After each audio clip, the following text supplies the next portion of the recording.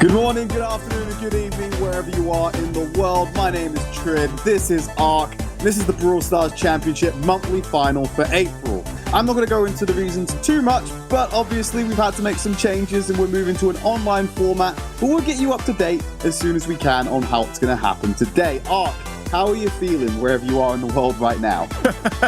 Feeling good, feeling excited. Yeah, many changes happening at the moment, but some very, very exciting new changes as well. Gadgets are coming in to the competitive scene, and personally, that makes me really, really excited to see how the meta is going to be shifted and how these players are going to be adapting their playing styles around this brand new mechanic in Brawl Stars. Yeah, even more ingredients into the mixing bowl, but we'll go into that in a little bit. Codemagic Black versus Codemagic Purple. So we've got a showdown of the same organization coming up first, and that's really how Europe is going to be. That group stage, single round robin. Then once we conclude that, crown a champion, we're going to move over to a North America versus LATAM South showdown. Decide who's walking away with the points and with the moolah. Of course, we're still keeping the same system in terms of we're accruing points over the course of the year just to get those qualifiers into the World Championship towards the end. Touching on our first matchup though, it's the sister teams, Codemagic Black going up against Purple. Purple we saw in our last month's final, but Codemagic Black, they're a relatively new team. Yeah, very ready to the new team to the scene, but at the same time, Martin, Chong, and Tom O2 have been playing together for quite a while as well. So one thing's for sure, though, in my opinion, I think Codemagic will probably come out on top on this one. Yeah, the organization's got a big win here. It's fantastic to see such a new roster, only made about 2 months ago, get into the qualifiers. And based on the kind of like lag we have with qualifying for monthly finals, they've actually qualified quite early into their career as a team. So it's really interesting to see that work out. Of course, some players on there, they have been around the scene for a while. You've got players who've turned up to Red Bull MEOs, players who've turned up to DreamHacks and had good showings. So the players themselves aren't new. It's just this particular combination of the three that's going to be playing today. Yeah, it's the first time that we've seen them in this particular tournament coming together and reaching to this land station. It is obviously a very grueling process, you know, to get to this stage. These players have been really working massively hard in the background, doing lots of scrims and lots of daily practicings in order to get here. And now they are, and maybe they've got a bit of an advantage even because they haven't got that additional pressure of being in the studios we saw last month. That did get to some people. Yeah, so you've got to play for the comfort of their own home. That's definitely going to make things a little bit easier. Here are your first two bans for the day. You've got Jackie being banned out by Purple, and you've got Jean being banned out by Black. So Jackie doesn't surprise me, being the newest brawler in rotation. Very powerful and a lot of uncertainty around using it. I imagine you need a little bit longer to figure that one out. But Jean we saw continuously banned last month, and especially with his gadget now, he's even stronger, so it doesn't surprise me he's out of the mix as well. Yeah, absolutely. I mean, you know, Jackie's star power, her second star power only just came out the other day, this week, I think even. So definitely a good thing to eradicate her. And Jean, very, very dominant in Backyard Bowl, especially to kind of keep that distance. And like you mentioned, that new gadget is devastating in terms of just keeping people away from your close proximity. Yeah, it gives Jean that other option. He had the pull, now he has the push, so he can keep him at the perfect range and take the engagements he wants to. You saw on your screen there, our first map is in the rotation. Our first type is Brawl Ball, and we're going over to Backyard Bowl to kick things off. Yeah. So at the moment, we're going to be having, it looks like we're going to be seeing double Pam mid. Ems, we forgot to mention, has got a really, really strong gadget, very similar to Jean's actually. Mirror comp all round as far as this goes. Yeah, so a lot of long range coming in from the Brock. Low HP across the board for Black, and so Codemagic Purple, Casey in particular, going to walk on forward with the M's, pass it over the Curse, and it's a simple into the back of the net. Purple take the early lead. Gotta say, I love that little use of that Brock gadget by Curse there, just to sort of hop over the wall, pick up the ball, and secure that first goal there for Codemagic Purple. Keep an eye on them now, so Codemagic Purple trying to take control of the territory. Martin Chong applying a lot of pressure to Sun Bentley, who is now going to sit in the healing turret, get himself that faster regen. Casey walks forward with the super. Equok going to try and shut him down. He's going to do just that with the damage and the slow. Curse jumping in, coming over with the gadget, but he wasn't able to find the connection. Great Elim potential from Black to shut that play down. It was a really, really vigilant play. Curse is just showing us how great that new gadget for Brock really is, and he almost picked up the second goal there, but not quite. And here we see now Codemagic Black on the offensive. This could be an opportunity for them, as Curse can't quite make the save. I don't think it is. Martin Chong with the goal for Codemagic Black. Fantastic that they obviously use the rocket rain from Brock to open up some of this terrain here, and they're just able to walk this one in with the use of the M super to shut everyone down. The damage, the slow, it's too oppressive for Purple to catch up, and they will equalize in the first game.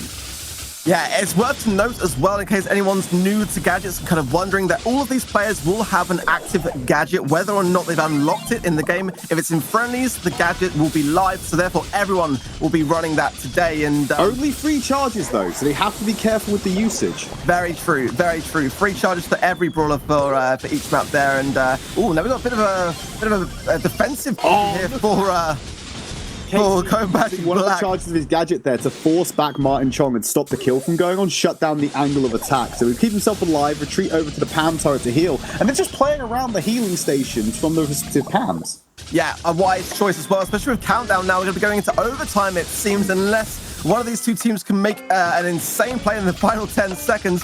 I think that healing turret there from Martin Chong could come in incredibly handy now at holding position for Codemagic Black. Let's see. Oh, it goes down. Oh, I don't remember. It was fairly open before overtime triggered, so removing all of the terrain, I don't think actually changes much in terms of the engagement. Some Bentley on the back end there, found out by Tom with the rocket, but it's turned around for Purple. They have an open goal right now. Pass it to KC. Give it to Curse. Let them use the super to go for the pass. Just going to hold it in front of KC. They're going to hold it. They have potential to close it out there. I think Purple misplayed that one. I'm really surprised by that as well, yeah, because the super pass was available, and I'm not sure why it wasn't made, as it would have absolutely eradicated a lot of time here. And now we're seeing Codemagic Black on the offense, and this could be where... Oh, great pushback. Oh my goodness. Great pushback from KC, the super as well, but it doesn't matter because Black have just found the damage to clear them out. Tom looking for the right angle to walk this one in. And Tom will walk away, make sure that first game goes over the Codemagic Black. My goodness me. I feel like that could have been definitely a bit of a slip there by Codemagic Purple in these final seconds. I think if that super pass had been made, then it would definitely have secured the goal. We'll have to look back in the replay maybe to see how that would have gone. I think you saw what happened there. I think accidentally the pass came out early, and then the rocket rain landed right on top of the Brock, which meant that it wasn't targeted. So I think he passed accidentally, hit the super, thinking he hit the super pass, and so he rocket rained on top of himself with no ball. We're going to jump into game number 2 though. Hopefully we don't see any more of those mistakes. It's still with Backyard Bowl. It's a best of 5 to decide who takes this map.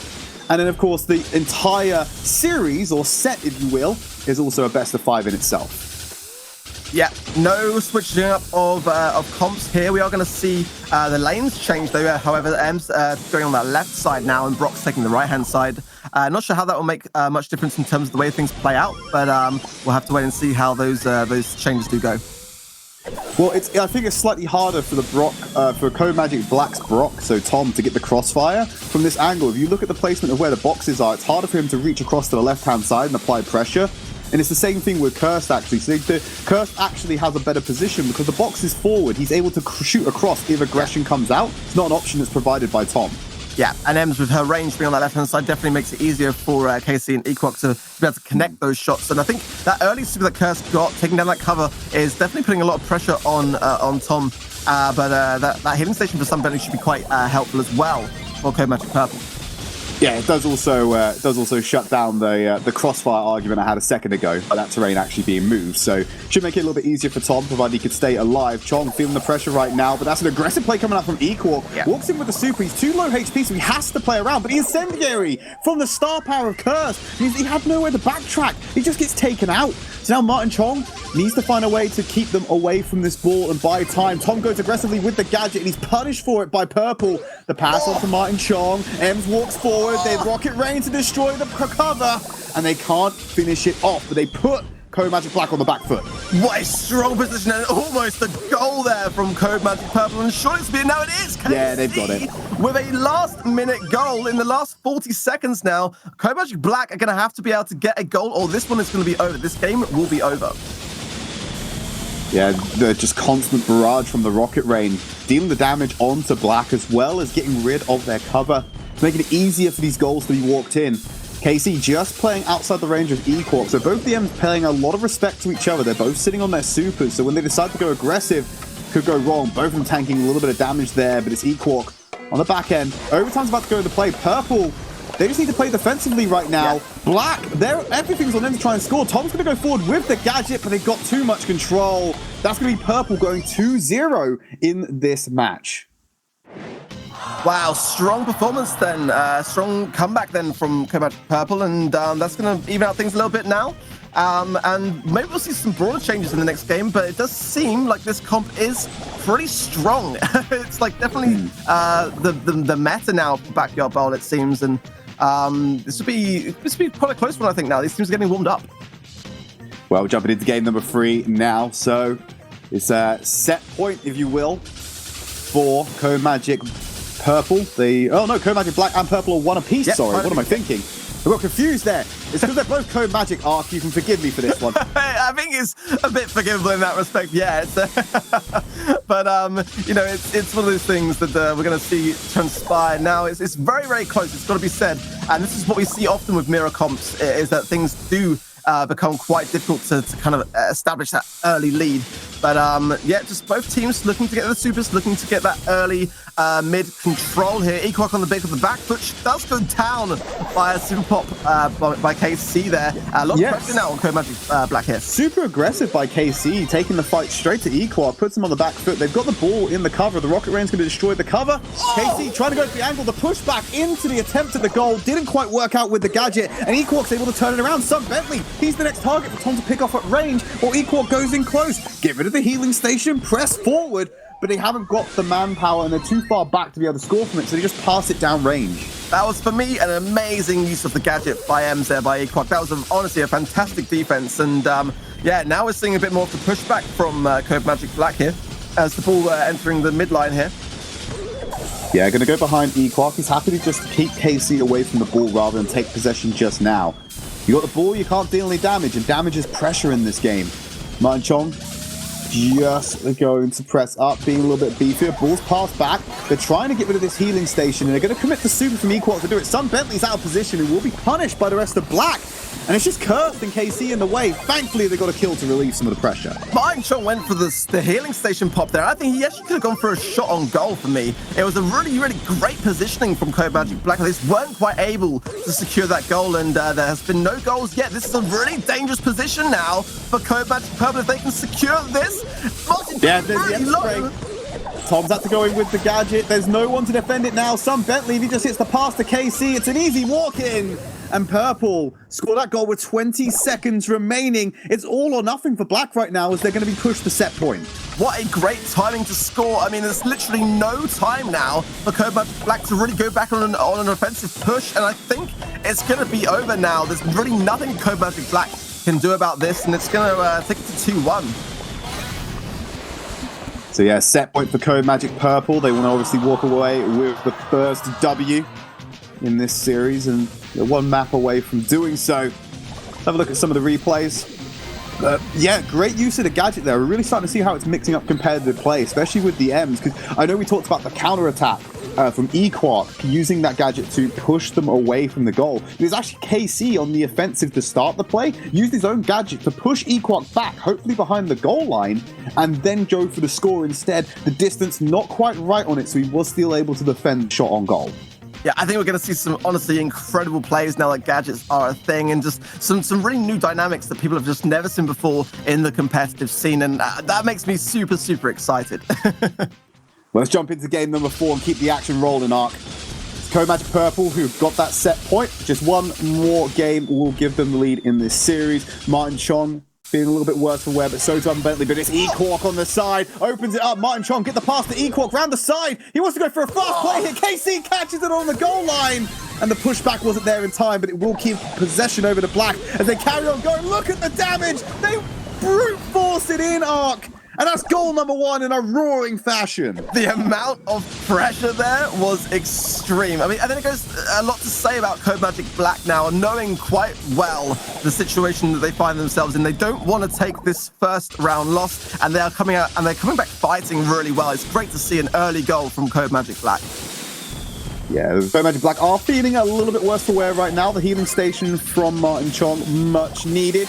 As Equal going to find another kill on the right-hand side. They're trying to keep him at bay with the range damage, but Sun Bentley's feeling the hurt. Reinvigorated by his own super, will now walk forward. Curse drops the rocket rain. Great dodge by Tom with the gadget there to get out of the barrage, but it still means they've got no cover to hide behind, and the Ball and Purple are on the attack.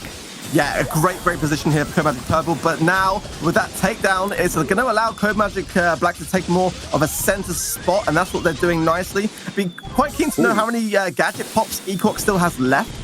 He has used a couple now, and this is the thing that the players are going to be having to think about, is choosing how much early on or late game to use that gadget, and that early goal may go against Codemagic Black in that respect. Having used that gadget so early on to get that lead, they might lose out from using it at a later stage in the game, and that could be devastating. Let's see what happens here.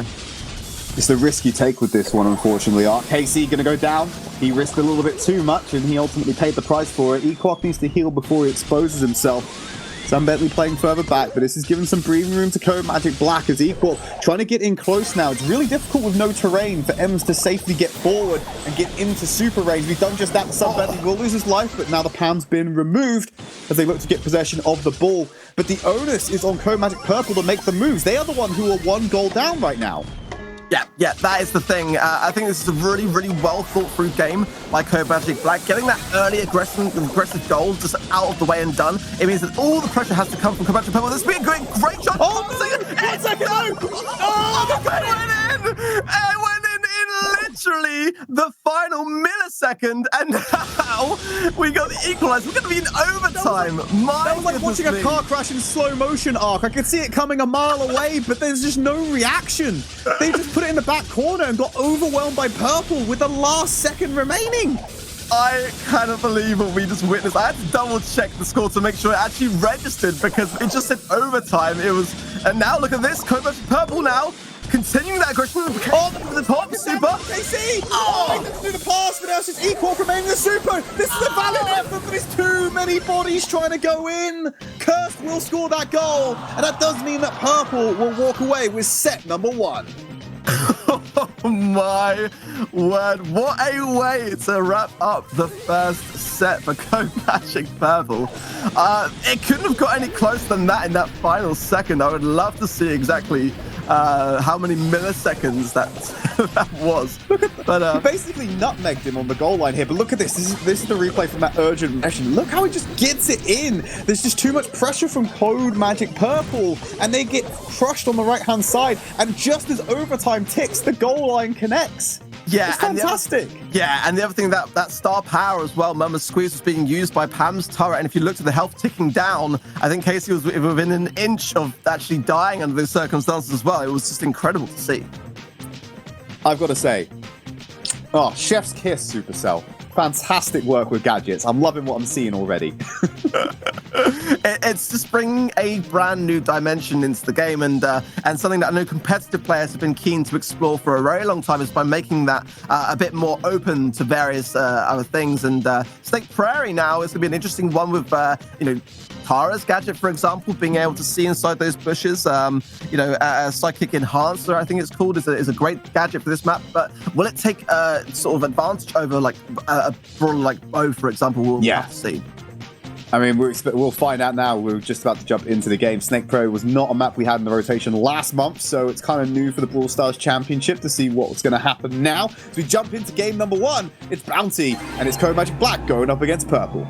Yeah, Snake Praise one, and we are going to see that gadget straight off the bat by Curse there. That Psychic Enhancer there, it just basically displays all the brawlers within Curse's screen. In his range of view, in his game, will display all the brawlers on the other team so that they can be visible. And there we see Martin Chong with the bow gadget there, which will be enhancing their supers, getting them faster to be earned. And look at how straight away off the bat, how different the gameplay is now in Snake Prairie. They're almost like turtling right now. They turtle on top of that of the gadget, get all their supers in line. They're going to go for a huge combo to try and do it around. KC's done tried to do the exact same thing on the other side to build up the supers for Sun Bentley and co. They've got the added range of the Piper, and that's something that needs to be considered right now, because while the bushes are alive, they're going to be able to clear out the terrain and stop the entry routes for Black to get close to them and abuse the range of Piper. It's just such a bizarre thing to see now in Snake Prairie, this new dimension of play. It's so passive at the beginning with teams just earning that super from that bow gadget. And this is a very unusual thing to see and very versatile for the game. It's a good thing for the game to be mixing things up in this way. What I think the biggest advantage here for Purple is that the longer this match goes on, the more the terrain that is destroyed. Because by virtue of the Piper pick, they become the people in the advantage because they're not going to be snuck up upon by this quite close-range team, barring the bow from Black. So the longer this goes on, the more that it gets destroyed, Purple just gain more of an advantage. Yeah, I think the Piper pick by somebody is very good, but also very low there as well. Good shots there on him. But now Tomo2, that gadget pop is going to be displaying again the positioning of the entire Codemagic Purple team, and it could be a final minute turnaround here with 5 seconds. No. It's an absolute whitewash. Purple have not dropped a single player until right at the end there where Curse got picked up by Equark. There's, like you said, Ark, this more passive approach to Prairie has basically played into the hands of Purple right there. I think that the Piper pick was fantastic, a fantastic decision by them, like just straight up. Yeah, I think now with the Tara gadget being such a prominent feature of this map, you have to consider those things in mind, and it just kind of completely opens up the playing field when you have a Piper on your team who can just see everything. It's almost like the bushes now are kind of a bit redundant in that respect. So very, very different playing styles to what we've ever seen in competitive before. Yeah, yet again, new gameplay methods enabled entirely by the use of gadgets. Yeah. So yeah, we're going to be jumping into game number 2 real quick. It's Codemagic Purple leading the way. I'm guessing Black are going to have to change up their strategies based off of what just happened and not fall prey to the same thing twice. Yeah, absolutely. Definitely going to have to regroup and rethink. There it is, the Brock. Yeah, the Brock pick from Tomo2 here now instead, which should go a long way in terms of breaking the map up and the Curse. They're just sitting in that bow gadget, earning a super as well, as our Codemagic Black are there as well. So that bow gadget, very, very strong as well. Super Totem, just to earn those early supers and to break up the map and destroy the various environments to their will. Well, Codemagic Purple now changing it up. They're going on the aggressive. Pop the tart. They were super. Martin Chong pulled in straight away. Equark going to go on the counter as well. It's still Codemagic Black who retain control because they took out the player who got the kill. So they got 3 stars instead of the 2 that Codemagic Purple were able to pick up. Yeah, quick exchanges there. And as you can see now, the importance of breaking up the map early on, that shutdown as well from Martin Chong on that right-hand side with those mines is keeping Casey at bay. The super from Tomo2 is good as well, just to kind of clear those bushes as well, but retain that cover. It's looking like a really, really good spot here for Codemagic Black, and we might even see an equalizer here unless there's any late game exchanges here as they just earning their supers and building up their little home here.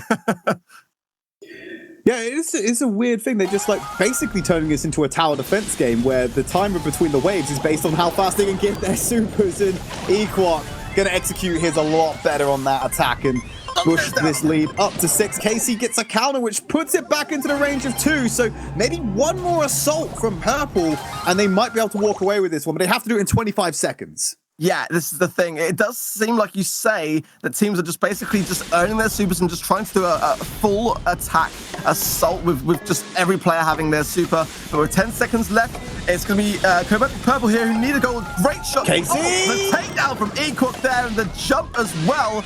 Oh my! Curse going in. He's trying to go for it, but he can't. And the damage, it's just dominance from Codemagic Black. And then they're able to equalize and put it 1-1 in this set. So already, we've seen the true adaptations of this particular map. So everyone's playing around the super totems and waiting in waves to go in on a full frontal assault. But then whoever takes that early lead becomes the defender. And it's all, like I said, it's almost like a tower defense kind of wave where they just keep coming back in. Well, we're going to jump into the next round of this and see what's going on as we go back onto the prairie, and the hero picks are exactly the same. Yeah, I mean, this comp's working, so why change it, right? I mean, it is definitely working out well for both teams. It does seem to me like the more passive you are now in Snake Prairie, the more you are rewarded. So we'll have to see as to how that changes over time, whether teams stay on the passive side of things or tend to go on the more aggressive side. But it's definitely Codemagic Black who are pushed back into their spawn, and a great position here for Codemagic Purple to capitalize, in my opinion. Yeah, great position with the B in, but they didn't get the full value out of the super totem because they were just spotted out by Tara's gadget, and they took out the totem before full charge came in. They're going to trade off kills. Codemagic Black retain the lead, and they have a slight super advantage on the Brock right now. They're going to drop their own totem and keep the barrage and break up the map. Some Bentley is off to the right-hand side, trying to get the snipe. Tara's going to drop the super on top of them. The damage comes in from KC at the same time. It's Some Bentley who finds that kill. 4 stars apiece with 50 seconds remaining. Yeah, that Tara healing spirit there as well. It's going to be very, very advantageous there for Codemagic Purple, and doesn't seem like Codemagic Black are doing much about it. They're just trying to wean it back into their spawn, as I think that could make a big difference in this final push for Codemagic Purple. If they want to even take it, they could just take the draw. Both teams looking to be very, very sort of passive, so maybe they're just going to go for the draw here. We'll have to wait and see. No, I don't think that's the play here. I think Purple might go for this one.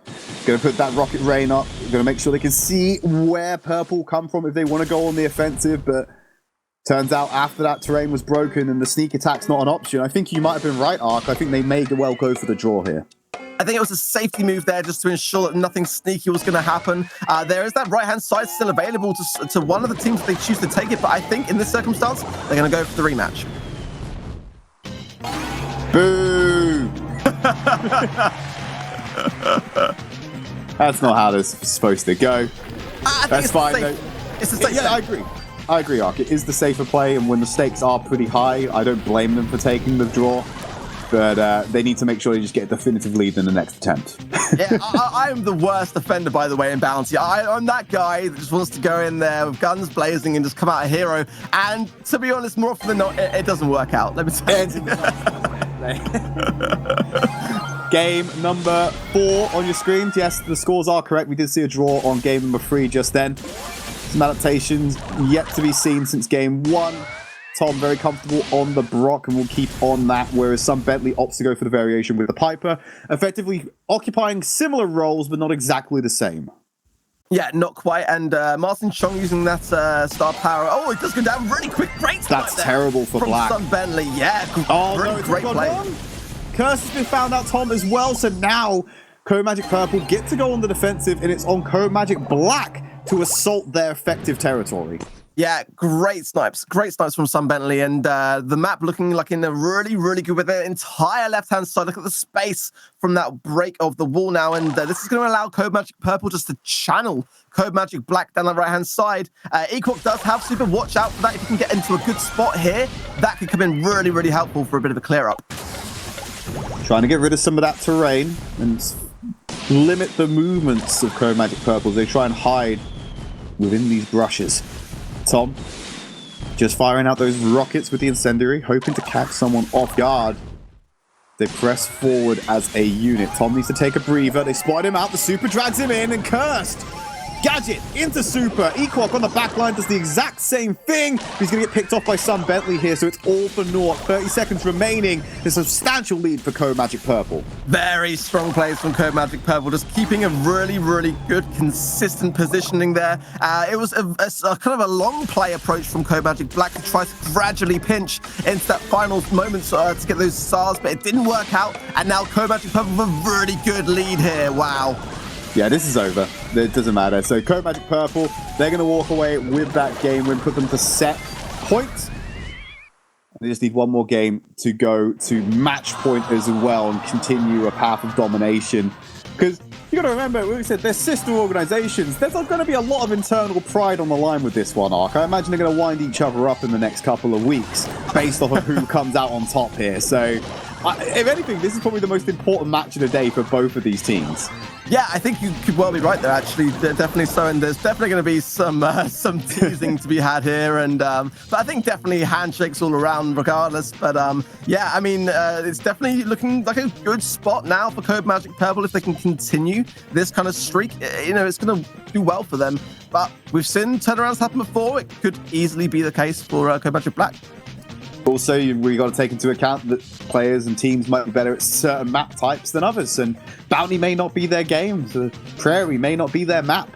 You know, it's one of those things. So the series can flip on a dime depending on how it progresses forward. Just waiting to get into game number 5 of set number 2. We're still going to keep on Bounty and on Prairie as well. I don't expect any adaptations to come through with the compositions arc. I think people are very comfortable with what they're playing right now.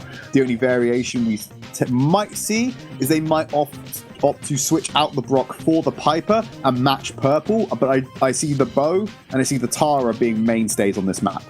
Yeah, it's one of those things that the pro scene have absolutely been just diving in since the introduction of gadgets to discuss between each other, you know, what gadgets are really useful here, and they will have absolutely been experimenting on ladder a lot, and it does seem like this particular comp definitely seems to be working, in my opinion, on Snake Prairie for sure.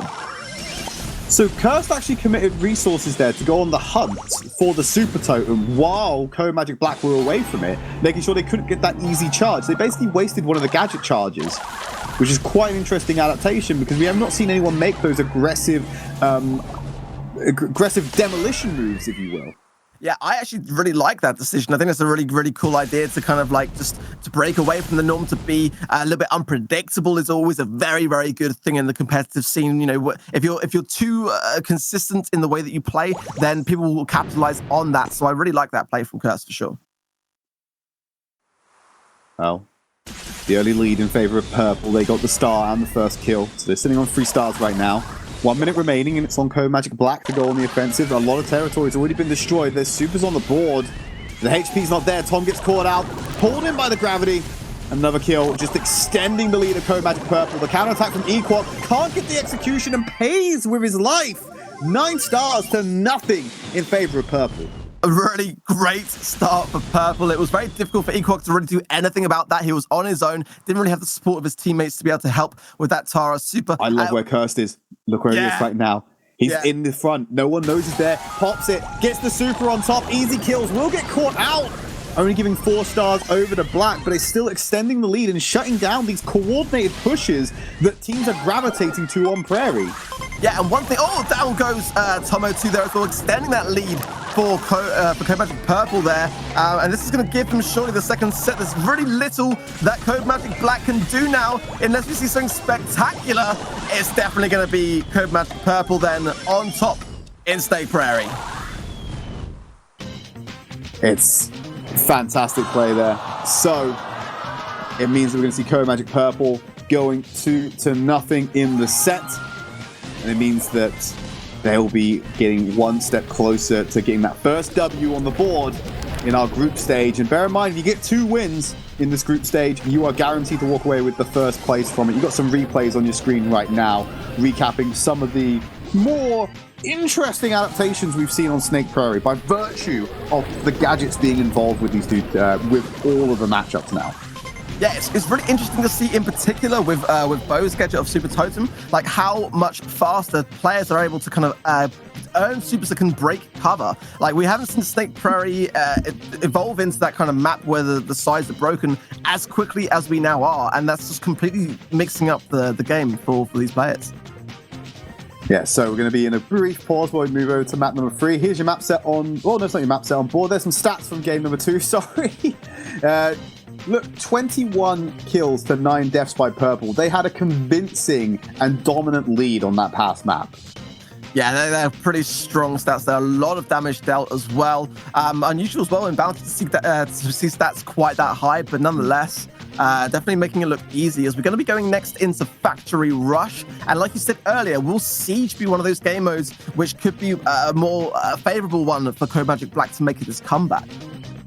Might be, but as we're jumping into the map now, it's going over to Siege, like you said. So Ems, Pam, and Brock on the map. So it's similar to what we saw on Backyard Bowl coming in, basically identical. KC whipping out the Penny instead.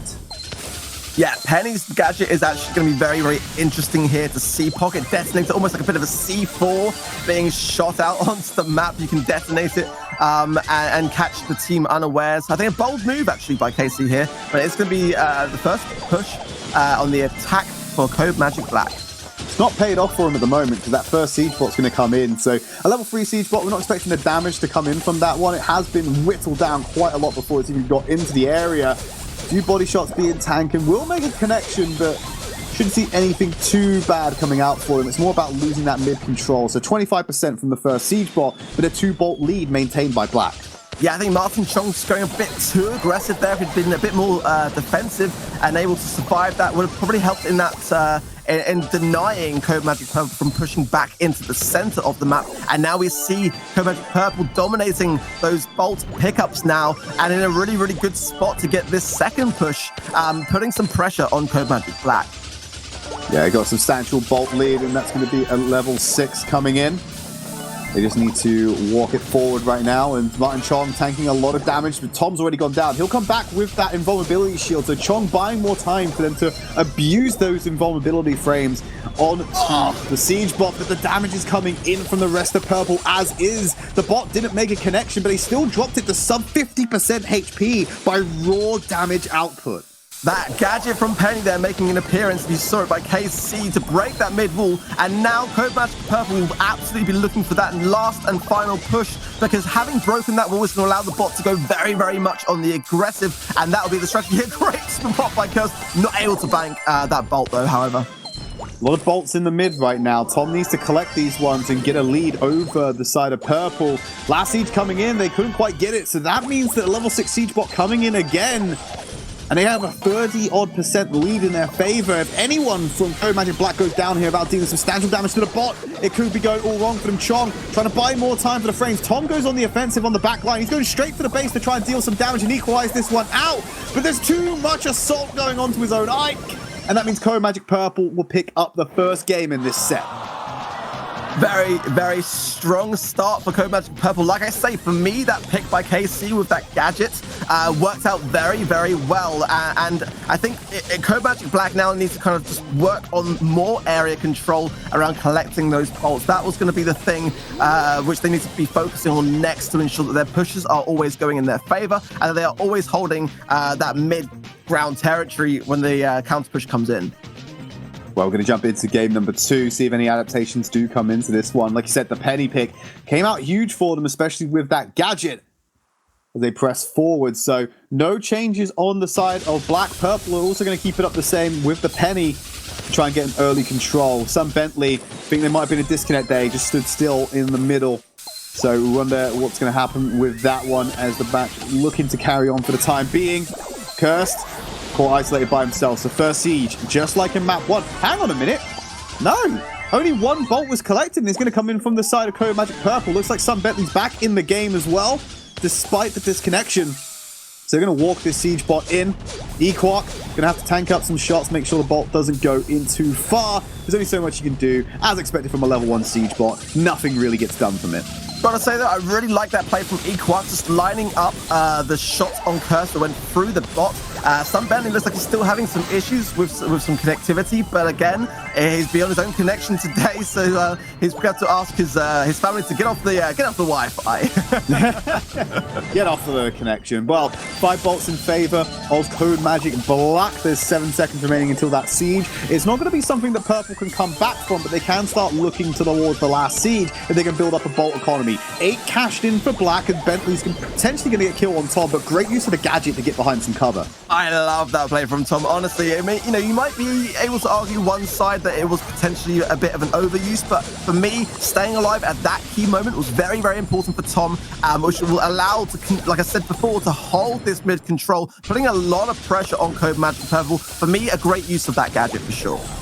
And they've cleared them out again. They got complete control of the mid. I love that Codemagic Purple committed the M's to be so far forward to try and wrestle some of that control back, but they weren't able to do so. And now we're a 5-2 lead. They need to get kills, and that's not what they're finding. Some Bentley's going to get eroded as well. And KC from the side, there's nothing for him to do. The kills are staggered. That's 8, make that 9, potentially 10, 11 bolts coming in right now for the final assault. A level 10 siege bot coming in. I don't think there's a way that Purple come back from this one. I think you could be right there, Tridd. I think this is a really, really good change of strategy from Codemagic Black.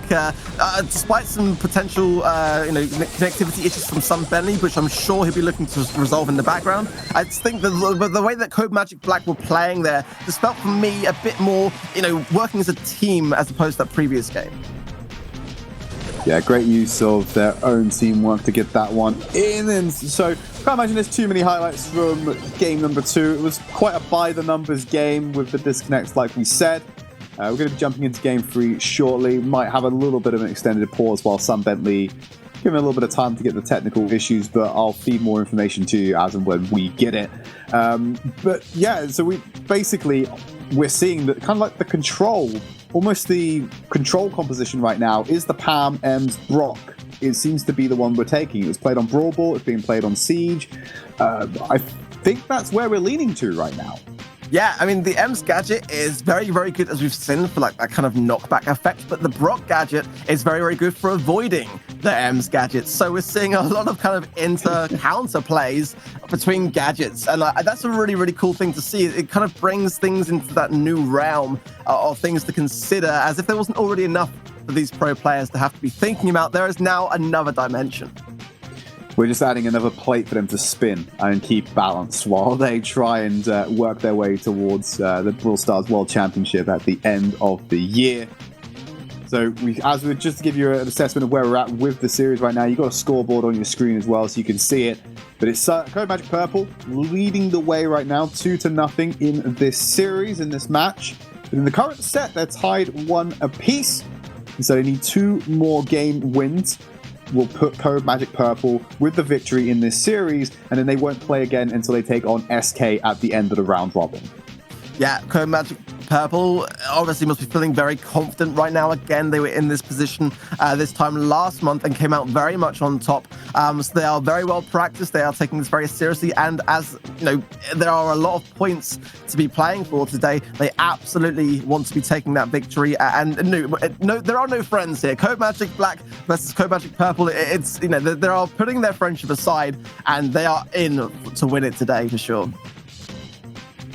As I said, yeah, we are having a slightly longer than usual pause. So, said connection issues with Sam Bentley, hoping to be resolved shortly, so they can play at full strength and make sure we're having the most competitive series we can. So, when we got I'm going to shift focus. So we'll review some of the gadgets we've seen so far in competitive play, because gadgets are still quite new and some viewers who are turning in aren't aware of them. So Brock, he's able to reposition with his. Bear in mind, gadgets only have 3 charges, so you're not going to be able to spam that, but you will have some opportunity. We've seen Ems with a pushback. We've seen the C4 coming out from Penny, effectively, as you called it, just to give some cover destruction on Siege. Is there any others that we've seen come out here do you think have had some great impact in the last couple of maps? Yeah, for me, Super Totem, that bow gadget that was being used on Snake Prairie and Tara's as well. I think a lot of those things are going to be really mixing up, because, you know, mixing things up, bow's gadget, obviously you've got to be in that radius. So, you know, being within that radius and soaking up that super means that you're kind of out of action until you're able to go back into the field. So while we're waiting for these connection issues to be resolved, we're going to go over to a quick interview with Codemagic Black.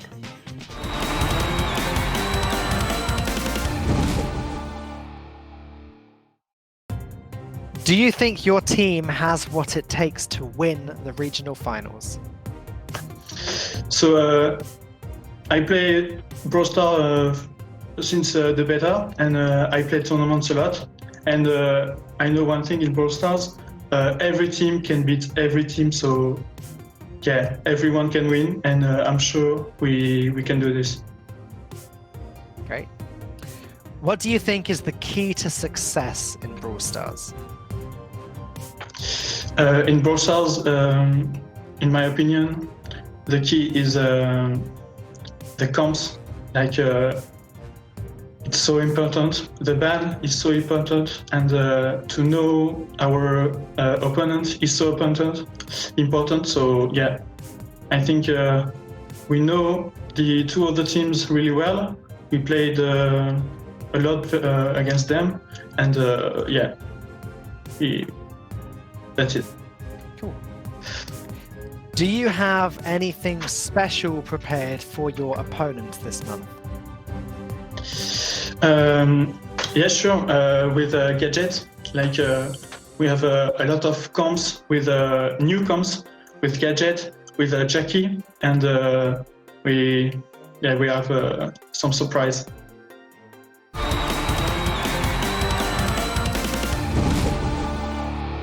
We're jumping straight into the game right now, so we've managed to fix those technical issues. It is game number 3 of Siege. It's Codemagic Black against Codemagic Purple, and Tom's already on the offensive to try and stop Curse from banking that bolt, and 56 HP gets away with it, Ark! And they're going to equalize out the bolt lead until Martin Chong cashes another one. I think that first Siege bot is going the way of Black. Oh, no! It's going to be a tie, yeah. What a turnaround there. I think this is going to be really interesting now to see what happens, because this next push for either of these two teams is going to be a big one. As Equor finding that hurt coming in from KC, point blank range with the sack of coins. As Bentley pushes forward, so 7 bolts for Purple with 30 seconds remaining. We're going to have a very beefy Siege bot either way, I think, Ark. Yeah, it's definitely going to be potentially one that it could be a one push here. We'll have to see, but a lot of bolts being banked, it must be said, by Codemagic Purple. With 10 seconds left, I think that Codemagic Black are going to have to be getting in a position to defend what could be a very big push. Yeah, some Bentley needs to take cover and just get that HP back, and then try and push with the offensive right now. So a level 12 Siege bot coming in favor of Codemagic Purple. So they're going to press forward on the assault. That healing station going to tank up a little bit at a time, but they've absolutely deleted 2 members of Codemagic Black, and the Siege bot's in hot pursuit of that Ike. Can't make the connection yet because Squad's going to use the invulnerability frames, so they're able to temper the storm with this one incredibly well. But they did end up losing down to 67% HP because of the same play we saw last time. The Penny gadget breaking down the wall and the damage coming in from Purple. Yeah, but for me, Aquark's gadget of Friend Zone, they're pushing back in that knockback effect. The whole of Codemagic Purple, I think that played a big part in that defense being as strong as it was. And now look at the tables turned. It's Codemagic Black with 13 banked. This could be a really good push. So much for the final push as well, it must be said. The Siege bots get beefier. Ark Curse going to go down early to try and get the invulnerability shield, as Equark going to move forward with him. So that's another one to snap out and juggle the aggro as they wrap back around to find everything apart from the Ike. They're not getting enough damage in. They're going to drop it down to 66 HP, 61. They've done enough on this one, and now they're going to put the offensive back.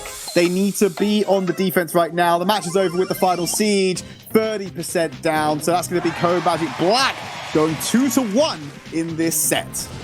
Yeah, I mean, that final push for me was all to play for, and they really nailed that final push here. You know, in that push from Codemagic Purple, it was great, but Aquark's gadget on that push was honestly just fantastic to see. And yeah, I mean, Codemagic Black now with a bit of a chance to come back. We could even see today another game mode if they can just get that one more game win. So yeah, they are now currently at set point. It's not a position they've been in before, unfortunately, in this series so far. It has been Codemagic Purple leading the way for the most parts. This is the first time they've wrestled back control from them, but I feel Codemagic Purple aren't out of this one yet. Game 4 will be coming up shortly, where they'll hope to equalize and force this out for Game 5 and go all the distance in a set for the first time. Yeah, you know, what they're going to have to do now is just continue that mid-control, like I was saying earlier today, and it has been working out better for them in that approach. Tying that first round, I think, for them in that last game went very, very well for them. Well, here we go. Jumping into the map number 4 right now. No adaptations coming in for the team compositions. Bolt on the right-hand side with 20 seconds towards the first Siege. We've used the Incendiary from Tom to zone out a couple of the members of Purple. Bentley caught in a wall of fire against the terrain right there, unable to walk through easily. Cursed going aggressive against Tom, nearly finding the kill, but the cover will separate the action as Chong picks up the bolts and will give that lead over to Codemagic Black at a level 2 Siege bot to kick things off. Yeah, a very good opportunity then for Codemagic Black to just retain that mid-control off of this push. If it were me, I wouldn't even be going in on the safe at all here. But it does seem like Codemagic Black do want to get some early damage going in with good shots on that right-hand side from Tom, and a great super break, which is going to go very much into their favor for a potential next push. I like that super from Tom a lot. Yeah, you maintain the mid-control, and then you're able to go ahead and also get maybe 6%. So not substantial, but that 6% could come back to prove pivotal as this match goes on. Yeah, Yeah, absolutely. And I think very, very different approach now. Codemagic Black showing how much they... Great jumps on the side there from someone, Curse. Showing how much they value retaining that control now. And this is why they're able to just keep cycling these pushes. With now a level 7 bot coming in. If they get a good push, a lot of support behind this bot, this could all be over here for this round of Siege. They're going to try and force this one in, and there's been no real economy built up for Purple in the meantime as well. So even if they do deflect this, they're not going to have a Siege bot to go and counterattack with afterwards. So this definitely looks like Codemagic Black going to pick up their first set win of the day. Yeah, it's looking that way, and they need it to happen right now, and just such a different approach to how they've been playing the first few games of Siege, and it's definitely working out really well. I can't really see now any way that Codemagic Purple can really do much about the situation. They're just pinched so far back now into their spawn, and these bolts are continuing to be banked by Codemagic Black. Yeah, this is just a victory lap at this point. Codemagic Black will pick up their first set win of the day, meaning that the match score will go 2-1. So still match point in favor of Codemagic Purple, but it's it's far from over yet. So we're just doing the cursory. They're going to manage to get the Ike destroyed. There's nothing they can do to shut that one down. So Codemagic Black are now taking the match score 2-1, and they're still trading from behind, but they've found a way to come back into this series. I love the amount of rocket lace gadget jumps in that game, just like hopping around. Very appropriate for Easter this time of year. Yeah. But, that's not for another week yet. Well, I mean, I'm struggling to know what day it is myself at the moment, or what, or any of those things. So it may as well be Easter right now, as far as I'm concerned. But a few replays on your screen as well, just to recap what's happened so far. We're going to be jumping over to our next map and match type shortly. For Codemagic Black, they're having quite a good debut. A little bit shaky at the start. They're now coming back into the series, so that's good to see. Of course, even regardless of what happens, they will end up going up against SK Gaming in the next match, because it's a single round robin competition. 36 kills to 21 deaths on the kills as well, so they had a substantial kill lead in that particular match as well. No doubt a key factor in their success. We're moving over to Heist as our next game mode, and its pit stop is the map. Yeah, I mean, Heist as a game mode could be very, very unpredictable for Codemagic Purple if Codemagic Black do favor that style, which they seem to be doing so with very aggressive early pushes. We saw this earlier in Brawl Ball. We saw it a bit today, just now in Siege as well. They do like to go for those early kind of quick attacks, which could be relevant very much so in this game of Heist. Well, let's jump into it right now as we head into game number 1 of Heist on Pit Stop. Still match point for Codemagic Purple. They just need to seal the deal. EMZ here, I think, is going to do very, very well. And again, we've seen a lot of play rate usage for EMZ, as both Equek and Curse going and opting to use that brawler. Tom's going with Nita, which if he can connect and is running Hyper Bear, will be devastating on the Codemagic Purple safe if it can connect.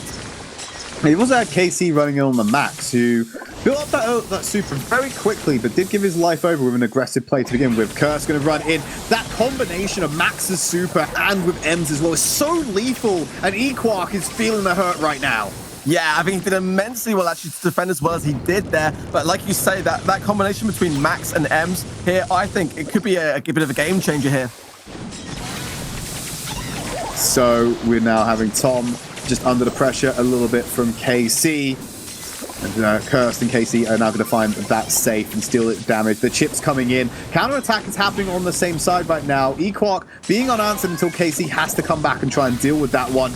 He's forced him away, but the substantial lead is in favor of Codemagic Purple. So much damage being dealt to that Codemagic Black safe, and some Bentley, I don't know whether you thought was surviving for such a long time before finally being dealt with. A big deficit now that Codemagic Black are going to have to make up for, and this is going to be a pretty strong push here. Equark just trying to use that area denial there to push KC into a bit of a tight spot, and they're not really able to get the damage they need there, and now they're going on the defense. KC's going to cut him off as well. He's using the gadget to get behind them. Tom nearly going down, has the Nita enabled, will drop his bear out. Can't make the connection though. KC keeping him at arm's length. So They get a couple of kills on the board, but they were forced away from the safe itself. They're relying on Barley's ultimate, or Barley's super sorry, to deal that damage to the safe and keep that lead in their favor.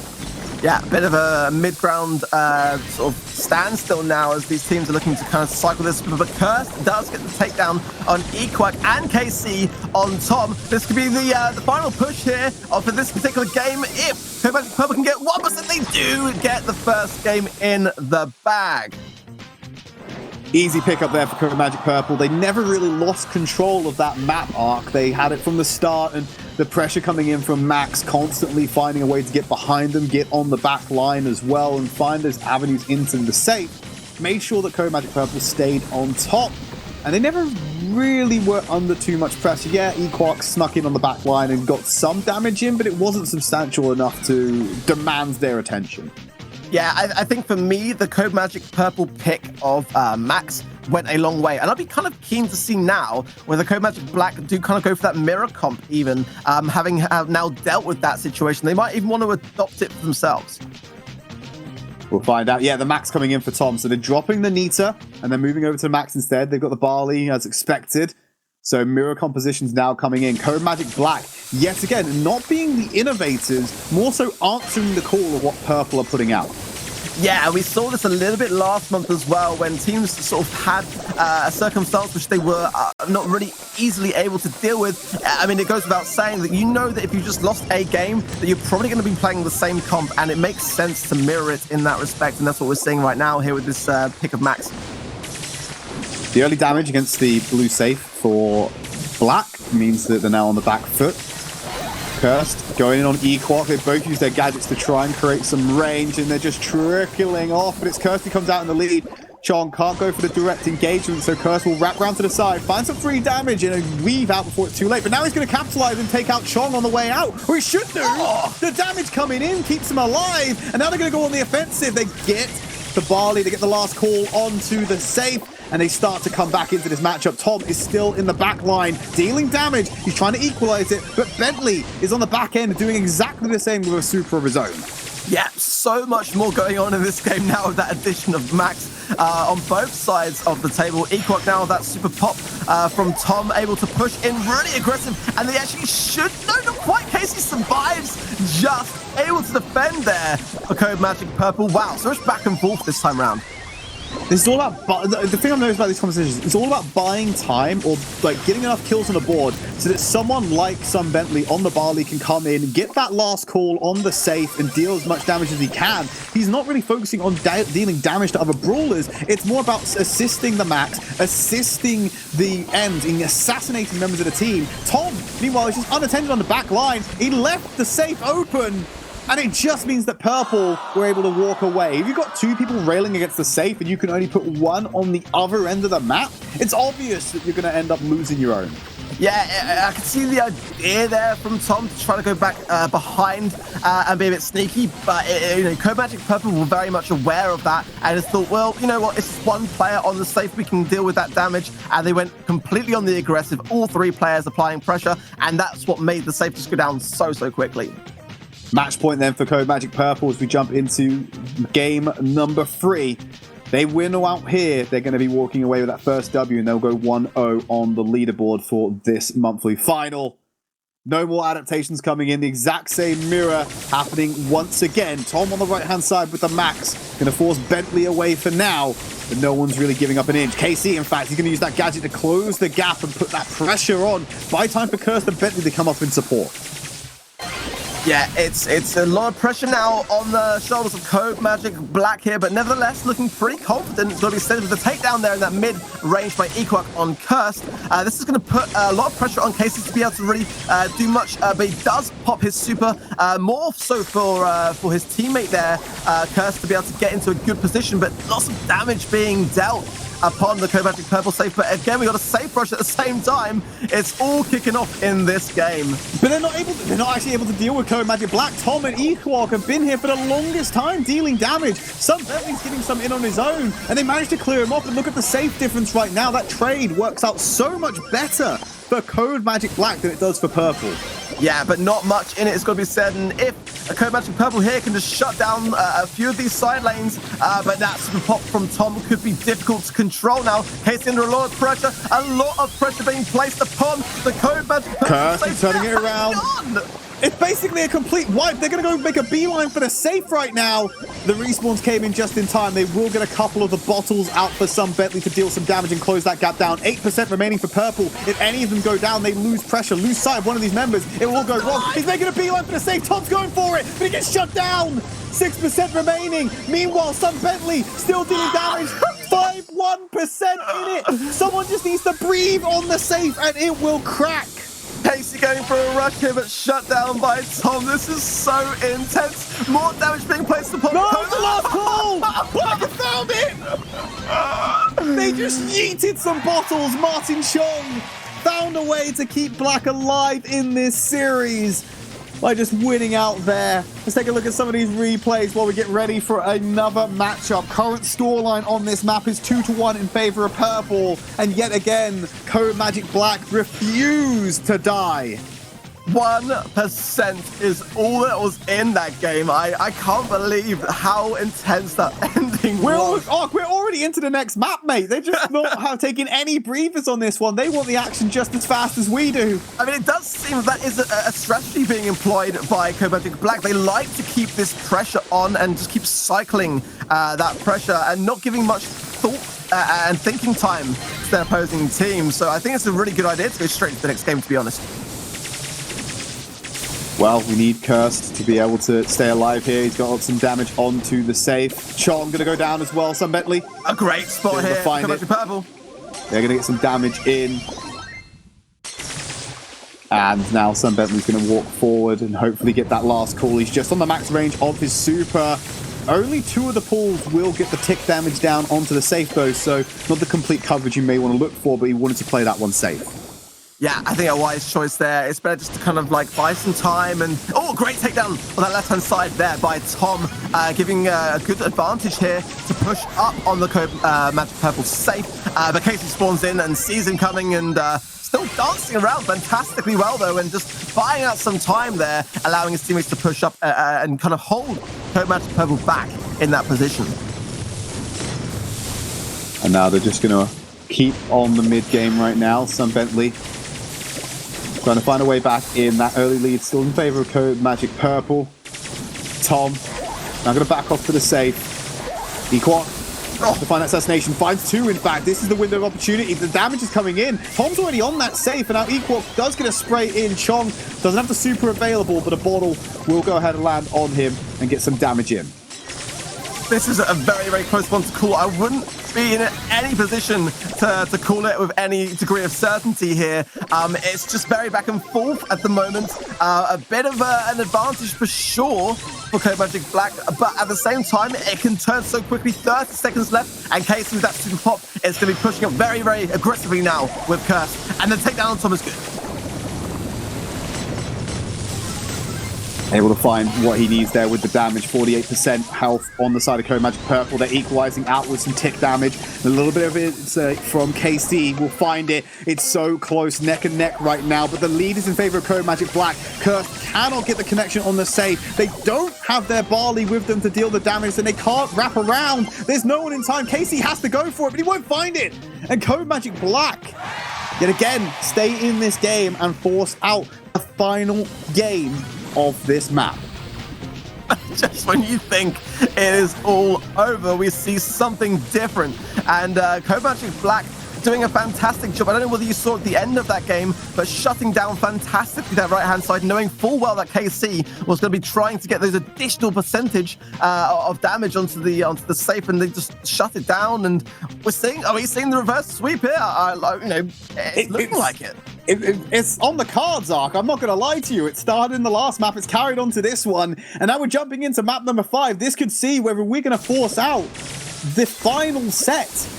and see what happens. And we could have the Codemagic Black reverse sweep, as you said. Yeah, I would love to see this at least go to the fifth game mode here, but time will tell. This interaction here between Curse definitely goes in the favor of Equark now, but Casey on the right-hand side now pushing hard on the Codemagic Black save in an attempt to bring a bit of a deflation to that push by Codemagic Black. They have the pressure right now. They've had one connection so far to get 7% of damage onto the safe. Last call being used defensively to keep them away while the respawns come in. KC, he's found some damage on the back line right now. Sam Bentley getting overran by Equark. He walks in with the super. It's the 3-man assault on the base. And it's only KC on the back end. Codemagic Black have dealt a mighty blow to the safe. And God bless KC's little cotton socks for trying to keep up with the damage. Wow, look at this. And it is going to be the final nail then. They did it. That's Codemagic Black.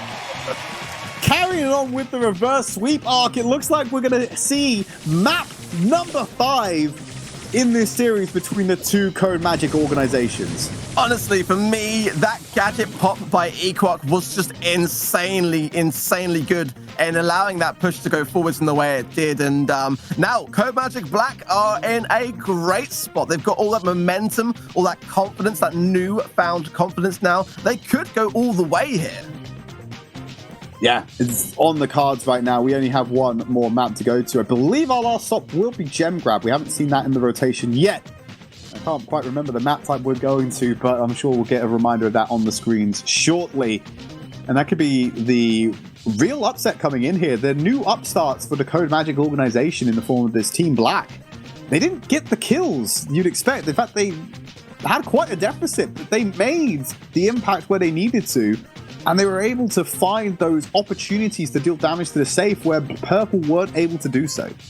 Yeah, this is the thing in Heist. It's very, very much not about kill-death ratio. It's very, very much about choosing the right timings to get that additional damage. So that it just goes a long, long way. Sometimes it's far better to kind of lose that life. And we are going to be going into Double Swoosh next. And this map is going to be very, very different in the way it's played now because of that Tara gadget. I think that we're going to be seeing Tara used here a lot. And that just kind of eradicates the bushes entirely for at least 3 times per game for each of those teams that do decide to play Tara. Well, we'll find out what the brawler picks will be very shortly as we jump into the map as soon as we can. Teams probably need to calm down a little bit from that intense particular set and have themselves a quick minute to be able to get themselves collected and figure out what the strategy is going to be. I'll be curious to see how different the gadgets will make the gameplay on this particular map as we jump into our first round of Double Swoosh. Yeah, that gene band for me as well is going to make a big, big difference here. Maybe even seeing some bow. We are going to see some bow. Martin Chong bringing out the gadget very early on, as is Sun Bentley. For me, that's exactly what I would be looking to do as a gem carry now with that gene band being in play. And now we're going to be able to see some Tara gadgets as well. This is going to be really, really interesting for this particular map here. Yeah, going to be hoping to get control of those gems right now. Chong's going to walk forward. He's going to get that first gem. Equark walks straight into Cursed. There's some Bentley on the back end who will find the kill onto Martin Chong as the bows start to collide. Equark pushed back by KC. The damage comes out there just to find him as well. So the lead is starting to go in favor of Codemagic Purple. Yeah, I really like those mine placements there by Martin Chong. We can't really see him now as they're being pushed so far back now. Such a great positioning now for Codemagic Purple to capitalize, and they'll be looking to get as many gems as they possibly can during this pinch here, and hopefully get that countdown very early on if possible. It's looking very bleak in this first game here for Codemagic Black at this moment in time. They got the center control as well. It's going to be so difficult for Black to come back into this one. 8 gems to 1. They're trying to get the kill onto KC, but he wasn't the gem carrier. It doesn't matter. All you're going to earn yourself is pressure. Convert it into gems. And they're sending back Sun Bentley so far. They're leaving Cursed isolated. He's going in with the gravity to try and find Tom. He will find a kill and hold his own. As Equark now under pressure from KC. They can just retreat with the 10 gems. The spawners will not give it back to them in time. And it's the beginning of the end for Codemagic Black. Yeah, Tom was trying to pop that Tara gadget to see where the gems were lying, but it wasn't enough. Not enough time for them that first game, then going into the hands of Codemagic Purple. So, yet again, Codemagic Purple taking the early lead, but it might be deja vu. Codemagic Black may bring it back as the set continues. some replays on your screen while we're waiting to get into the next game. So really the variation here, it's not in the brawlers, it's just in the lanes. They're keeping the exact same composition right now. So Bo, Tara seems to be the go-to combination on any map with overt brush control as part of the game plan. Game number 2 coming on your screen right now. Yeah, I think we're going to see some M's making an appearance as well. I'm not sure whether we had M's in the previous game there. We definitely had M's. Yeah, I mean, M's right now is honestly so strong.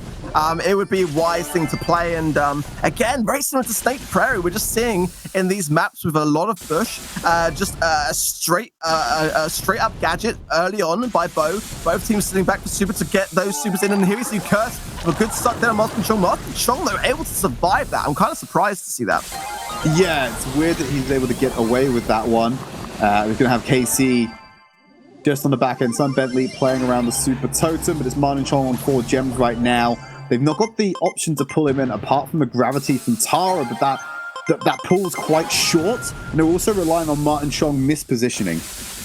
Yeah, it's a good spot here, but look at this play by Curse, potentially on that top left-hand side there, waiting for his moment to just sort of jump in on Thom. Thom is aware of it, however, but Tom gets this first, and it's going to be a double suck situation, and it does go in the favor of Team Black down that third side. Casey, in the meanwhile, popping Super on Eagle, does get the takedown. A bit of pressure now on Martin Chong to retain position here. Yeah, he's hoping to keep it all alive right now. 8 gems to 4 of Codemagic Purple. They're stepping over the mines.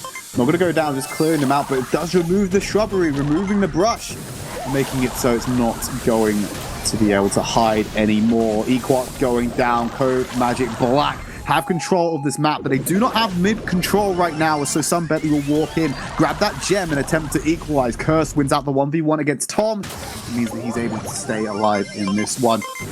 And Martin Chong was honestly so low, it allowed Codemagic Purple to get a lot of gems now, and now Sun under pressure, but look at the support from his teammates Curse and KC on that left and right hand side. That is giving so much additional time for Sun to do his job in the center, collecting those gems. A good, almost a good super there from Curse, didn't quite connect, but nevertheless, those hills will go a long way in delaying this push from Codemagic Black.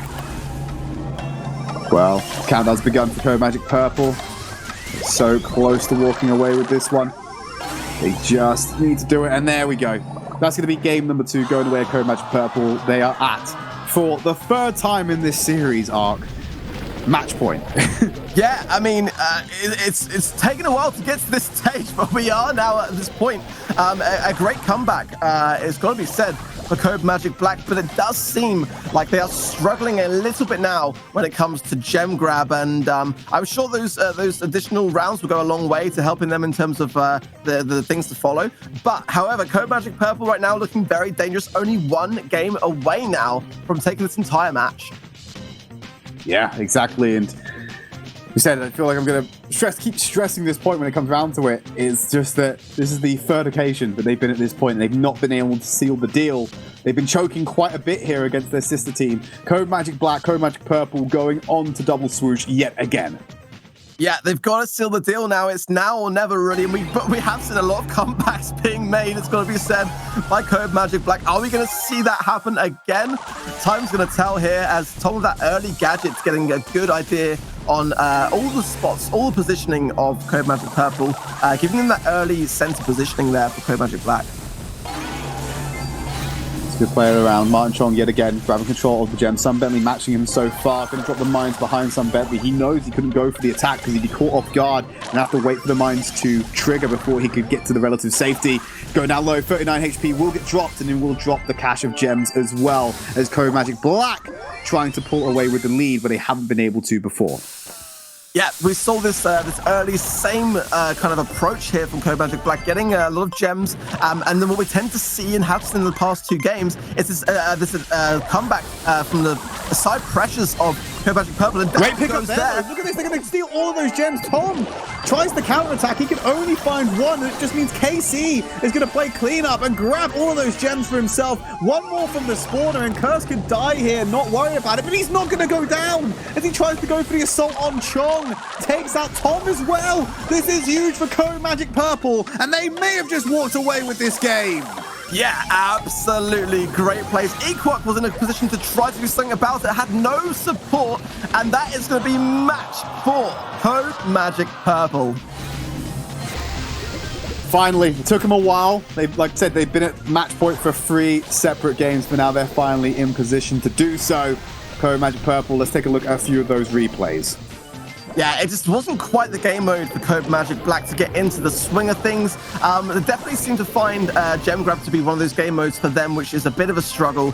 We weren't quite able to get into a good pace. And Codemagic Purple just applying so much lane pressure, so much patience as well to get those moments in. And there you can see the difference in the statistics between those two teams. A lot more damage being dealt by Codemagic Purple in general. More kills and less deaths on the whole. So Codemagic Purple able to pick up that first win. Remember their series score. Their score from last month was 1-1.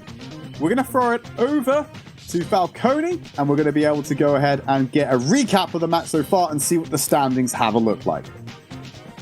Well, we might be doing this from home for the first time, but oh my goodness, what a way to start the April monthly finals. Codemagic Black did not want to go down without a fight, and fight they did as we got all the way to set 5 before Codemagic Purple finally put that last nail in the coffin. And there you go.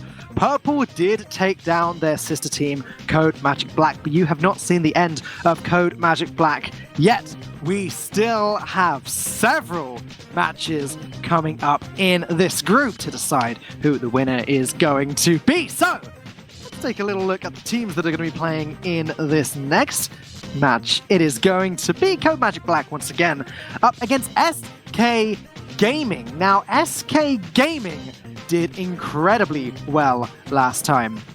They actually got into the semi-finals and were taken out by Clash. Clash, of course, ended up winning the March monthly final, as you will remember if you were tuned in last month. And if you weren't, you should go back and watch. But now, without Clash here, let's see what SK Gaming are going to be able to do. But, of course, they're up against Codemagic Black. Now, you have just seen Codemagic Black losing out to their sister team, Codemagic Purple. But it was close. They really put up a fight.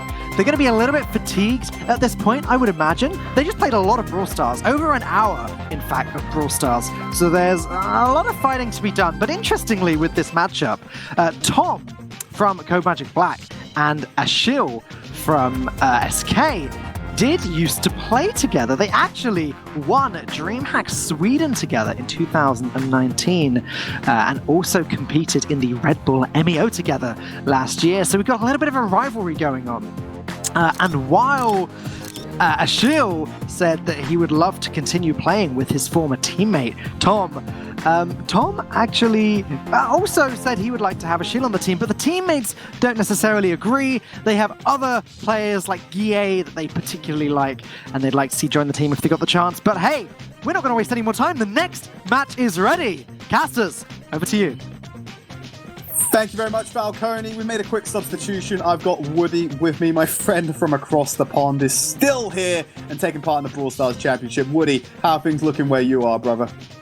Wow, what an amazing match between these two code magicians to start things off. Looked like it was going to be a walk away, but then all of a sudden it seemed like it was going to be a reverse sweep. I am excited to see Codemagic Black back in the action. We've got the Gene banned from them this time. On the other side, it's going to be Jackie banned by SK Gaming, making their first foray into the arena for this month.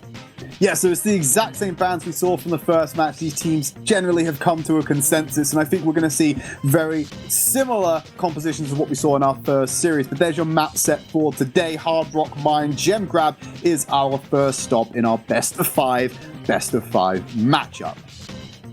I think this is going to be a really interesting match. We asked the Codemagic Black players who they're most concerned about playing against in this tournament. They said that they're teammates in Codemagic Purple could be tricky, but SK Gaming was the name that came up time and again among these players.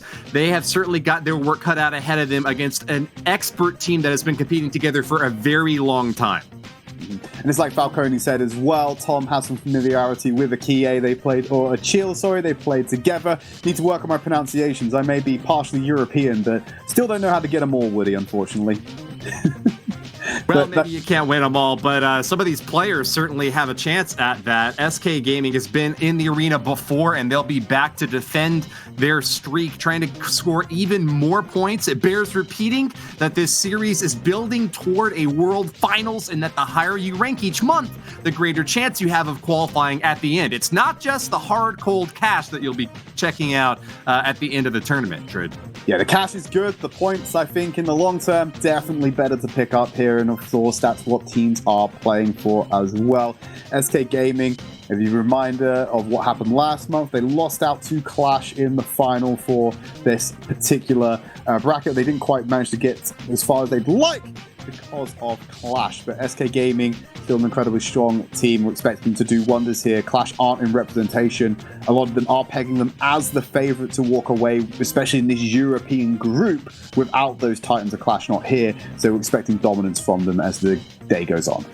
That's true. And not only are they great overall, but they're very consistent. That's what Twisty Twig called his superpower. And we're expecting to see that once again here as the matches are going to be starting up very shortly. But while we have a little bit of time right now, I just want to remind everyone who's watching the stream that if you want to compete in the Brawl Stars Championship, all you got to do is get a team of 3 together and get online to try to win your spot. The ESL Play online arena is a great chance to test your mettle. Remember, you got to get those wins in the in-game competition if you want a chance to make it to the very top. Yeah, so it's all going to be... That's one of the things I like about this competition, particularly, is just how open it is. You go in through the in-game app when the challenge goes live, you then go to the ESL Play bracket, and you end up at a monthly final. Well, we're going to kick this series off now as we head over to our first map type. It's Codemagic Black going up against SK Gaming. Starting off in gem grab, it's going to be no one getting those center gems, just trying to vie for control of the area in the center first. We got a few Piper sniper shots off there from Twisty Twig, trying to get that kill. Finally takes down Ems, but it's going to be Mr. P on the back to grab the bulk of those gems. Codemagic Black starting off with a little bit of a lead. Yeah, Toinu also coming into the roster. He wasn't in the previous lineup for Codemagic Black, so he's just had a substitution to come in for this particular matchup against XSK. And Mr. P wasn't a pick we saw in the previous matchup either. So Twisty Twig, great fancy footwork there to dodge out the brief traces, as the porters are going to come in and start trading off against YDE's own Mr. P. But Toinu is able to just walk up and grab gems, so he's on 7 already, to know nothing of SK Gaming. Dominant lead for Codemagic Black. For Toinu to be able to grab that mini just right off the bat is extremely impressive, especially with that firepower coming in from Twisty Twig. He hasn't been able to land quite as many shots as he's been hoping to, and with the oppression from Equok there, just shutting down that Piper, that has given the blue team enough of a lead to grab that 10th gem. None in the hands of SK Gaming. This is looking like a walk-away victory. So, you can say that Codemagic Black are warmed up, Woody, with 5 seconds remaining. They can't even get SK anywhere near the gem carrier. This is done and dusted. Codemagic Black, dominant start from the off. Warmed up. I'd say they're on fire right now. 10 gems in their hands, and SK Gaming hardly able to contest in this first gem grab map. But remember, it's going to be a best of 5. If the warm-up is all they needed, SK Gaming have got it now. They might get a little bit of a switch up in their brawler picks. It seems like they weren't getting as much value as they'd hoped for out of that Piper, especially because there was so much in-your-face firepower coming at them from the Codemagic side of the arena. So SK Gaming just left floundering to begin with, not what I expected to see personally from the start of this matchup. Mr. P, interesting that we are now seeing him being used. We didn't see him used last series. He's one of the ones I speculated to come through, seeing as the Jackie and Jean ban seems to be so prevalent. And Mr. P is still incredibly strong, so expecting to see more of him as the series continues. He certainly is very strong, and you see a fun use of his new gadget that can buff up one of those rover porters. As soon as those get deployed, you really start to see the snowball effect for the team that can keep them up.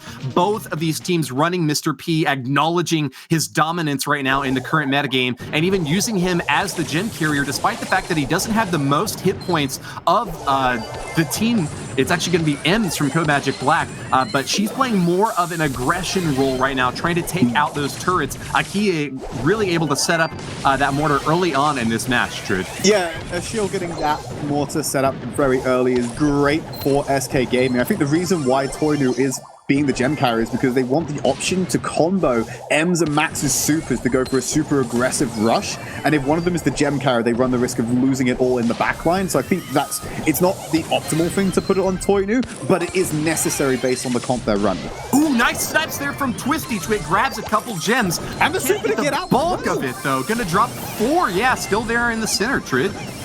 Well, weren't able to get out. He's much rather get the gems he has rather than lose them all in the back line of Codemagic Black. So he will get out. Point blank range snipe will deal that final tick of damage needed, but Toinu is able to recover the economy for Codemagic Black right now. So we've got those 5 gems and thinking about going for the 6th, but pushed away by Twisty Twig. I see the red team, SK Gaming, playing very conservatively right now, not taking very many risks at all. Even when they go to the center to grab a couple gems, it's an immediate super back just to try to keep those gems safe. You definitely see them wanting to play that long-range game and trying to keep the oppression up on Codemagic Black, just firing away even into the bushes if they don't know where their opponents are to prevent that Max from being able to cross the center line there. It's Max and Ems that have really been shutting down this SK Gaming team, and it's up to Twisty Twig now to try to grab a few more and get that timer started back up again. He has got the mortar to tank some damage for him from Tom, so the front-facing damage isn't going to come in as fast or as lethal, so he has got that obstacle. Look at that, like you said, Woody, walks in with the super, grabs the gems, gets himself out to safety and maintains that lead, but because the gems are so... gems on the right-hand side, Twig's got it. They need to hunt him down, though. Equark might be able to shut him off. The porter is keeping him at range. He just needs to get out now with the gems. He doesn't go for all of them, but 13 is enough. Make that 14 and climbing, and now they're on the back foot, but the assassination from the briefcase, YDE finding him on the back line, and Chill going to take cover behind the mortar, but has not grabbed enough gems right now, and Toinu is sitting on 14. This is Codemagic Black looking to get game number 2. SK Gaming needs a kill, and they need it right now. No way to reach Codemagic on the back, and that is gonna be it. Codemagic Black walk away with a 2nd win up against the expected favorites for this European group. Codemagic Black, Equok, the star player in that last game, have really had their work cut out for them, but they have been up to the task. I think that the key play in that last match was seeing Equok get the kill on Twisty Twig to grab all of those gems, sandwiched him right in between himself and one of those robo-porters sneaking up along the right side edge of the map there. So Codemagic Black really looking strong with that 2-0 lead right now over SK Gaming. Yeah, so they're at the set point right now, looking to take away this first set of the game and give them that early lead, which they never really got against Codemagic Purple. But obviously they want to change the story against SK Gaming. And I think SK is a team that could put us in for a long haul, Woody. I don't see them rolling over very quietly when it comes to taking the L here. Not at all. No, SK Gaming is certainly like the old juggernaut of this European region. They've been competing for years together, and it's sort of like the upstarts, these 2 Codemagic teams that are coming in and trying to unseat the SK team. Now, on the in favor of the Codemagic side of things, they've got 2 teams qualified. They've had a lot of chance to practice with each other. They've said that that is the secret to their success, training day in and day out. But it's going to be up to them to show that that training is good enough to defeat the kings of Europe right now. Well, that aggression from Tom being counteracted by Twisty Twig is able to take him out in his own backline. Toinu in the chaos picked up those 3 early gems, and it's going to back away, but they've lost all mid control now to SK Gaming. Toinu making some nice use of the bounce off of that Mr. P attack, able to hit past the walls even, and a nice charge there from Twisty Twig, able to use that Piper super to knock down some of the bushes and walls on the other side of the map. That can come in really handy in the late game, denying your opponents the ability to hide out with those gems. Yeah, it was almost really costly though, because you saw Tom go on the offense with the map, using the gadget to close that gap and use that dash and the speed to try and get the kill. Nearly got away with it as well, but too good and falling back into the back line. So Toinu trying to recover some of the gems, and as you alluded to, Woody, without that cover, it does make it a lot harder to press forward against the oppressive range of Piper. Tom has got that speed, but Twisty Twig has got the reach, and together with Akil, they have been doing a great job in game number 2 and 3 now, preventing CMB from being able to make that push up into the top. I gotta say, game number 2 was certainly a lot closer. SK Gaming did get the countdown a couple of times, but just couldn't hold on to the gems. It seems like as this series has advanced, SK Gaming has been doing better and better, and might be looking to start the reverse sweep here and now. Yeah, Twisty Twig and a shield, they've got 8 gems between them right now. You need to take out the Piper, but he's playing so safe. Walks forward for the gem, nope, getting contact, will grab it now. Doesn't even have to burn the super on that one because the mid control is still there for SK. Really wants that last gem though, Woody. You can see him trying to go in, picks up the last 2, he's got 10, uses the super to get away, and now Codemagic Black need to go on one hell of an offensive. There they are, an epic snipes from Twisty Twig, grabs a kill, demolishing Tom. That is going to be it, Tridd. The countdown is underway, and there is no way for CMB to catch back up. SK Gaming have cleared the hurdle and will get their first win in this set. There you go, not out of it just yet, as expected. SK come slapping on back. This might force Codemagic to look at some potential adaptations because they really struggled to close the gap there and try and break SK Gaming away from Twisty Twig's cycle of being able to use that super on cooldown to go and grab gems from the center. I gotta say, even though CMB didn't grab the win there, it was really great selection from Tony New MC to choose that handle with care star power for Mr. P. It adds just a little bit more range to each attack, which can come in extremely important against a long-range comp like we've seen from SK Gaming. Expect to see him bring it back once again here. He's running Mr. P for a 4th time in a row now. Can he grab that win? Well, we're jumping on to the 4th map of this particular set. Twisty Twig grabs that early lead, and no one's able to really shut him down, so it's starting to enter into that pattern, and he can kick up the cycle of staying at range. Flash damage onto Tom. Akil is on fire right now, Tridd. Yeah, he's not able to get the kill run, Tom, just yet, but he was able to put him on the backside like that. And Akie is now going to deal some damage onto E-Squad. Twisty Twig finding that shot onto E-Squad. He's got 4 gems right now. Hits up Tom as well. It's going to be really difficult for Codemagic Black to be able to get into this fight. Going to walk forward yet again, destroy that cover, and make it even more difficult for Codemagic Black to play at this range. SK Gaming is just an absolute avalanche of destruction right now, using those supers to deny coverage for their opponents. On the other side, though, Codemagic Black does not have any way to bust down walls, so the longer this game runs, the more likely SK Gaming is going to be the one in the lead and picking up that win. Already 7 gems on their side of the map. They seem to have really hit their stride, Tridd, and are just 1 gem away from making this a tied-up set now. Once they get them able to set up their own game plan, it's all over right now. They pick up that final gem on spawn. YDE won't be able to keep hold of it, though, as Tom goes aggressively on the max. But they still got to deal with that. Oh, he managed to get that final shot off to find Twisty Twig on the back line, but all those gems are sitting in the SK base, so it makes it pretty much impossible for them to do anything. They allow Twisty Twig on the Piper to get 9. It's just bought some more time for Codemagic Black to try and go for the kill on this one, as Tom and Equark are trying to find a way onto the back line. Look, it was great for SK Gaming to get to that 10th gem, but not able to hold on to it means that they had to pull back really far. That long range for Piper works super well at denying CMB the opportunity to grab those gems even when she goes down, and that's what you're seeing here and now. Finally, though, SK Gaming has been able to push back into the center of the map. Twisty Twig looking awfully low, but holding on to dear life. We might have enough time to get a 10th gem to spawn in the center, though. That would cancel the countdown if CMB can grab it, and there you see it happening. It's going to be the 11th gem now that will start that countdown. But they need to get Twisty Twig on the right-hand side. They're going to get the kill, but they can't get any of the gems on the way out. You've got YDE in the middle, hoping to shut down the mid-control, but they're going to get that final gem they need. It's still awfully close. Unless they kill Toinu, they cannot fully retreat, but they've got it! Twisty Twig with the point blank will seal the deal, and SK are going to equalize this map. A kill with a kill to remember, grabbing those gems out of the right side of the map and giving SK Gaming just that little bit of leeway that they needed to make this series a 2-2 set tie. Just the one last tiebreaker to finally find out who's going to edge out on top. Will SK Gaming pull off this incredible reverse sweep, Tridd? I'm hoping they do.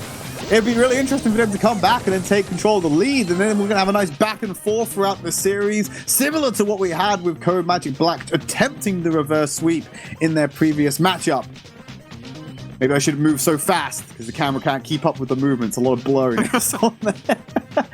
But yeah, you got to get a little bit more gold to upgrade your camera setup there, Tridd. But don't worry about it because we'll get your ugly mug off the screen soon enough and get these players back on as soon as we can. It's a 2-2 draw right now. SK Gaming and Codemagic Black in the fight of their lives. Codemagic Black really looking to try to secure this first set victory, but it seems like they've just lost their footing. What do you think that they could do to make this breakaway run that SK Gaming has finally come to an end? They just can't let SK Gaming get comfortable. As soon as they let them take that first gem and get into that cycle, they have so much difficulty breaking it. If they take that mid control, play up close to cover and shut down the Ranger Piper, they may have a way of taking away this map. All right, well, we are now underway. Gem spawning in the middle. No team going to make that stab in there yet to grab it, but 22MC is going to get a few shots off on Piper. That'll buy him the edge that he needs to get in there. Loses his M's out on the left side, and that's going to be a big advantage for SK Gaming as they'll now be able to reestablish themselves in the bushes over there. Twisty2 grabbing a couple of gems to get this score tied up. And now they've run into the risk of letting SK get set up. They lost that early control by losing Equark on the right-hand side. Axiel going for the kill onto him, says smells blood in the water. Can't find a connection though, so we'll have to back off. They still haven't done anything to shut down the range of Piper. They're attempting with Mr. P's briefcases, but it's not going to happen.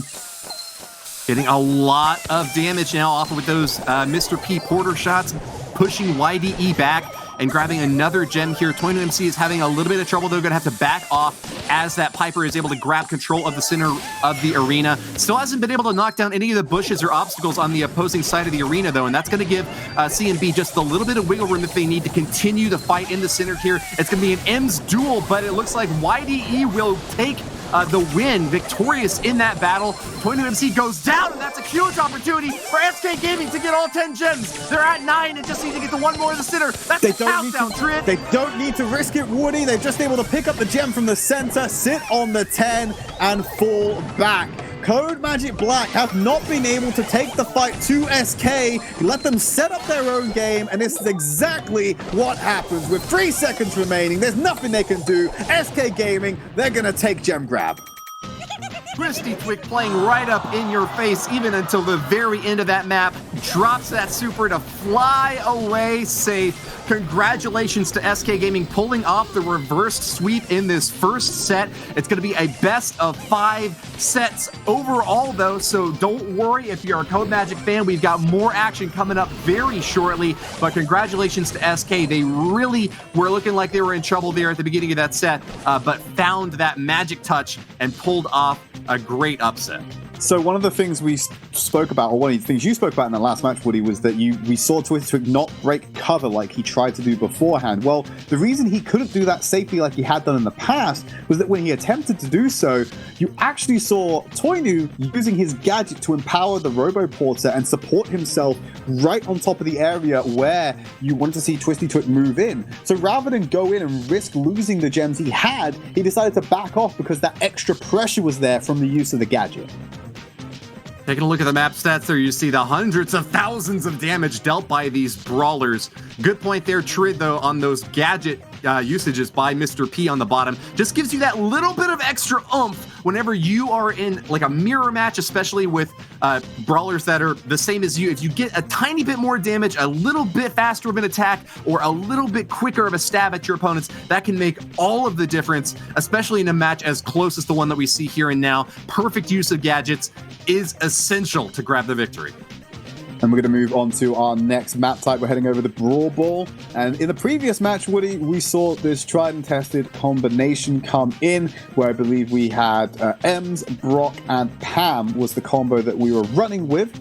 And I believe we might see more of the same moving on to this map. However, are you expecting any adaptations in particular? No, I think we're very likely to see a pretty stable meta for this Brawl Ball setup. You definitely want to have a big, beefy hitter. Pam can definitely fill that role. She's got a ton of hit points, and with that healing turret, can keep everyone topped off well. Ems as well is great for coverage. She can deal splash damage to multiple brawlers in case the opponents are getting too clumped up, and that slowdown with her super can come in really handy if you get one of your brawlers to kind of sneak around the back edge to take a sneaky shot. Well, we're just getting ready to jump into that next map. We give players a little bit longer in between the sets to talk about strategies, but we're jumping into Brawl Ball now. We're going to see how this kicks off between Codemagic Black and SK Gaming. We're actually going to see the Sandys out on the field. So Toinu picking up the Rosa with the Ems and Sandy combo. This is a completely different matchup to what we saw in Game 1. Yeah, Ems and Sandy are really similar brawlers, so it's interesting to see Codemagic Black taking both of them in the same setup here, not working out for them to start things off, though, and it's an easy shot from Twisty Twig. Corner kick is in, and SK Gaming get the first goal. Clinical by SK. Nearly flawless. A GA going in and using that super from Frank. Locks down Toinu. Can't see him. Gonna blind fire his super into the sandstorm. YDE's able to walk forward. Dashes with the gadget. That is one of the cleanest rounds of Brawl Ball I have seen in a very long time, Woody. Quick and easy. Akile is just a little bit heavier than Rosa, and especially when he's able to get off that super and smash and stun the opponents, you get a ton of value out of that crucial opportunity. It was used to great effect there by SK Gaming, and especially with the speed from YDE and the great covers that we saw from Ems there, it was just an absolute smash fest. Expect to see some big changes in the brawler composition for Codemagic Black in this game number 2. They have to. They can't do that again, otherwise this is going to be an incredibly fast series, Woody, and I don't think anyone wants to see that. So, like last time, it might be Codemagic Black basically having to play to the beat of SK's drum right now. This is similar to what they had to do in the previous series where they were answering the call of Purple.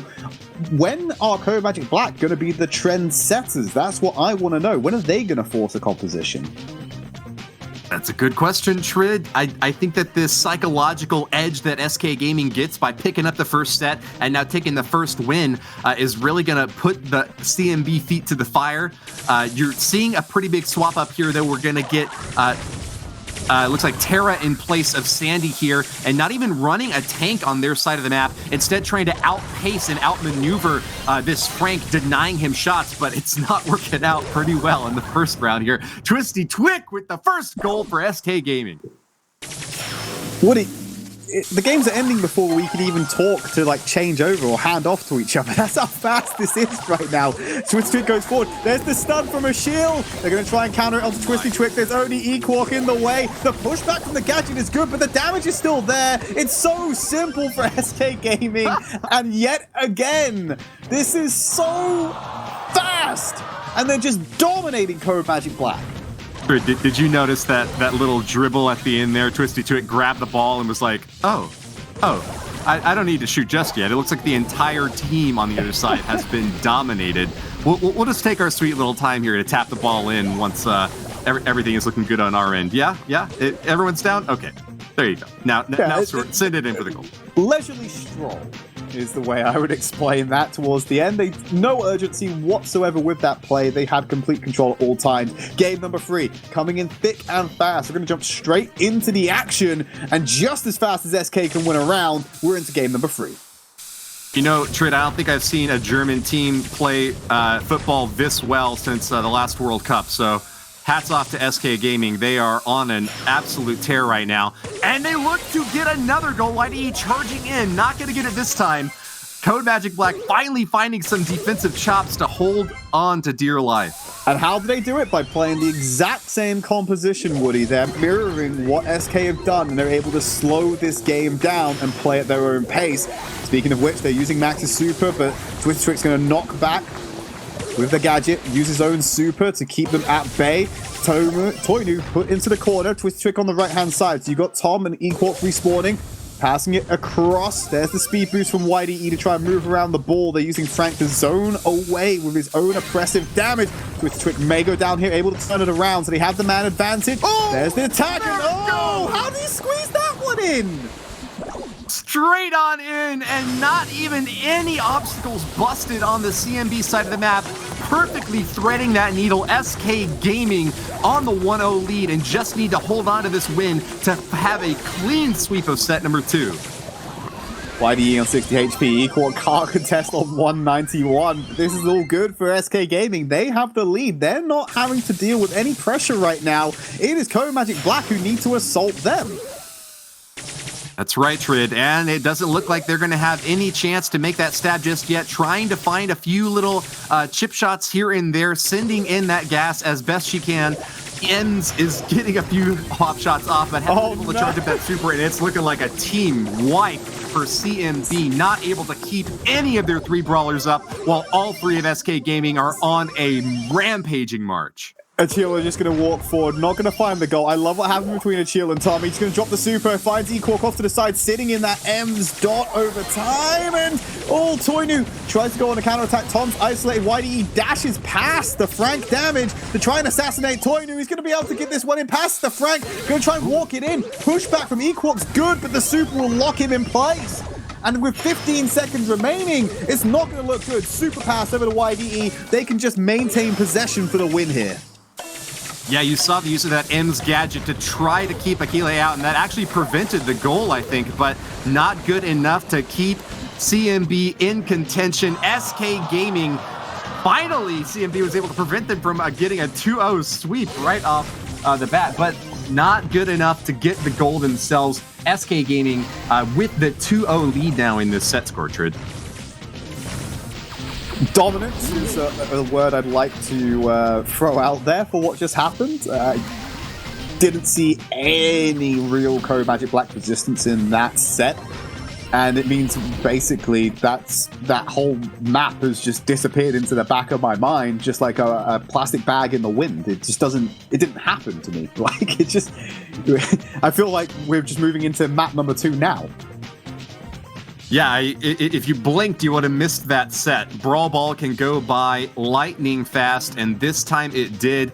SK Gaming showing off their core strengths here in this teamwork-heavy game mode. Brawl Ball is done now, and we will be launching in to set number 3 very soon. And if you're on the CMB side of the map, you gotta wonder, what can we do to get this thing turned around? How can we get back to that pacing we found in set number 1, picking up 2 wins in a row? Is there any chance for them at this point, Tridd? Definitely. They weren't in as a defeated position as they were in their first match of the day, but they have played from behind today alone, Woody, so they can definitely come back. And match number 3 or set number 3 was definitely the turning point for them in their previous matchup against Purple. So let's see what happens as we move on to Heist, our 3rd map type of the series. It's going to be a pretty similar setup from both teams. We see Ems and Max coming out for both of them. The only difference here is going to be a bit more tanky opportunities for Akile to try to stab in there and get a few pop shots.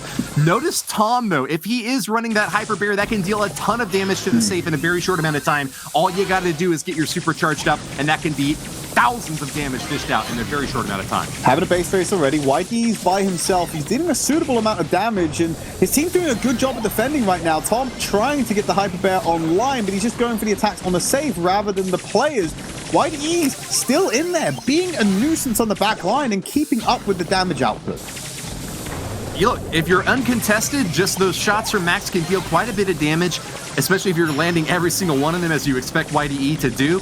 And that's going to be a big advantage now for SK Gaming. They just need one more little quick stab in there. Twisted Twig is making his way toward the safe. Can't get the shots off yet. He's going to go for it, but no, he's being dragged away by YDE. He's able to kite around Bruce and stops him getting damaged. But one more shot, Keel goes in with the Daryl roll, and he's going to find himself that first game. With a massive amount of damage on the safe, but it's going to be YDE coming away as the star player. I expect off of all the damage he was able to get earlier on in that setup. Dashing away and keeping that blue team distracted, CMB could not prevent the damage from coming in. Never seemed to get that Hyper Bear up on the enemy safe either, Tridd. Yeah, wasn't able to find a connection. YDE was there, like we said, to draw the aggro, use his increased speed to keep him away from the safe, and his attention focused on the highly mobile Max, where he's not going to really catch up and get the damage in. So great presence of mind to use that as a strategy on the defense. But the only reason SK were in a position to close it out there was the solo operator damage coming out from YDE from the start. He got into the back line, uncontested on the safe, and the rest of his team did a fantastic job of defending away the aggression from Codemagic.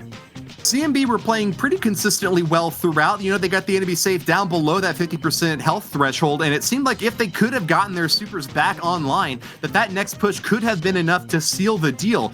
But consistent damage is nothing against the massive burst power that we saw from SK Gaming in that last lineup. Just getting a little bit of damage early on from Max was enough to clear that threshold and get CMB into a really worrying position where they were essentially having to play defense for the second half of that game entirely, never really got a chance to move forward and get the shots off on the safe themselves. Well, we're jumping into game number 2 of Heist right now. Codemagic Black currently 0-1 in this set. No adaptation coming out for them, and it's exactly the same on the side of SK.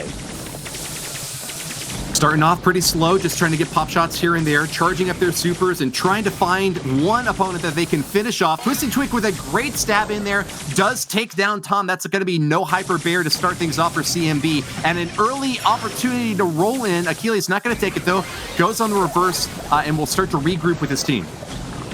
Take it slow, they're in no rush. There goes for the roll-in, so this is the aggressive push coming in, and that burst attack, that wave of assault, drops it down by 44% HP. A couple more of those, and it's going to be game over.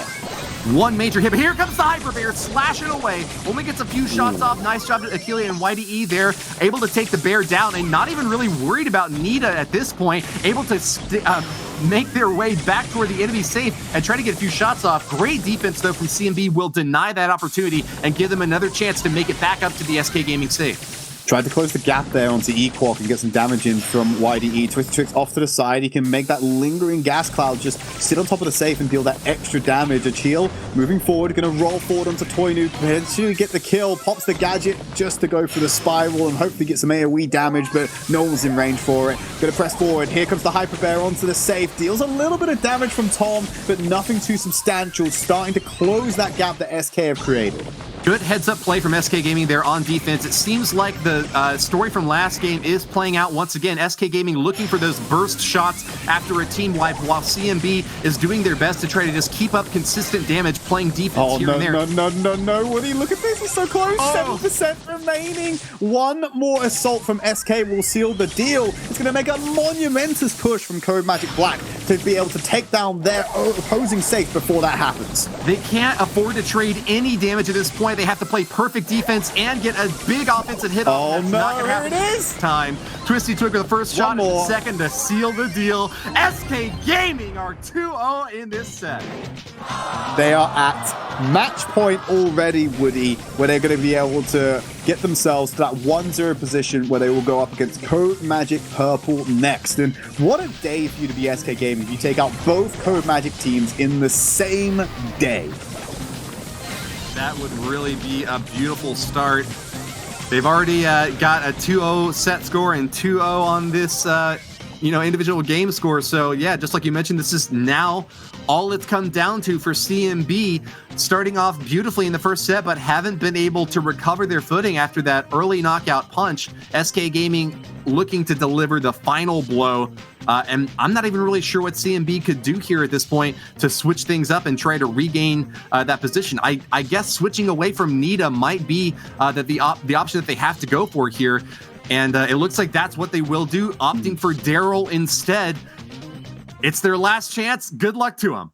They've been on the up and up this particular set, so they're closer and closer to winning out a map, but they need to do it now, otherwise the match will be over altogether.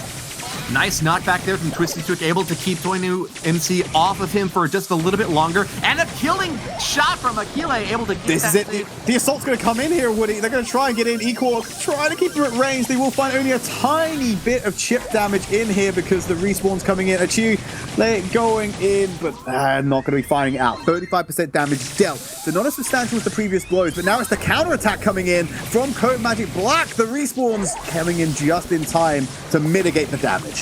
But still able to keep up the pressure over there. YDE is just hiding behind this bush and taking a few shots whenever he gets the chance at that enemy safe. And he's already got it down below 50% hit points. And SK Gaming going in for a burst shot. This could be it, Tridd.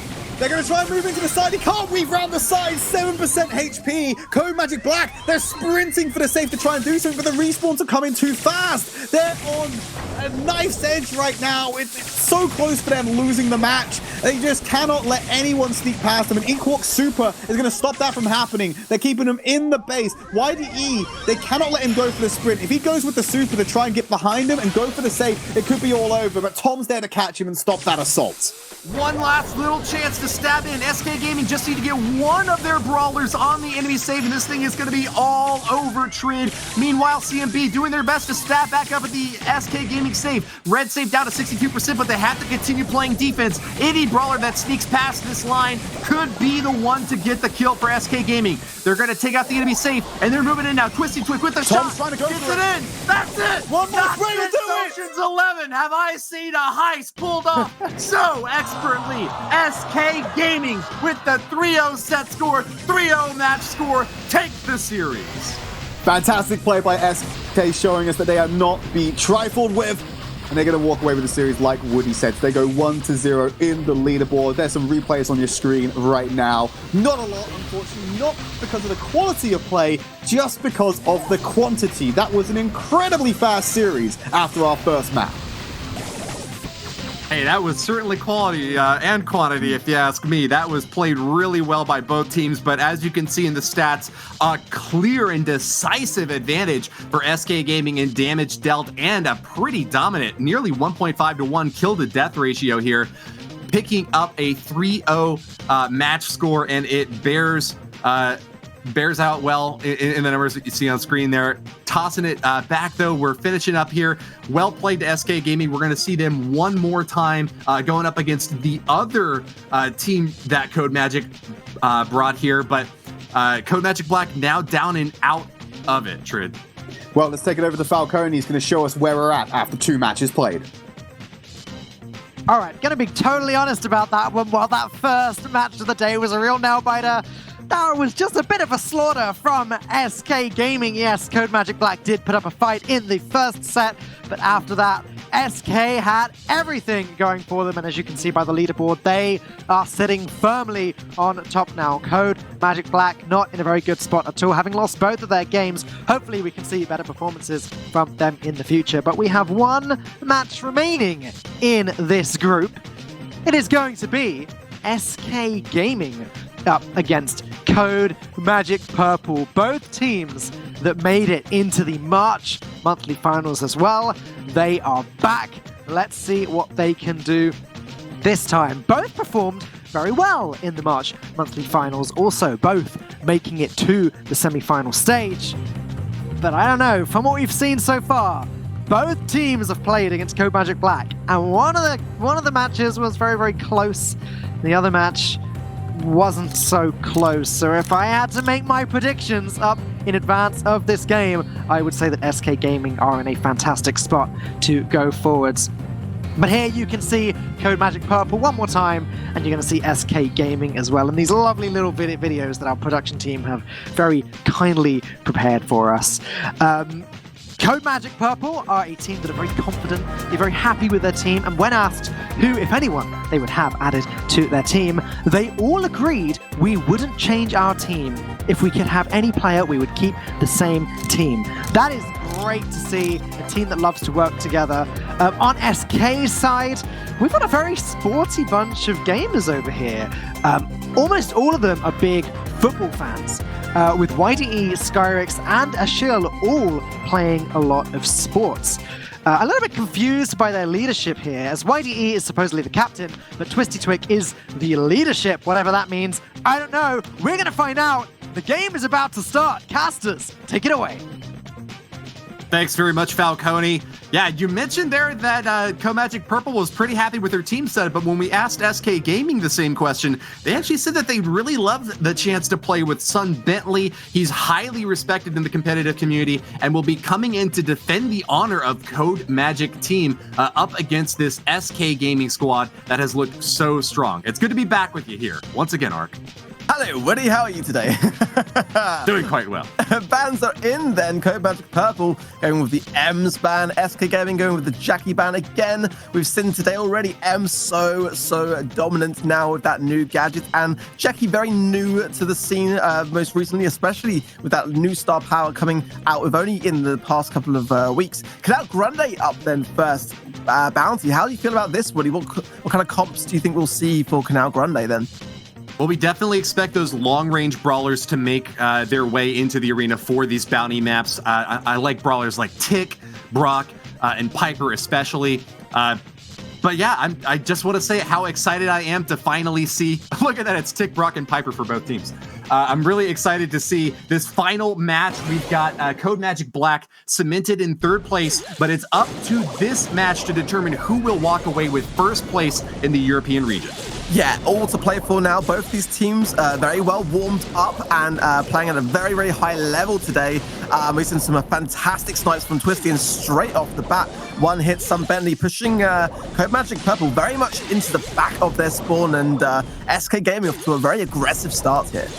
Yeah, this is a brilliant beginning for SK Gaming. They haven't gotten any kills yet, but they did get that center star and are just pushing Codemagic Purple farther and farther back, even all the way into their spawn. Not to be able to knock down any of those bushes or obstacles yet, but Twisty Twick is doing his best. He gets his first kill, and that's going to be a charged up super for him. Expect to see this snowball start rolling down the hill. SK Gaming actually on their heels now. Twisty Twick finished off by Sun Bentley's beautiful sniper shot. Yeah, great returning snipe there from Sun Bentley. Great positioning as well, pushing back on the middle part of that map, breaking that wall just to open things up for him to place some shots towards Whitey and Twisty there. Curse popping the tick head super down for some pressure, but shut down quickly there by Twisty in the mid. But overall, a great position. But Jetten goes down on that side, taking it to 3 stars now to 7. Yeah, I saw some really fancy play from Jetten there, doing his best to kind of hop over some of those obstacles and get some sneaky shots off, but it didn't look like it paid off for him. Brilliant defense up there by Twick for the SK Gaming team, able to grab that kill and keep their heads on straight, except when he throws it off for his super. Yeah, I mean, now with 20 seconds left, it can still be turned back around here if Codemagic can just get a couple of shots, which one does land on Whitey. If Jetten can get into a position to really be able to clear up these shots, they could tie it on this right-hand side there. If this pinch continues here, Whitey's now almost down. Is he going to get the shot? Jetten just... Oh my goodness me! SK Gaming caught up in the crossfire there. Twisty Twick making a little bit too aggressive of a stab in there and throwing away the lead with Whitey going down soon after. Well played there to Codemagic Purple, keeping the pressure up and able to pull off a draw. But what does it say about this matchup overall that Codemagic Purple are probably happy just to start things off with a 0-0 draw? Yeah, absolutely. But I've got to say, what an amazing positioning there between Jetten, Sun, and Kursk in that pinch on. They saw the opportunity, then they could count the stars and see it could be ended in a tie. And I just think great pressure from Codemagic Purple, a bit on the back foot here coming into this. Didn't seem quite to be too confident of the early parts of the game. But nevertheless, they got through it, and they're going to have a second chance now.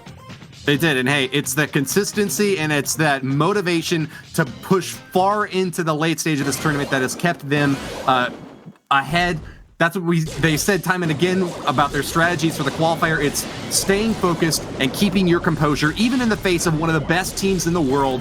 The CMP team mentioned multiple times that the other EU squads, and specifically SK Gaming, were their key fears for this tournament, and they're now going to have to face their greatest fear. Some very quick early exchanges there. Sun Bentley getting some good connecting snipes as well. Twisting very low on that right-hand side. Does need to retreat back here without giving away any of those stars that he's holding here. It is SK Gaming currently in the lead, but I don't think it's going to stay that way for long. I think there's going to be a lot of back and forth. And there, down goes Sun Bentley with a cracking snipe from Twisty Twick.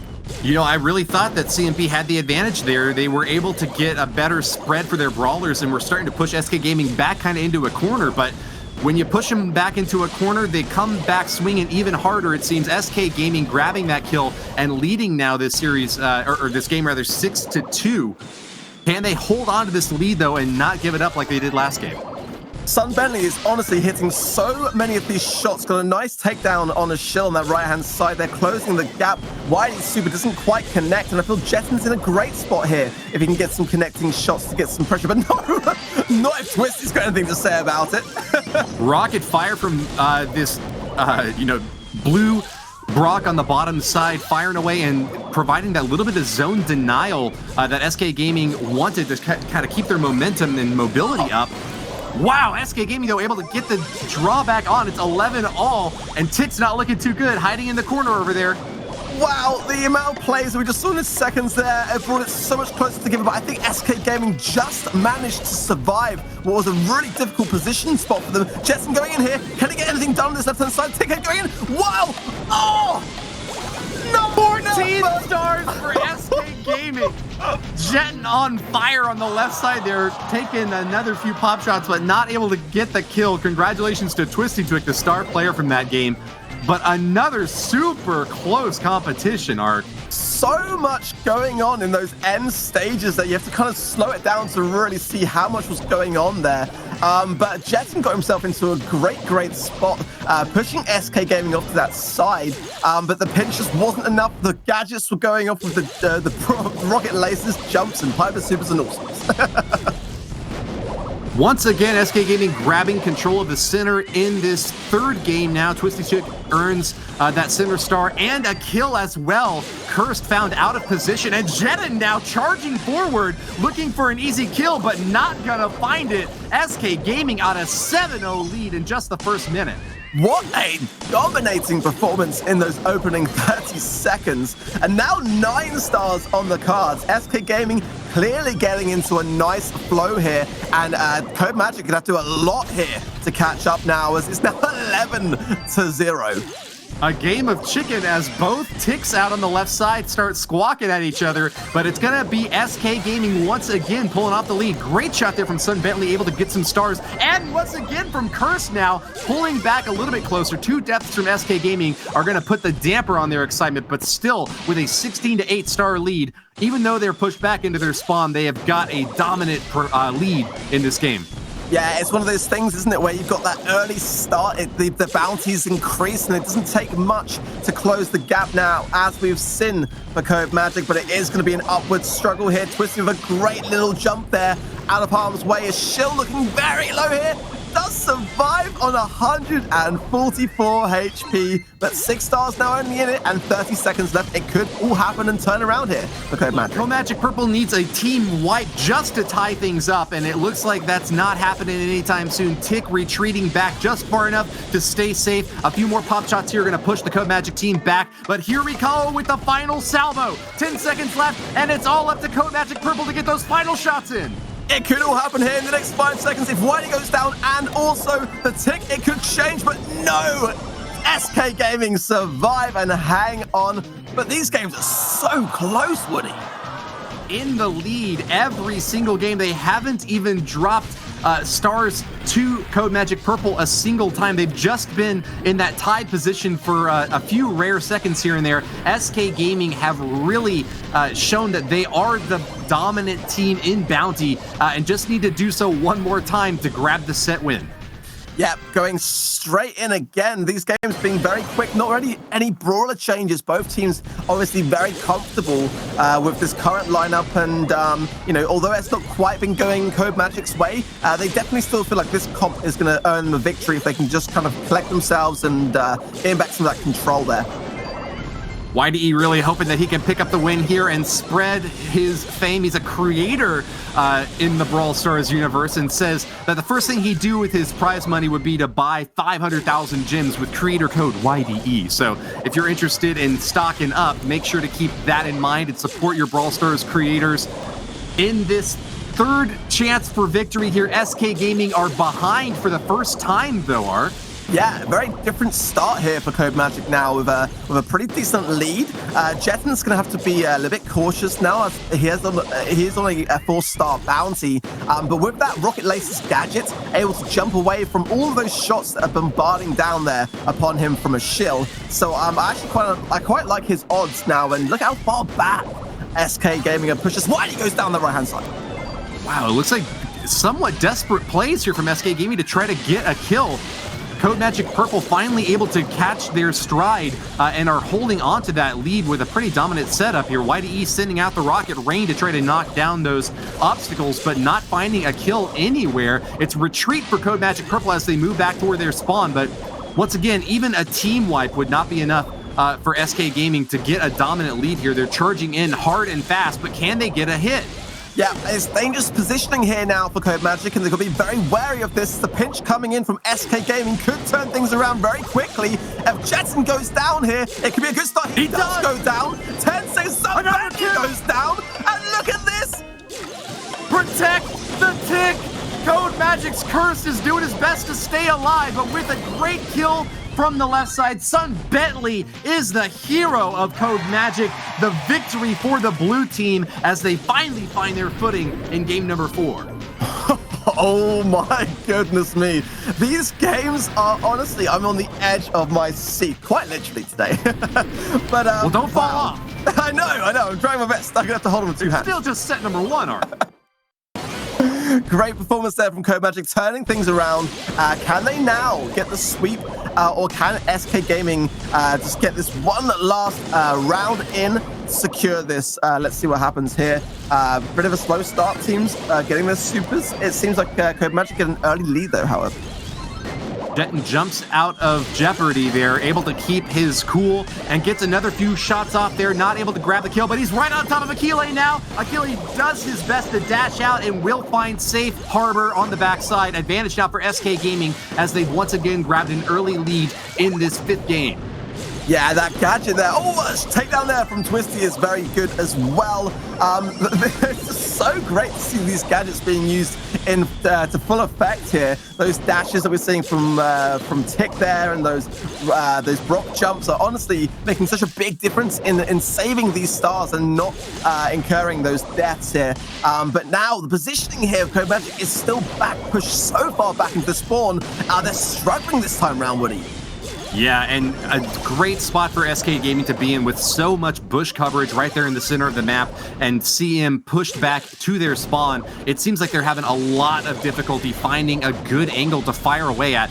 Even if SK Gaming takes a hit, they can safely retreat back into the bushes, hide behind those obstacles, and then only pop back out when they find the opportune moment. It's really heart-wrenching to see Codemagic Purple doing so well in that 4th game, but then in game number 5, now just falling apart. They really seem to have a pretty strong edge, but with these bushes set up, SK Gaming are not giving them even an inch to make it back in. Yeah, Canal Grande is very much like that, and SK Gaming showing how it's done here. If you give up that mid control, it can be devastating. And look at here, Twisty Twix on 7 stars, a Shill on 6, a pretty open and shut case as far as bounty goes for SK Gaming. A despondent Codemagic team sitting back as they recognize that there is nothing they could do to pull the win off. When it all comes down to it at the end, SK Gaming have marched ahead with the first set win. They defeated Codemagic Black, and against the Purple squad, they are in the lead. SK Gaming, the kings of Europe, are holding on to their crown so far, Ark. Yep, first set in the bag, and Codemagic gonna be searching around for a bit of magic now and turn things around. It's far from over, but SK Gaming have taken out one of the Codemagic teams today already. They're definitely hungry to take out the second. Well, Codemagic Purple was really evenly matched with Black, so maybe they'll get a chance to make their comeback here. They did get the victory after all, and they are the A team for this Codemagic squad, so let's see if the second set is going to go better in their favor. They've been able to show some cracks in the SK Gaming armor. They did pick up a win, of course, and forced a draw in that game number 1, so this is certainly not as dominant of a shutout as we saw in the previous set, and maybe Sandy Gems is going to be what CMP needs to move ahead. Yeah, the Brawlers here are absolutely going to play a vital part of mixing things up. And, the Brawlers we tend to see in Bounty are not so often played in other game modes. And this might be an opportunity here for Codemagic to kind of bring back some versatility in this new game mode. Well, we're seeing heavy brawlers in this heist map. Bull and Rosa for the Codemagic Purple side of things. And we're seeing Daryl instead of Bull for SK Gaming, but two super heavy brawlers doing their best to bash through the competition and make their way to the enemy safe. It's going to be an early stab here from SK Gaming and Codemagic Purple, whittling away at each other's safes, not really fully committed to defense. Yeah, radical changes here in the lineups and a great deal amount of early pressure from SK Gaming, and that took a while for Codemagic to shut down.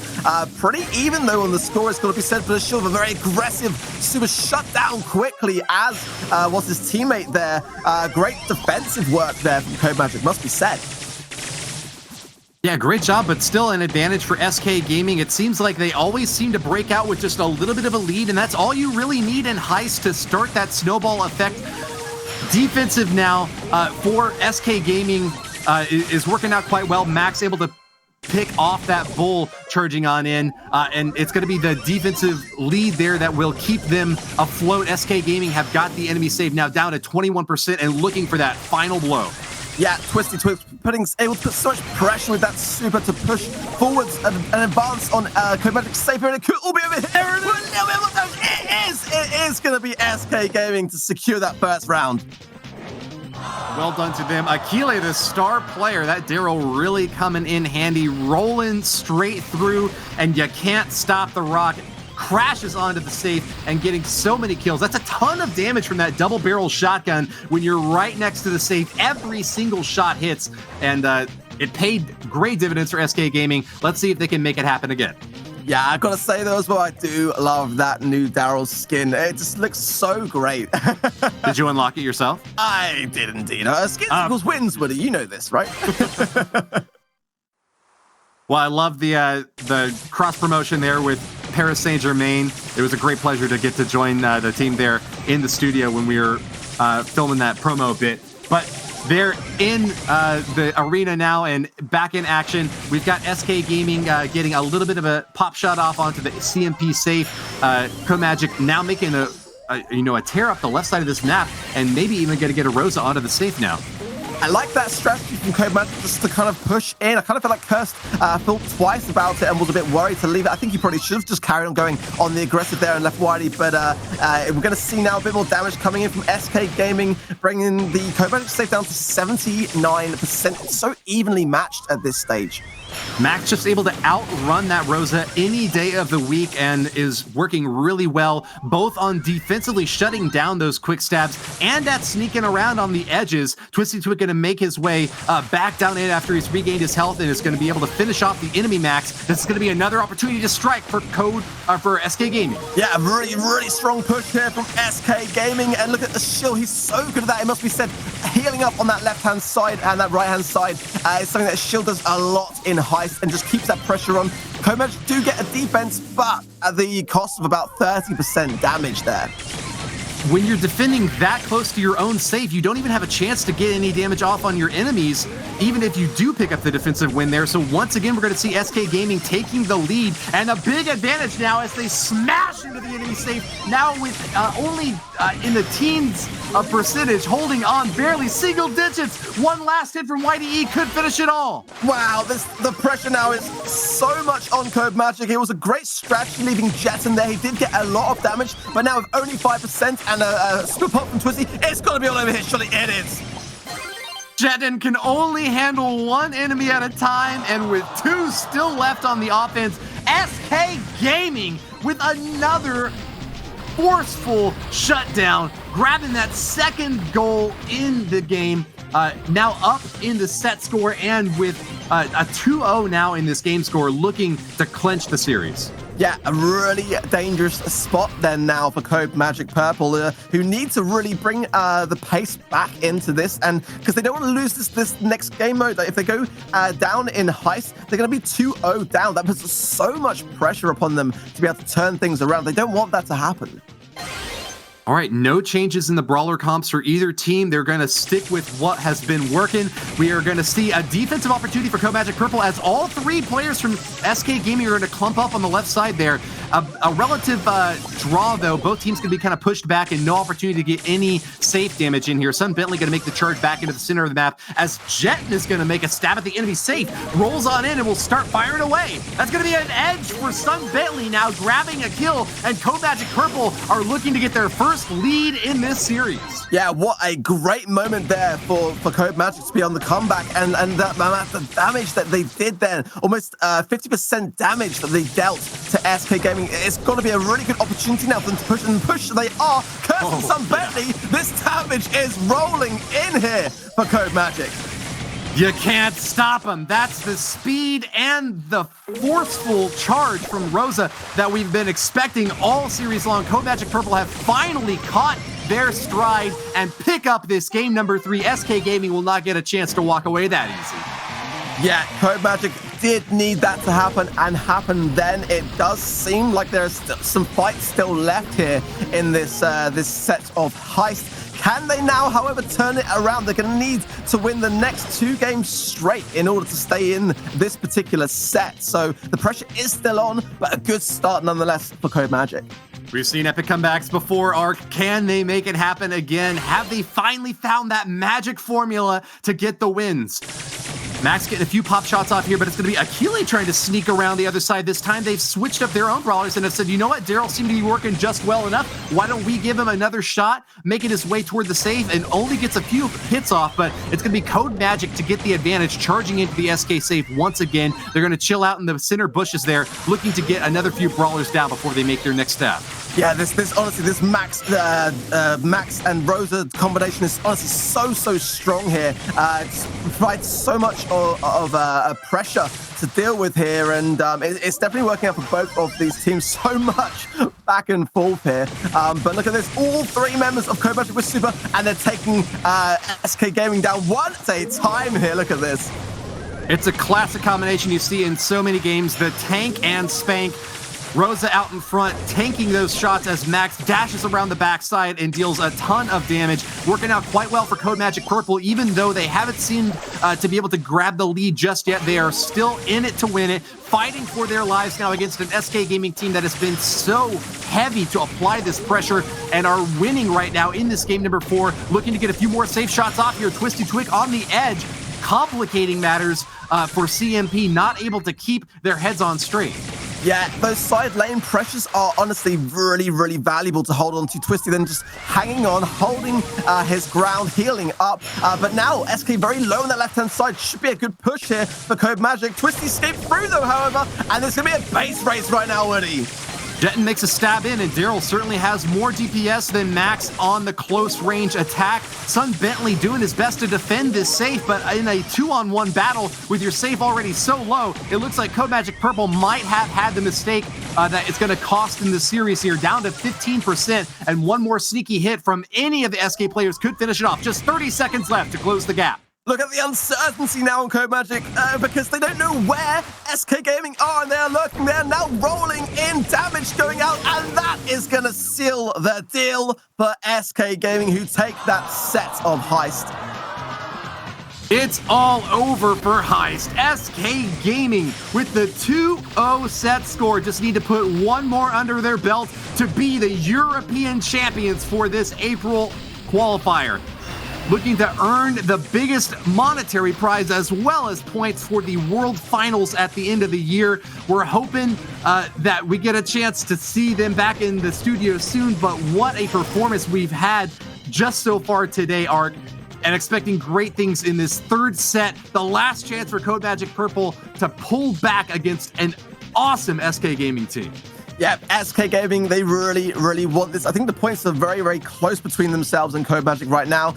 So they are going to want to capitalize on that moment here. And look at the amount of damage dealt there. So much damage, a lot of deaths, as we do tend to see, however, in Heist there. 41 deaths, 28 takedowns as well. But I think SK Gaming now are in a really good spot. They can smell it. It's only potentially, one set away from taking this entire match and just eradicating Codemagic today from the scene. Yeah, you actually saw a negative kill-death ratio there for the SK Gaming team, 28-41 on that heist map. That really just goes to show, though, that it's not about brawler kills. It's all about taking that safe down. Whether or not you die a few times in the attempt doesn't really matter. If you get the damage in on that safe, you're clear to go. Yeah, that is the thing. You know, it's all about that damage. We're not looking at bounty anymore, and sometimes it is worth getting yourself into a bit of a perilous position if it means that you're going to get that damage, and that's going to turn the game into your favor. Right, here we go then, going into Siege now. Interesting comps. Gotta say how much I loved the interactions earlier now with that Frank gadget on the cards. Very interesting to see which player goes first to eradicate that stun. Codemagic Purple pays a heavy price to get that first bolt, and it looks like SK Gaming will be the first to spawn a robot. They've been able to grab those bolts in the center of the arena, and there it comes, the level 3 siege bot, as Codemagic Purple have finally been able to catch up on bolts, just not quickly enough to deny SK Gaming that first charge in. Yeah, Curse went in so well there. Just getting that early death meant that he could then come back in stun. to deal with that. Yeah, great stun there. But the bot does go down pretty quick. A few shots from Whitey is going to bring the Codemagic safe down to 87%, however. Grabbing control of the center of the arena, so important in this siege game mode, and it looks like SK Gaming will be able to hold on to that dominant lead. We're going to get some coverage provided by Cursed there, sending in his super to try to deny vision to the opponents, and it's going to work out in their favor this time. They might even deny this second siege bot to SK Gaming, tied up 4-4 now. They're going to get the 5th bolt, and that looks like Codemagic Purple have found a chance to counterattack. Yeah, that was really well thought through, actually. Very strategic there, because Codemagic could have maybe, with a bit of thought, tied that round, but they knew it was far better to gain that control. And look at the damage going in now. A lot of pressure on SK Gaming. I don't think they're going to push in all the way, but definitely try to look to hold that mid ground for the next push.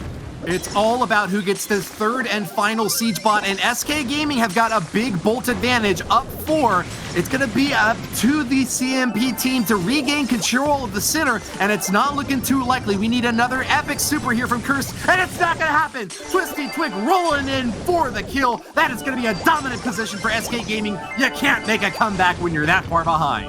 Well, bolt's already banked now, and the pressure is definitely on Codemagic. They're going to need secure kills now. They need to get a shill out of the picture and to get Whitey out of the picture here early on, or they're going to be taking a absolute beating. Sun Bentley with a good delay there. Great delay, will spawn back in, but look at now a shill and Whitey closing in here. It's looking like it's going to be really hard to defend this. You can't stop a bot that big, and with a smashing performance, success for SK Gaming, the 1st and 3rd siege bots, enough to clinch victory in this game number 1. A great start for SK Gaming. I wonder actually whether we'll see Codemagic go for that same brawler pick of Frank, being so dominant with that new gadget, that noise cancellating gadget that we've seen in Brawl Ball earlier today. It does go a long way as well for that mid-area control, but it was absolutely a great performance from SK Gaming to hold until the very end and get that final push. We'll be back into game number 2 in just a few short seconds. Siege is the name of the game. SK Gaming is the dominant team right now in the European region, having picked up their first match win, and now with a 2-0 set score over Codemagic Purple, they are looking in just 2 more short games to grab total victory. We're not going to see much of a brawler change in this next setup. The first siege will spawn in 23 seconds. Time is ticking down, and look at this. Jetton is going to match that Frank pick. I did wonder whether Codemagic would, and interesting enough, Jetton was the first player in the world to reach 1,000 trophies with Frank prior to the trophy inflation. So Jetton is a very accomplished Frank, and that's got to be noted as far as things go for Codemagic. Yeah, I mean, I'd say let's be frank, but I think it's better to let Jetton play that role. He's done so well with him in the past, and is showing us once again why Codemagic is in this European Finals. It's so difficult to go up against SK Gaming, but Jetton is giving his team the shot that they deserve. A lot of damage coming in on the safe, though, as SK Gaming have had a bot uncontested on it for a long time, now down to half hit points. Codemagic Purple reclaim the center of the arena, but they're going to have their work cut out for them, even if they get this second siege bot like they did last game. Yeah, it was a very difficult strategy to really go with, very high risk, but I think if Codemagic can just control this area in the middle, get this next push, and then retain that control, it might pay off. It is a lot of damage to take on one bot, 50%, but this could work out well, depending on how this level 6 push goes. It seemed almost like SK Gaming thought that they could just go for the killing blow right there on an almost all-in to support that siege bot. They were rewarded with quite a bit of damage, but not even below half health, and they've lost this second bot now. They've got a 5-volt lead, though, and that was even bigger than the advantage that they had in that previous game. Even with Cinder control, I don't know if Codemagic Purple has got it in them to pick up this third and final siege bot, the bot that they need to stay in this match. Yeah, if Ashil hadn't banked that bolt there, it was a split second there. It might have made a difference, but now Waidu banking that bolt is going to mean that it's going to be an SK Gaming push for sure. They would have to have banked every bolt really to stop an inevitable push, but it's going to be at least a 9, possibly even a 10. A 10 siege bot now coming in for Codemagic Purple to have to defend.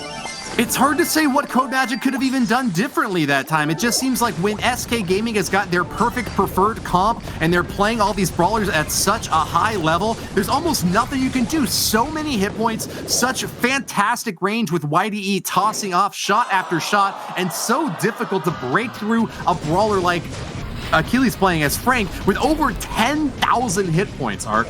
Yeah, honestly, it's a really, really difficult combo to work up against. But I still think, with Jetten playing Frank, that, it might be able to level things out a bit if Codemagic can just find it within themselves now to make a bit of a comeback here. Interestingly enough, it was this actual map, because I pushed with Jetten to get that milestone, that he did push Frank to 1,000 tribute. So he is very comfortable playing Frank on this map. But the pressure is on for Codemagic now to respond. Look, as great as you can be, it's a 3-player squad, and every single player has got to be a strong link in order for this chain to hold. SK Gaming just need one final victory to walk away as champions for the region. Can Codemagic Purple get a siege bot or 2 in there and hold off against this huge force that's been just raining down destruction on them?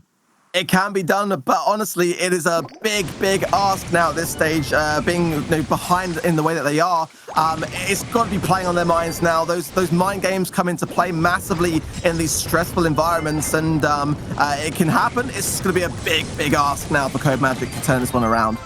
Aquila gets a bit of a lucky bolt spawn there and will grab another one here. The siege bot spawning for SK Gaming, and momentum will start on the top of the map, once again pushing down against this Codemagic Purple team. Yeah, early pressure then from SK Gaming. Jetten with a nice super there, does stun the bot, and Twisting being forced to use his super to roll away from that. Should be a relatively comfortable defense then for Codemagic. Wiley's just hanging on that left-hand side there, putting pressure on, but nonetheless, not bad. Not a bad start for Codemagic, to be completely honest, under the circumstances. Yeah, denying all bot damage, and now with a big bolt lead for the second, it looks like they'll be able to get the second siege bot if they can just survive a bit longer. A really risky play from Daryl here on the right side. Curse doing his best to hold on to dear life, but finished off by Achilles. Still not going to be enough for SK Gaming to catch up in the bolt score. Twisty just rolling out, then rolling into the dangerous Ike perimeter, but then rolling back out. We are going to see a push, however, now for Codemagic, but there was some amazing plays from both Codemagic and SK Gaming that went down there quickly. Can Jetten get a good stun here? We'll see. It's pretty good. Off the Cursed. Wow, playing really aggressively, rolling in and looking for the kill. Down to 20%, 18. The bot's getting more shots. That's all there is. Codemagic find their first win in this siege mode. I called it. Jetten is not to be underestimated as Frank. When he gets onto that Ike, he knows how to cycle those supers in to keep that stun retaining to enable him to not take that damage directly from the Ike. And there you saw how absolutely devastating it can be when he gets himself into the position that he's looking to get into. Jetten charging in fast and shouts out, "Stop!" because it's hammer time, knocks that Ike down and gives CMP the breathing room that they need. Jetten grabs the first bolt here and will pull back into safe space as he tries to find another chance to get a few shots off. Low on hit points, so he's going to have to hold back and recover, but they might have done enough already to deny SK Gaming the first siege bot. He gets another bolt, and it looks like that'll be the case. CMP, for the very first time, will get the first siege bot. Great roll there from Curse as well. Going to be respawning Wiley back in. Should be able to comfortably... Oh, no, Twisted does actually get the takedown there on Curse. But nonetheless, that's probably a really good timing for Curse. Probably a great timing for Curse now because he can respawn back in. As long as Sun and Jetson can stay alive here, it could be a good place to control for the next round.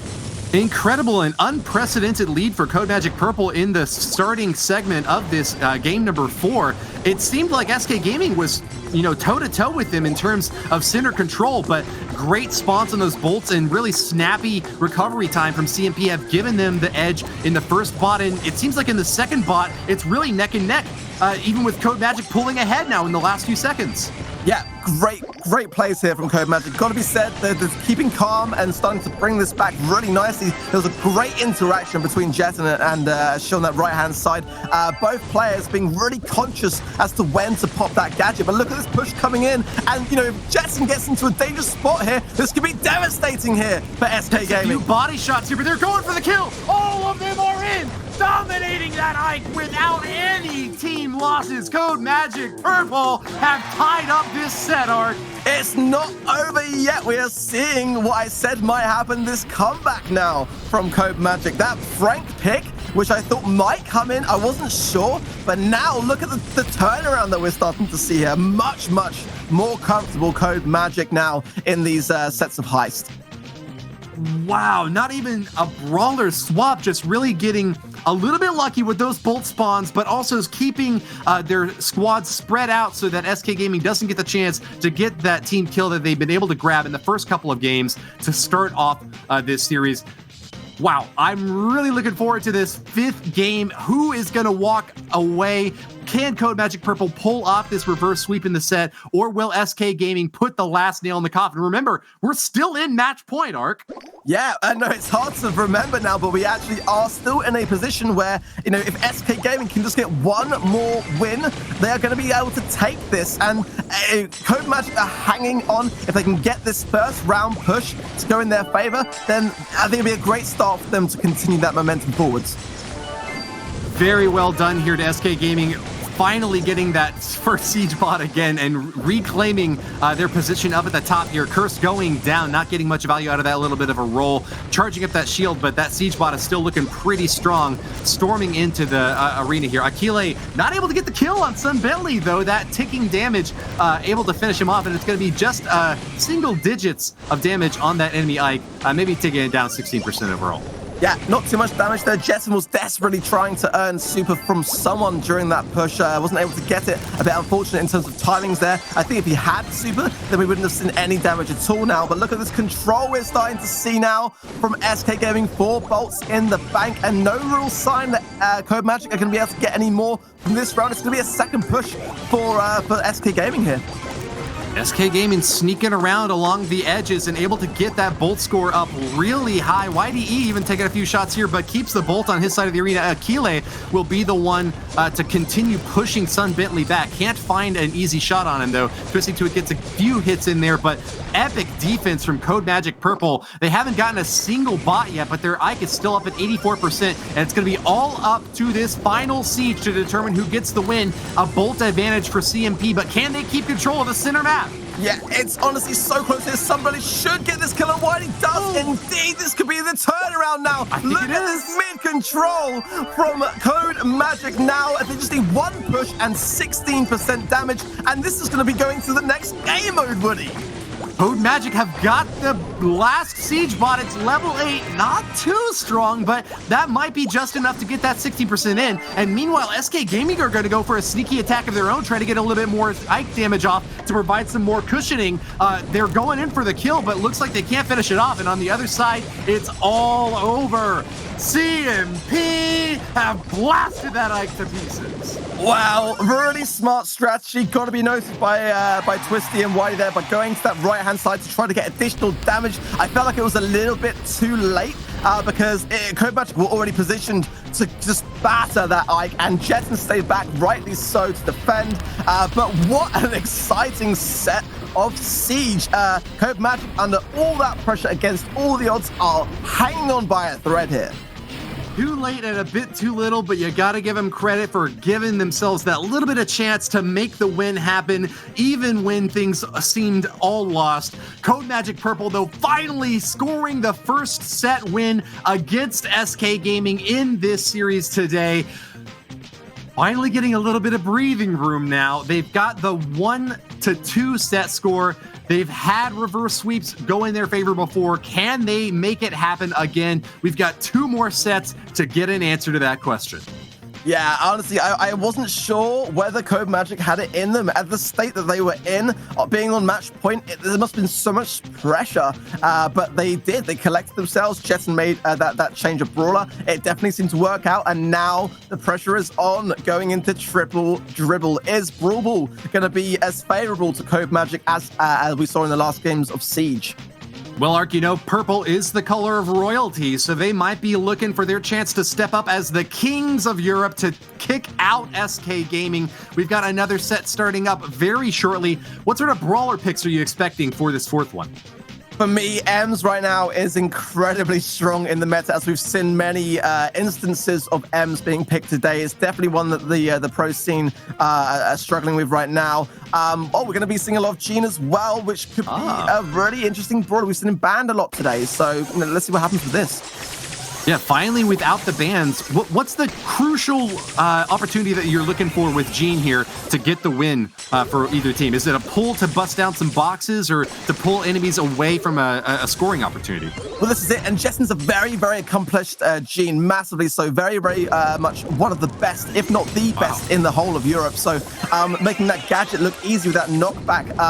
Jetson will be looking to make a pull here through the box if he can. He does. It does. Whoa! And there we go. That is how it is done. Curse with a great goal there, supported by Jetson. Wow, great start. And knocking down some of those boxes on the SK Gaming side of the arena, making it even easier to make their way in again. Codemagic Purple looking strong in this brawl ball game here, but SK Gaming aren't going to go down without a fight. They're going to speed on in here, pass it to Akile, and drills it in. A 1-1 tie to start things off. Wow, such a quick response then from SK Gaming. They know they needed it. They wanted to get that done early on. A great pull there, and supported by Cursed. Not running Band-Aid must be noted there. But look at this push now as Whitey pops him. Surely this is going to work. Oh my goodness. It could have gone either way. Attack from Max, but can't get all the way in. And Whitey's in a lot of trouble now, being pushed back. Son Bentley's shots are just denying defensive access here for the SK Gaming team. They're all the way back into their own goal, and finally Akile is able to break out. I'm just in awe of these gadget plays that we're seeing. Such subtle things. A great cancellation there from Curse as the shield tried to get off that super. He can, however, cancel it out with his gadget of noise cancellation, so just bear that one in mind. But great positioning now for Codemagic if they can just secure this with 30 seconds remaining. So if you pop a noise cancellation and then your super, is your super guaranteed to land? Is that what you're saying? It would be a very difficult thing to time, but I do. Oh, look at this amazing dash from Curse! I can't even finish my sentence as it goes in as quickly as that. Wow. The win for Codemagic Purple, as we were debating the usage of Frank gadgets there. Sneaky shot in from, I think that was Shelly at the very last moment to grab the first goal. And, you know, SK Gaming, I gotta say, I think Brawl Ball was their very best set in the previous match against Codemagic Black, but having dropped the first game now to Codemagic Purple, what did they do wrong, Ark? It's a difficult one to say because with these implementation of gadgets, there's more unpredictability, much more of a chance to turn around a really aggressive push into a really great defense. And that's what we saw, a lot of dashing and a lot of speed boosts and all those kinds of things. They kind of stack. But, you know, with Frank on the pitch, be aware of those things because his gadget does have, as we were saying before, the ability to cancel out some of those stun effects. So if you're quick on your toes, if you can see it before it happens, and you'll hear a little jingle in the audio as well when it is active, he can survive some of these instances. So look out for that. Okay, well, that can come in really handy if you definitely need to land that blow. Drop that Frank gadget before you use your super and give yourself a little bit more wiggle room to make sure that that hammer lands. It deals a ton of damage, but that cancellation can be really frustrating when you need to get that hit in. Advantage for Codemagic Purple now as we move into game number 2 in just a very short amount of time. Are you expecting to see any of them play M's?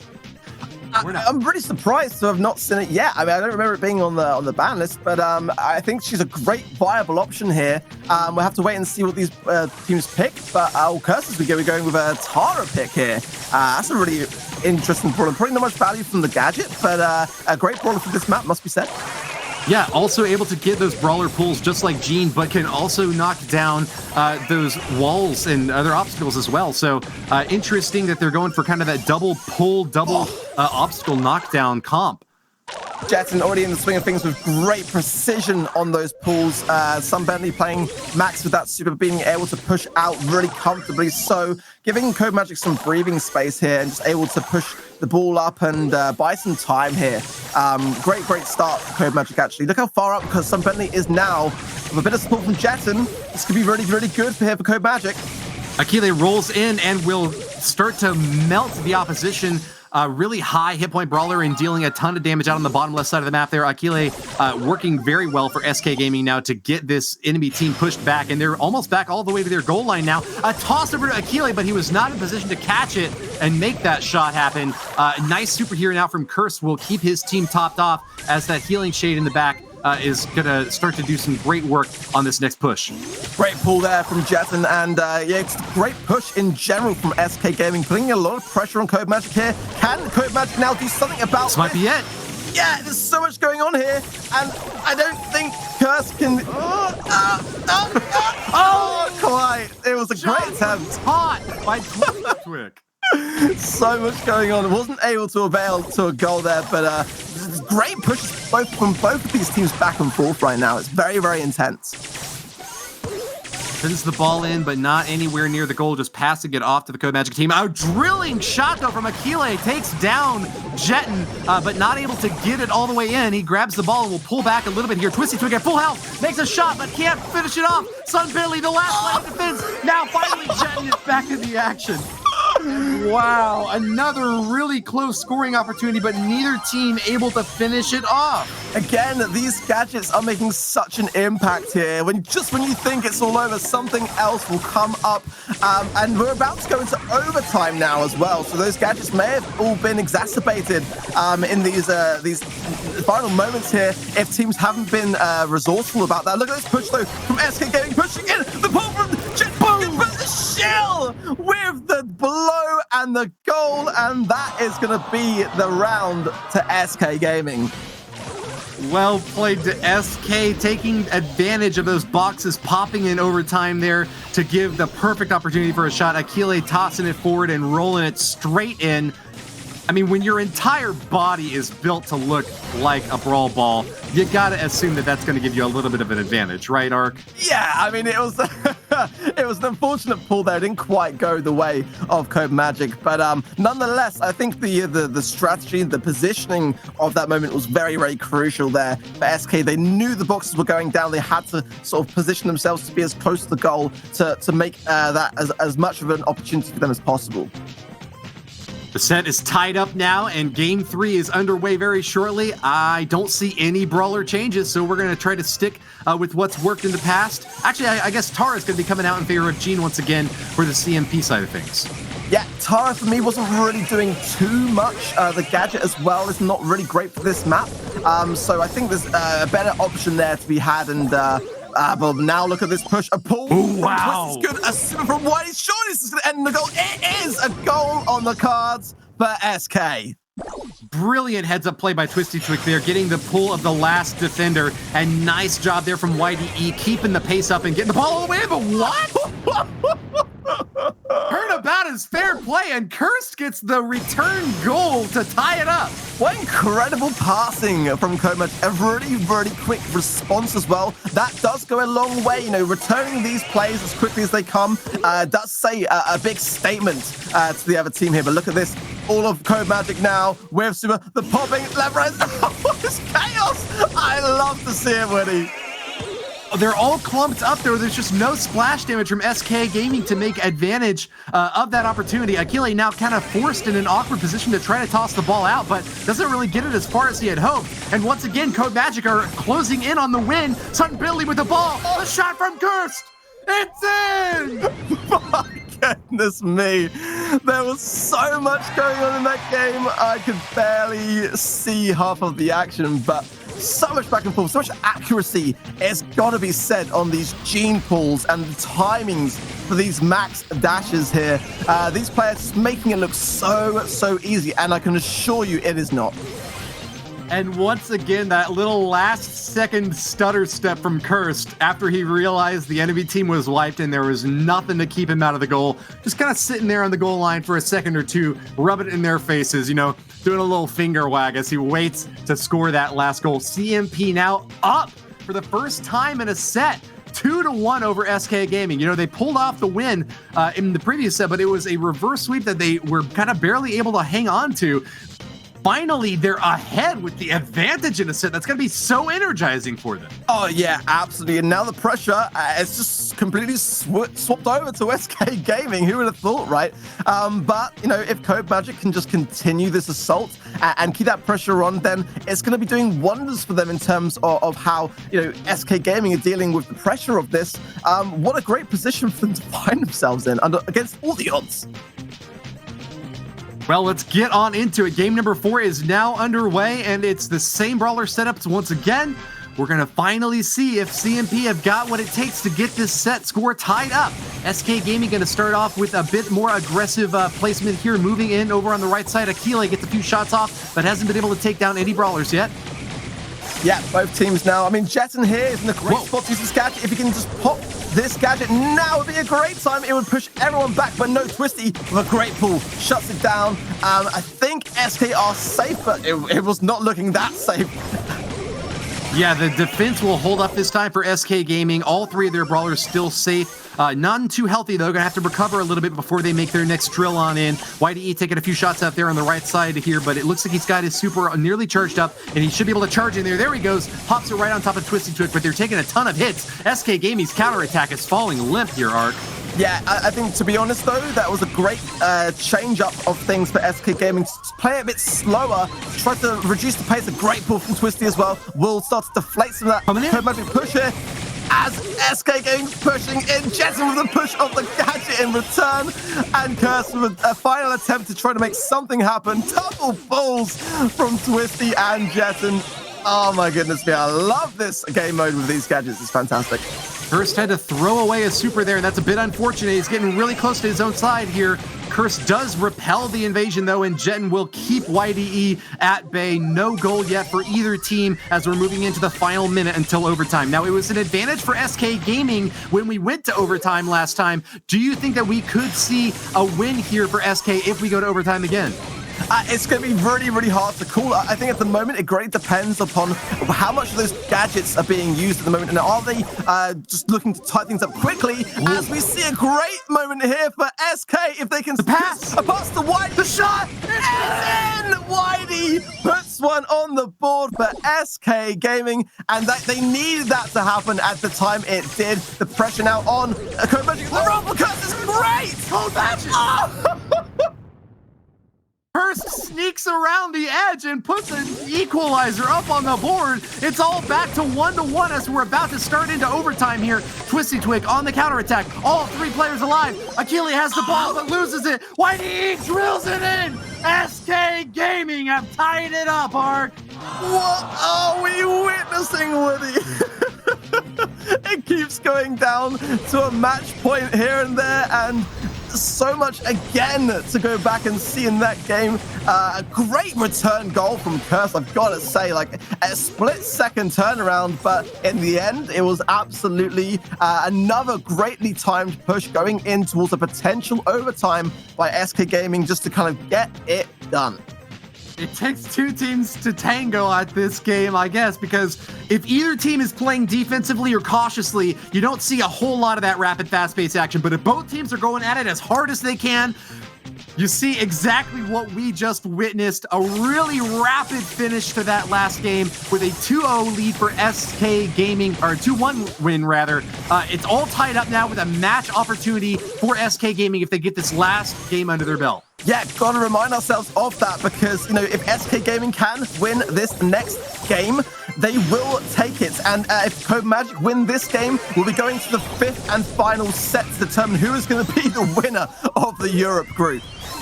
Tricky spot there for Codemagic Purple. They had to drop their own barrels out in front, so that's going to be one less obstacle for SK Gaming to have to get through the next time that they make their attack. A clumped up team from Codemagic Purple is finally getting a chance to spread out here and get some more damage in. A kill, however, for Sun Bentley will get them a little bit more breathing room as SK Gaming are going to be back on defense now, trying to keep this attack from staying off their goal.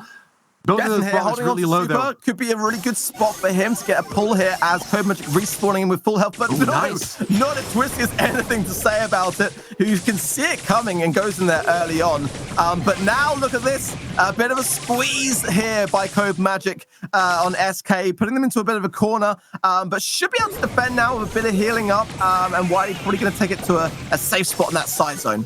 Aggressive roll from Cursed is able to get quite a bit of damage in, but doesn't knock any of those brawlers down. Sun Bentley doing his best to keep that pressure up, sends the ball in, but not toward the goal. Twisty Twig with the defense will be able to keep his head on straight. Jetton gets the pull, though, and finishes him off. If he can pass it to Cursed, he might have a shot to goal.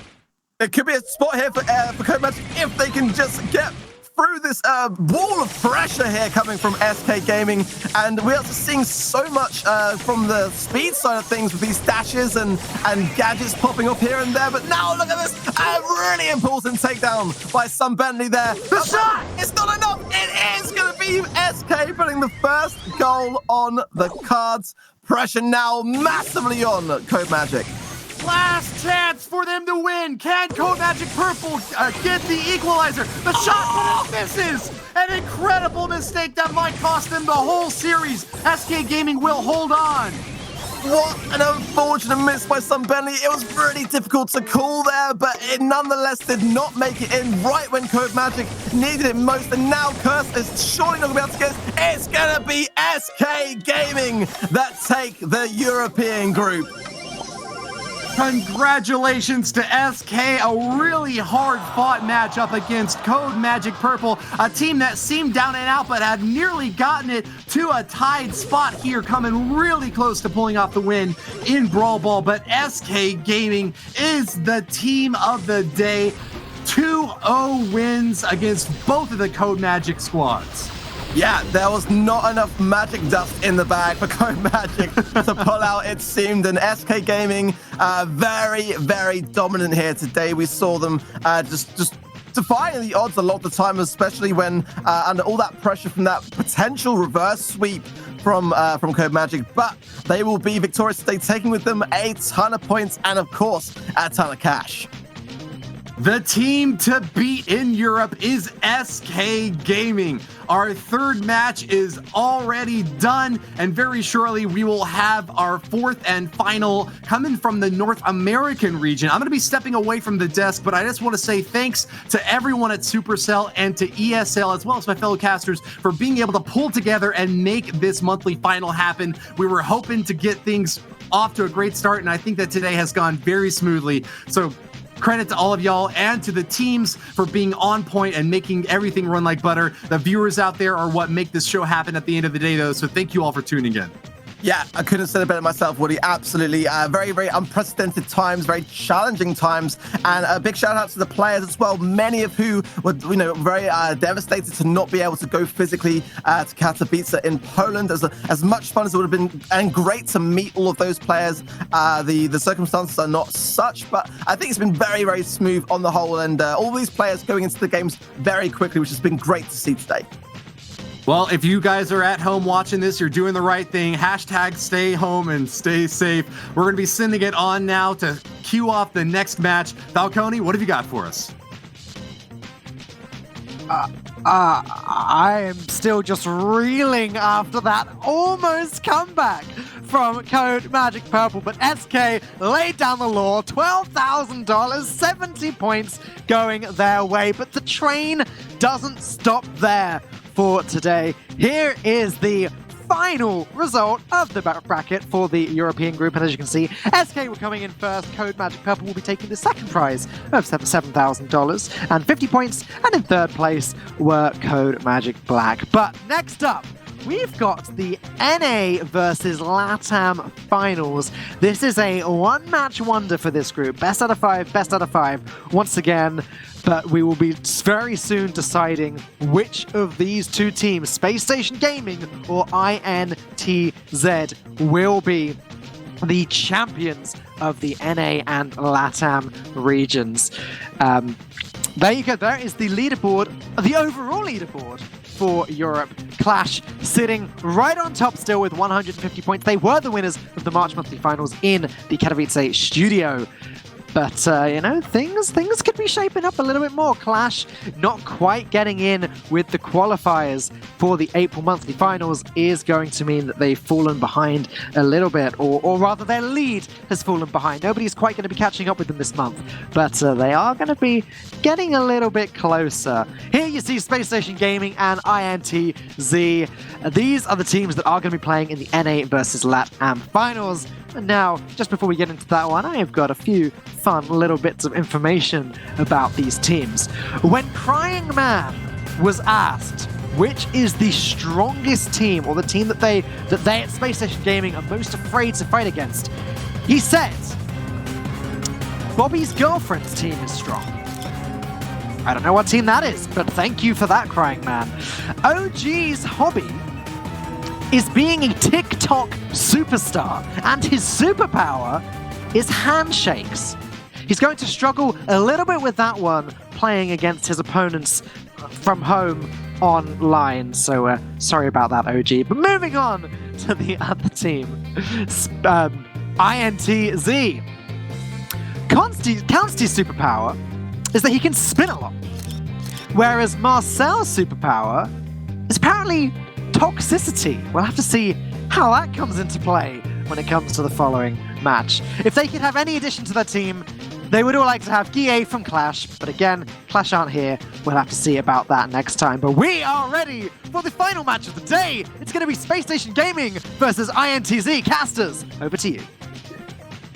Thank you very much, Falcone. Yes, I'm back with Ark. Just as we started off today's action, we're going to move over to the North America and LATAM Finals. And I was keenly watching the European Finals. Great to see SK dominance, but let's shift it up. Let's see what they can do across the pond. And already we've got our bans coming in. We got Ems and Jackie. Now, Jackie's unsurprising, but based off of what we just saw in Europe, I think Ems being a ban is quite justified as well.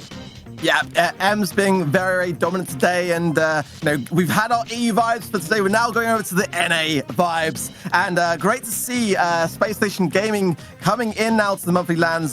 Bobby, OG, Crying Man, Jack Shepard, very strong team from them. Crying Man and Jack go back to the World Semi-Finals last year in Worlds, and got a lot of great experience from that side of things, and especially from the LATAM side as well. Both two very strong teams here, I feel, today. Yeah, so we're hoping to see great things from them. You just saw our map set on screen as well, so we're going to be kicking things off shortly.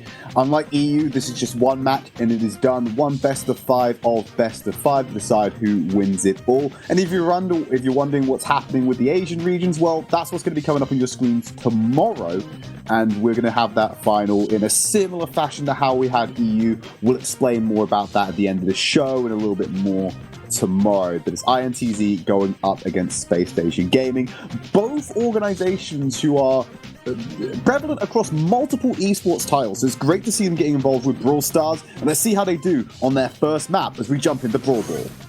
Yeah, both of these two teams have not played at all today, so they will have been warming up on ladder or scrims prior to this. But here we go then with NA and LATAM. OG with the pick of Frank straight off the bat. I really like that pick. I think that will go very well on this particular map as well.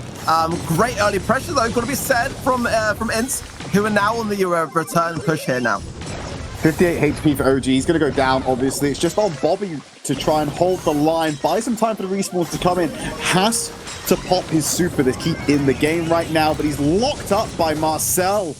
and Consti, who's going to move forward. OG tanking it up. He's going to catch the ball and try and get this anywhere away from the goal to buy some more time. Tucking it in the back corner is not the worst idea because this is now just a game of kills. And as long as Bobby and YouTube can, Cryman can get out of the goal, they're going to be fine afterwards. But Guido comes back in again with the last call. He has to use his barrel roll to get out of the damage, and they're still on the back foot yet again. It was a great place to put the ball by OG. I actually really like that strategy for sure. And now we can start to see Space Station Gaming get out of their spawn. What was happening was INTZ was getting them into a cycle of just not being able to push back, constantly getting them taken down. But what a great spot here. Oh, great gadget from Marcel. Yeah, to cancel out OG. Wow, really well thought through there from INTZ. Yeah, it stops him from using his own super, destroying all this terrain, getting the stun, and potentially starting a snowball effect to getting that first goal. Then he's going to pull him in afterwards and take care of Frank while he was on low HP, just leaving Bobby and Crying Man up to try and find a way to defend this one. The tempo's not there for INTZ, so they will have time, but there's 40 seconds remaining for them to make a move. Yeah, if OG was able to pop his gadget, he might have been able to avoid that knockback. But again, gadgets bringing in another dimension of things having to be thought about. Very difficult to really know as well whether your team that you're facing have actually even still got their gadget to use. And picking the right times is so important. But we're seeing already today that use of that Gene gadget being so much value applied for your team. The heal, the pushback, it's fantastic. And 12 seconds remaining. Overtime's going to go into effect, so this might play into the hands of Space Station Gaming. They've been trying to break down terrain and been shut down the entire time. Well, now overtime comes into effect. That's not an objective. The stun's lined up for OG. He lands it right on top of Consti. They're going to roll forward and try and get this in the back of the goal, but they can't find it on target, leaving just OG alive to die, cut off by the last call of Consti. And Guido, they press forward with Bobby. Marcel has the super pass enabled. If they can get rid of Crying Man, he can weave it in. Try to put it into the backside. No one catches it. And Marcel scores the goal, taking game number 1 in favor of INTZ. Wow, a great early start. It was very difficult to know at that point in time when Space Station Gaming had the push on the goal, whether it was going to avail to anything. Unfortunately, it did not. And that goal in overtime playing such a vital attribute for Team INTZ now, and the first game in the bag. Wow. Yeah, not fast like we saw in the previous series with some SK games, but when it comes down to Brawl Ball, that went the distance into overtime and only just came out, but that was the first clash. Now, they know what the compositions both of them are comfortable running and what they want to go with. We could see the adaptations come into play and completely change the playing field moving into game 2. Yeah, I really like the brawler picks, I've got to be said. I think that Frank here being played by OG is a really valid choice. I don't think we're going to see any switching up, however. I don't think that, for me at least, Space Station Gaming had so much of a problem dealing with the comp. It just came down to that kind of like last-minute slip, I feel. But we'll have to wait and see. Let's jump into game number 2, find out if any of those changes have come in. Mr. P coming out for OG instead of the Frank. And they got the mystic duo of Tara and Gene. I take it back. OG clearly not feeling the Frank pick was giving him enough value, and Mr. P here could be a really, really good idea to take into this game here. If OG can get super now and place it down quickly, then that would be a great position here. Not getting that super at all. Gets absolutely wiped out by Guido. As now they're going to go on the aggression again. The last call cutting off all the movement potentially here for Crying Man, but Consti going to be in the front line, get the pass from Marcel. They just need to get past OG. And they're not able to get it in. Oh, Consti squeezed that one in! The first ball going in so fast for INTZ. Wow, well, a really, really fast start. And I feel like, as well, Griddy's got a great choice of brawler here. I mean, Barley is giving him so much value with that sort of being able to force Space Station Gaming around at will here. It's going so much more in their favor having that thrower on their side. Great pull there by Bobby to pull in. He breaks a bit of his own terrain. That's the cost of doing business when you're using that hand so close to your own goal. He will remove one from the field, allowing them time to get out of their goal line and attempt to go on a counter-attack. So they've cleared some bodies from INTZ, but they need to press forward now. Bobby with a brief pass into the mid. will enable him to attack and look for another opportunity. Now, Marcel and Bobby are both sitting on there. A super great pull onto Marcel. Opens it up, and there's the gravity from Crying Man to bring them all together. That's 2 down for INTZ. Spacestation Gaming, they're going on the offensive, and a great pull again from Bobby. Finds themselves the Barley. They've got a near open goal. Find the opportunity, and Crying Man with the equalizer. Great return fire then from Spacestation Gaming, who get a goal on the cards here as well. I really like that OG as well is running that star power for Mr. P. That tin can star power, I think, will go a long way here. Good shots on Marcel as well. A bit of a need to defend this now from Spacestation Gaming, but defend it they do. Very comfortably done. Crying Man now able to go a bit more on the offensive here. Yeah, he's looking for Guido, who's low. The extra range, the range on the briefcase, not quite there for OG, so he won't get the kill. Guido being hunted down by the empowered Porter, though, makes it so difficult. Overtime's about to come into effect. This is an opportunity now for Spacestation Gaming to come back into this. Marcel looking to get that super on the ground, find an easy pull into one of the opponents, and Bobby's in the exact same boat right now. Uses his own gadget to get some healing and create some distance, but there's the last call to try and break up the playing field. I've got a feeling that OG's been saving some of his gadget as well for overtime. I haven't seen much of Service Bell out except that one instance, so we might well see if there's a great pull from Bobby, goes in there, getting the takedown, and now the pressure on Marcel has got to be mounting here, but But that might not be the best play because you're moving Crying Man in. He's sitting on the gravity right now. He pulls 2 together, and Bobby able to weave it in. There's the equalizer from Spacestation Gaming, and it means we're going to tie out this set. What an amazing timing there between Crying Man and Bobby to shoot that ball straight through the middle of that Tara suck. And yeah, Spacestation Gaming now just getting into their flow of things and starting to get a bit of momentum going in because they were a little bit slow to the mark, gotta be said.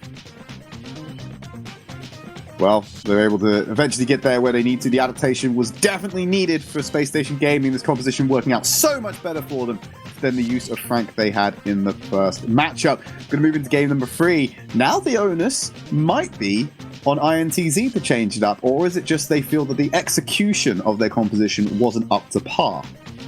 Well, gotta be said, like, Mr. P has got that really annoying quality, and this map is really catered towards him being very, very strong, as we've seen with OG playing him. So, I don't know. For me, I might be thinking maybe I'll bring out Mr. P as well. Like, you know, you can place that Porter super into a really nice tight spot in the corner, which kind of always keeps it active. So, I don't know. We might see Mr. P come out as well. Well, they might go for the mirror matchup, of course, what we were seeing in our first game. I feel like each series has brought its own take to what the composition should be. I don't think we're seeing consistently a meta coming on. That's mainly by virtue of us also playing different maps as well. I imagine if we had the same maps, we might see the same comps come out. But really, consistently, you're just seeing the same strong brawlers we had from the previous month before we had gadgets in play, barring the ones that are obviously banned out. So there's not, to me, any dominant change coming through because of the inconsistent maps that we're using. Would you agree with that assessment, Ark? Yeah, I mean, some brawlers, it's got to be said, do have a very strong gadget, which do make them more viable. So we have seen a bit of a usage rate go up for things like Ems, and Jean has always been pretty dominant regardless of that gadget. And now just having that on top makes him even more of a powerhouse. But OG actually feels like the Barley pick. And I did mention that earlier, that Kudu had a good brawler pick with Barley here. And I know that OG does like Barley a lot. So actually didn't feel like Mr. P was doing as much for him as maybe Barley was being done by INTZ. I think it's for moments like this where you can throw out the last call and cut Marcel off. He has nowhere to go right now. And really apply pressure onto aggressive positioning from INTZ. Crying Man's going to put it in the back corner and try and lock them into this pen. But he hasn't got the support from his team, who are respawning right now. Great call onto Consti from Crying Man. Well, it wasn't from Crying Man, it was from Bobby, but Crying Man was the one who got the kill. That's what counts. Sending in that Shadow Clone into the goal line as well. Now they just need to wait for the right opportunity to get that kill. Marcel, sitting on his super, might want to try and shut this down altogether. He's able to get control without burning that all-important spell. Yep, OG now locking in, Constantly there into the goal. Great ball from Marcel, does get the takedown now. Bobby return ball, however. 3 shots on Greedy, gets it done, and should allow Spacestation Gaming to push back now. OG under pressure, but again, look at that positioning now. He can just stay back, but no, Marcel has anything to say about it. Pulls left, right, and center. Love to see it. They're getting him so fast. Ark is basically being used on cooldown immediately, and they're trying to find a way to weave shots at each other, build it up even faster. I think Marcel took an attempt there to try and grab Bobby. He didn't quite catch him there on the left-hand side. So does mean Bobby has an unused spell. He's going to not miss as he finds Consti on the need. So the gravity's going to pull him in instead. Pass up the field. There's a chance here for you to walk away. Crying Man trying to grab the ball. Weren't fast enough, and the respawns have come in. Yeah, I think Bobby now will be looking for getting into a position that's stunned for that needs to gadget. They're very devastating, and Marcel to finish things off. I was going to say, I think that Bobby was looking to get a pull to break some of that cover there, but didn't quite get the opportunity to do so. With 20 minutes left, though, 20 seconds left, though, it doesn't seem like we're... 20 minutes? What game are you playing on? I know, right? It's, again, the impact of self-isolation and not knowing differencing in dimensions. But here we go, 6 seconds now. Overtime's going to get triggered, definitely, here. So this is going to make things a little bit harder for INTZ, who've been on the back foot. They've used the last call to clear some space. Went for the magic hand that also missed on the Bobby, but Bobby just doesn't miss! Oh, will go ahead and get that goal as well. And SSG will take that game, and they push themselves to set point. Yeah, a great spot for Space Station now. Playing the slow game, it seemed, just kind of like being very consciously aware to not concede and waiting for that opportune moment to capitalize for that goal. And it came in the overtime. It was a really well-calculated moment, and it definitely went their way. Great ball from Bobby, got to be said, and OG with the finish. Fantastic place from Space Station Gaming. So yeah, they are currently 2-1 on Brawl Ball right now as we're getting ready to go into game number 4. An early lead in the series could prove pivotal, given that much needed momentum for the rest of this North American and LATAM final. Adaptations coming in each game. We're seeing someone iterate on something different. We just saw OG switch over to Barley when he played Mr. P. Is this the winning combination for Space Station Gaming? Do you think they're going to use this comp to see out to the end of Brawl Ball? Do you know what? I don't know, and that's what I love so much about Space Station Gaming's strategy here. They are just constantly mixing things up and changing things, and like I said earlier today, that is a big factor when it comes to competitive. The more that you can keep your opposition guessing and not knowing what your next move is going to be, the more advantageous it is for you. So I would love to see them probably mix up even again. Could see that. What would you put in there? What do you think their composition could be lacking? What substitution do you think they can make into that one, Ark?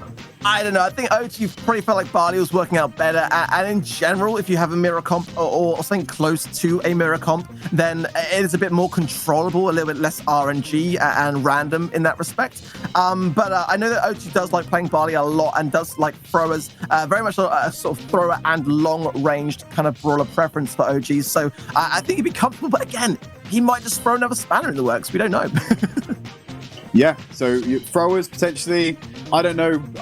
How do you feel about Tick right now? Just because his gadget's a little bit not the best, I'd say, out of all the gadgets that are on option. Obviously, you drop the grenade and then you can get a quick dash as well at the same time. But I don't think he's quite strong enough to keep up with the other big boys right now, is he? The thing about Tick on Brawl Ball is that it's very hard to defend. Okay, yes, you've got your super, your Tick head can provide some knockback and make the ball drop from your opponent's feet. But in general, there are better throwers to choose with regards to that kind of defense.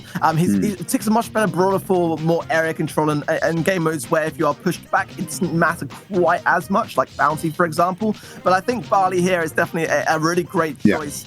And Bobby, you ain't going to be moving Bobby away from Gene. He's his baby. And it's working out very well as well for both teams with that gadget. So I don't think we'll see many changes, but again, if you just want to strip down the performance between Bobby and Marcel, the big difference between those two in the Gene play has been the accuracy with their supers.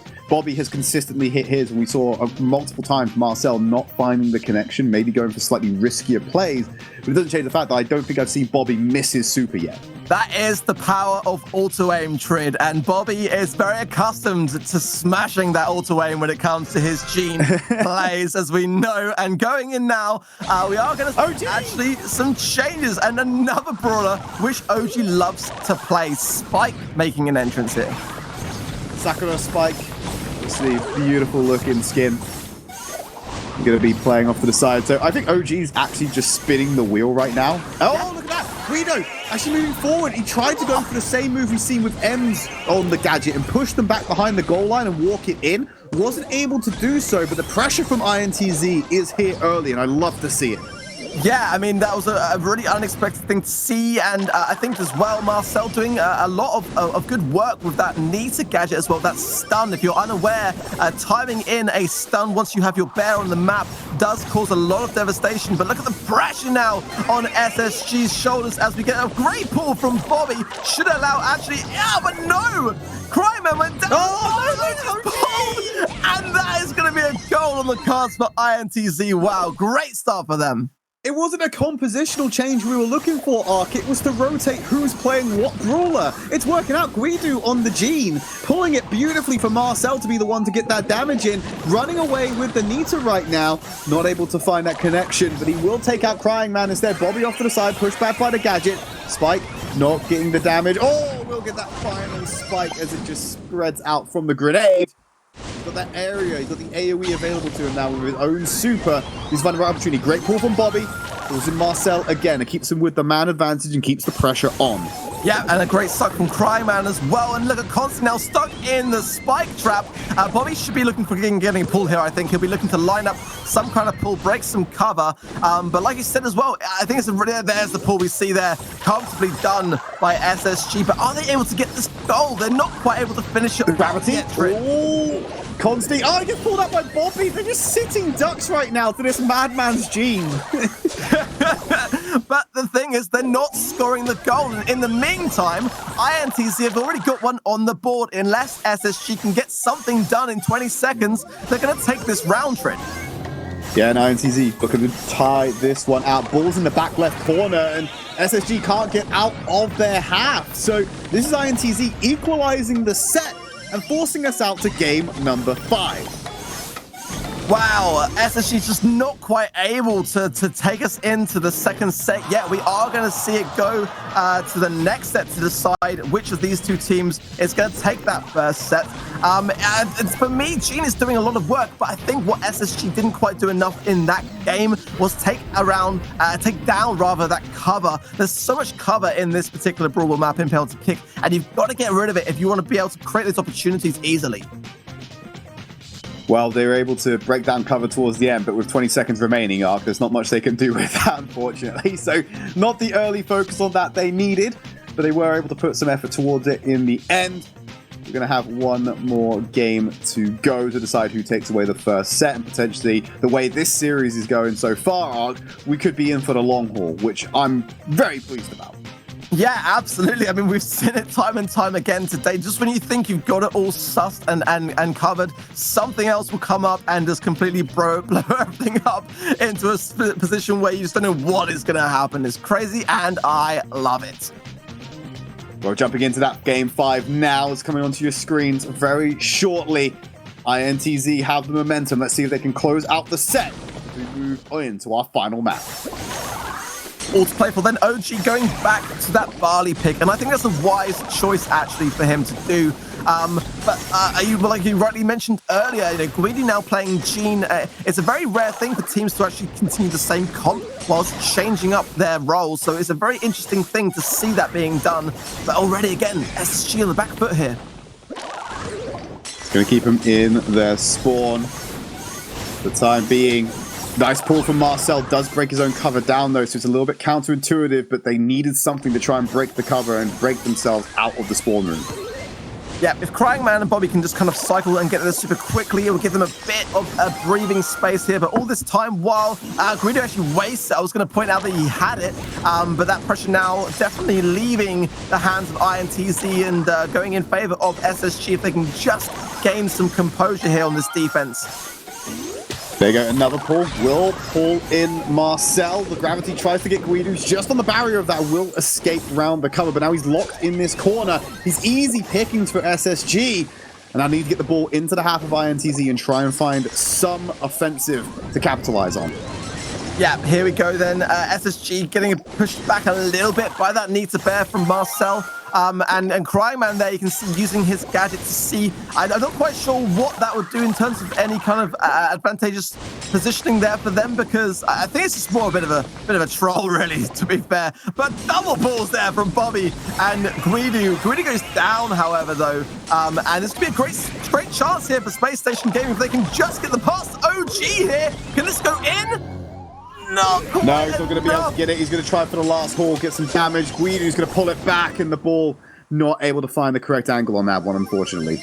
Difficult positioning there from OG. I'm sure he was going for the ricochet shot off the corner if it could have been done, but with that spawning in, very difficult thing to time. Great pull from Guido as well, though, and does get eventually taken down from Cryman. Dangerous position now for SSG here. Yeah, OG's locked in the back corner. He's been taken out. Open goal here. It's easy for Consti to walk it one. And Marcel will be able to get that first goal. With 10 seconds remaining, INTZ, they're definitely going to be walking away with this map, barring some miracle. And SSG have to go for it. Bobby's trying his best. He won't find it. They got the kills, but the ball's in the back of the line. And INTZ will walk away with the game win, and they'll take the first map.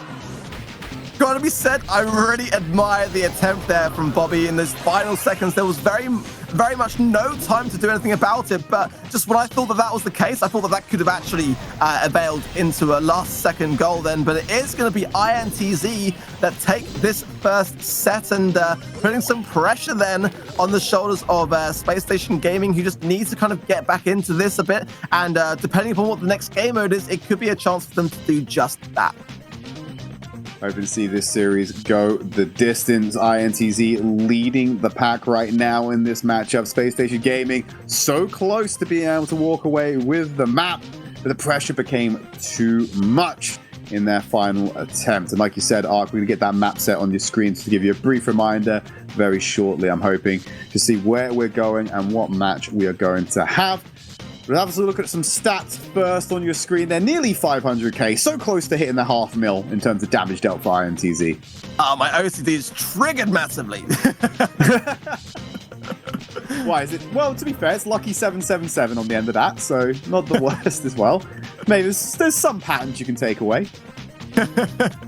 Absolutely. Then here we go then. Siege is going to be the next game modes. The map will be nuts and bolts, and potentially I think this could be a more favorite game mode for SSG, to be honest. A bit more territorial, a bit more control based, knowing quite intimately the brawlers that SSG play with, a bit of a potential cushioning here to slow the pace down, and that definitely seems to be the thing for me, at least, that INTZ have done really well. It's put a lot of quick early pressure upon SSG and force them back into that spawn. So maybe having said that, it could also be a good game mode for them as well. Yeah, what you said there, I think, is the train of thought I'm going down here, Ark. If they can grab that early pressure, especially in Siege, where you can easily snowball the situation by just perpetually getting the Siege bots, you win the early pressure, you win the early fight, you get a level 2, level 3 Siege bot going into Space Station Gaming's base, then, well, you can just maintain that mid-control and build up a bolt economy that Space Station Gaming just can't come back from. So that early pressure may be the deciding factor before Space Station Gaming even really get to play the game.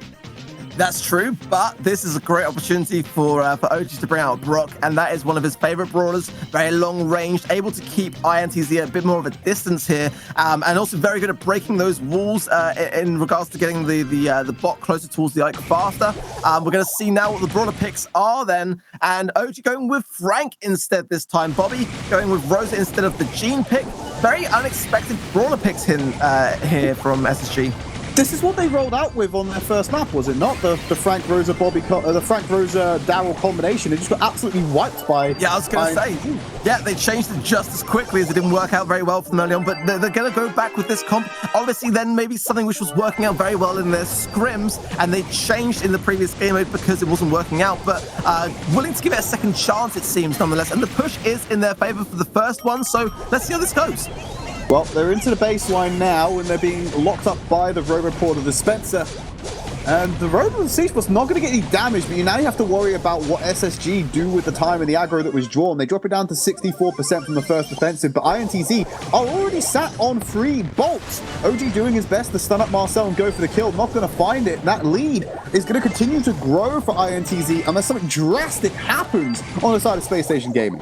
I actually really like this spot for SSG, to be completely honest, because if you look at the amount of bolts they are trying to bank at the same time, if they can defend this like one push, then it is going to be a final push in their hands. And Bobby going down there might put a little bit less pressure on Guido in terms of his survival here. But a great amount of the delay being done by OG there and Crying Man. It should be a relatively comfortable defense, I feel, here.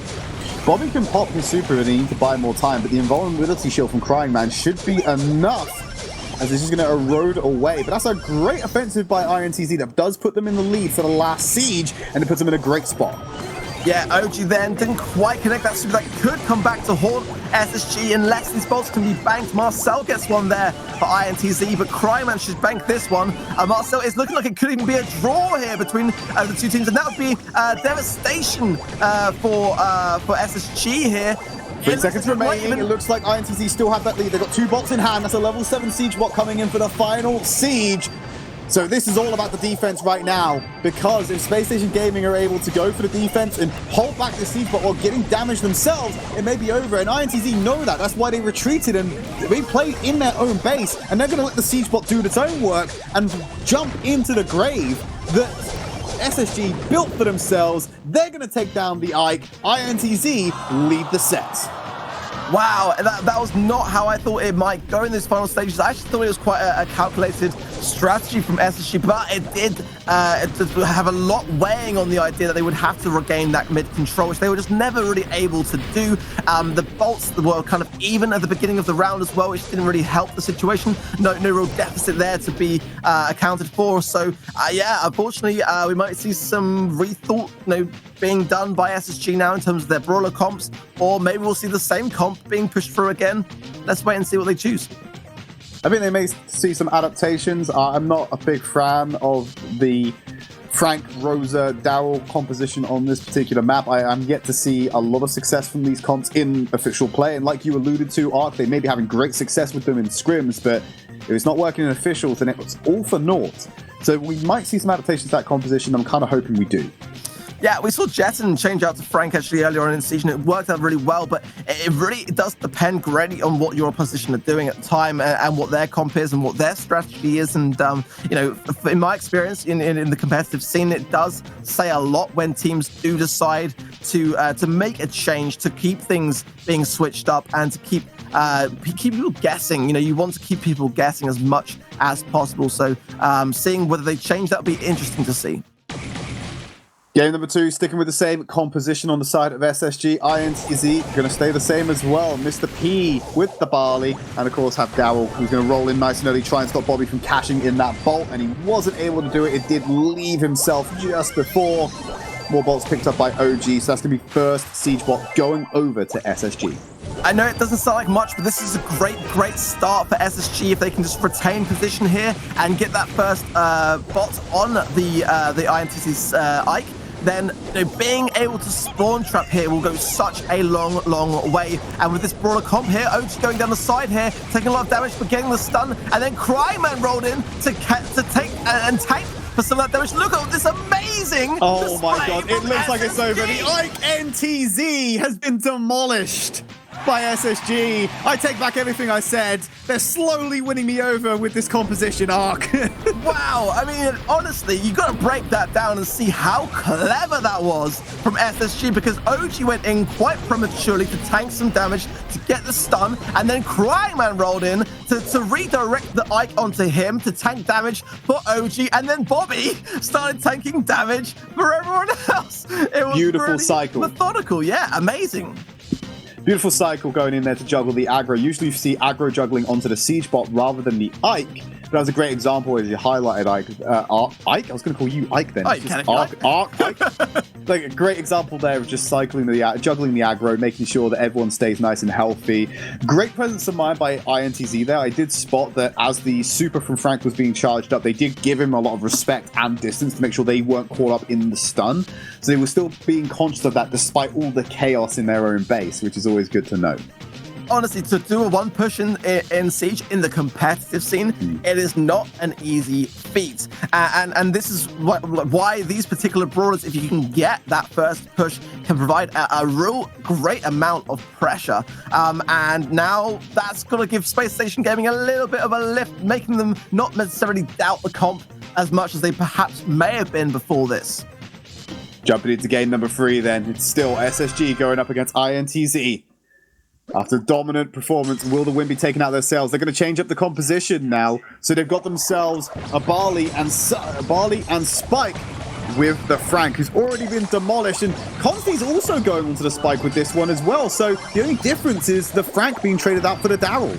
Well, actually, OG was playing Frank, and now Bobby's playing Frank. So, again, both of these teams showing signs of not being too stuck into playing one particular brawler. Very open to the idea of letting someone else play the same brawler. But the push is coming in now by INTZ here.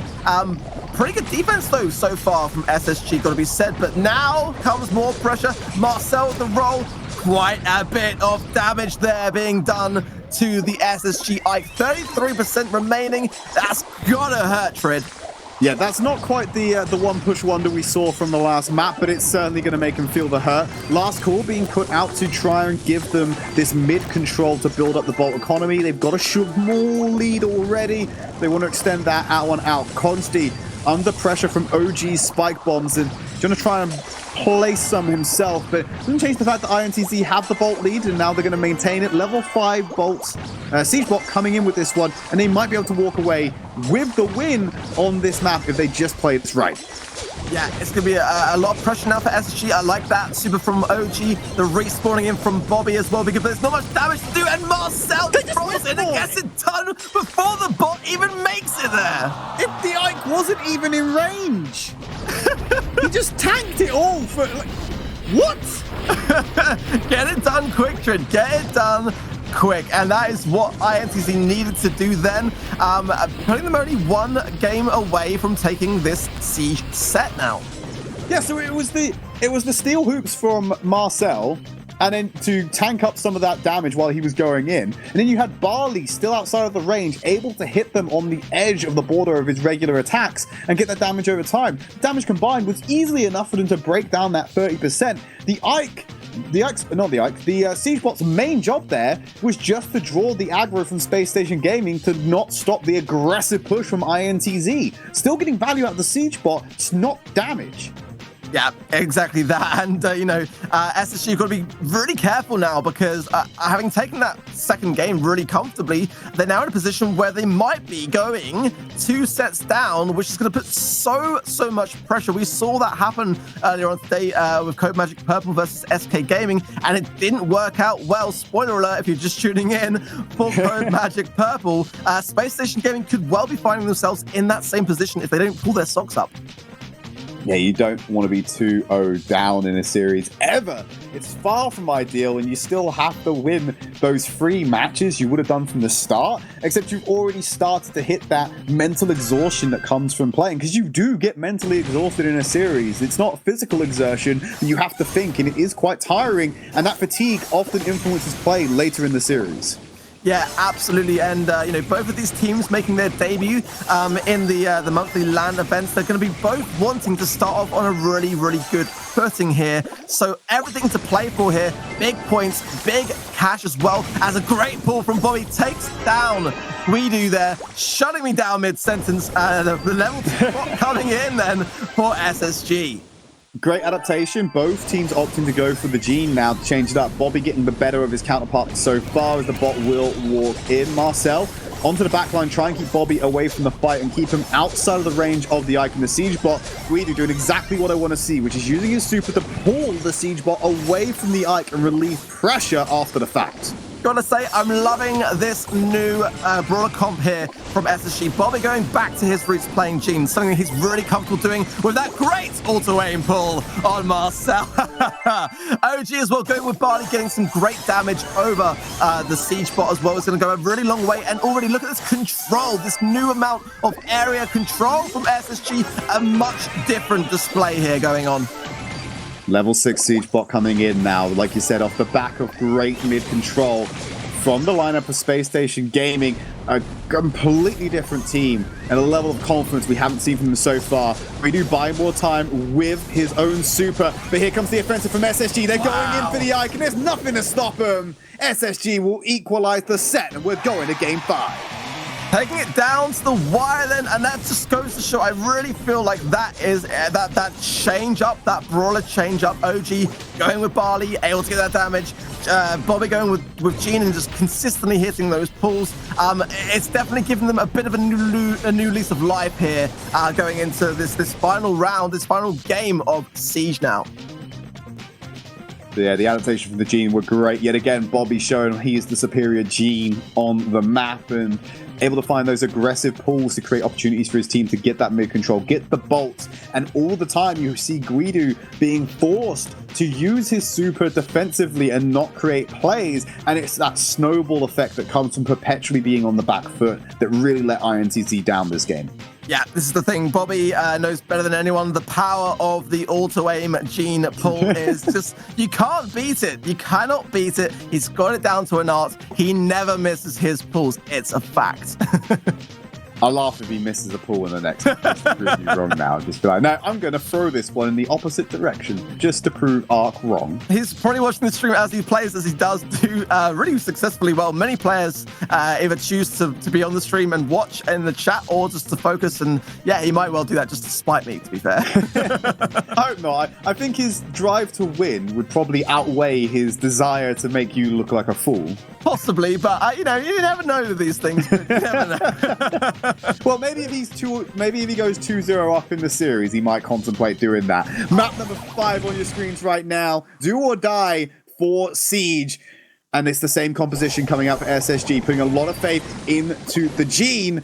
And it's looking like INTZ decided to switch it up and get the Mr. P instead. Yeah, a really strange time, I think, to switch things up. I'm not sure whether Mr. P will get as much damage for me as something like, a thrower or something. But, we're going to see now the first push coming in for SSG. I'm not sure what I feel about this change abroad to Mr. P, bro. I mean, it's kind of a weird time to change it. And look at the amount of pressure now coming in from SSG. They set up they're trying to set up the Roboporter to distract the Siege bot, so they're able to get the last call on a couple of bottles onto the Ike. They will drop it down to 61% HP. The bolt lead isn't too significant right now, but the issue is INTZ can't get any mid-control, so they're never going to be able to catch up. Absolutely, this is the problem now with Mr. P having no real impact with his super. It's kind of like a bit of a deflated push that we're seeing from INTZ, giving Spacestation Gaming a great chance. Not even a single bolt is banked currently by INTZ. A level 9 coming in and nothing in the bank ready to come back for a final potential push, even if they wanted it, Tridd. This is over, Ark. This composition has completely backfired for INTZ right now. SSG just getting exactly what they want. They pulled Marcel out of the barrel roll, and I think INTZ realized that this is over right now. They're just throwing around, having a good time, enjoying it, having a mental reset and going, we're going to have to fight him on the next one, lads. SSG going to equalize the match by taking Siege.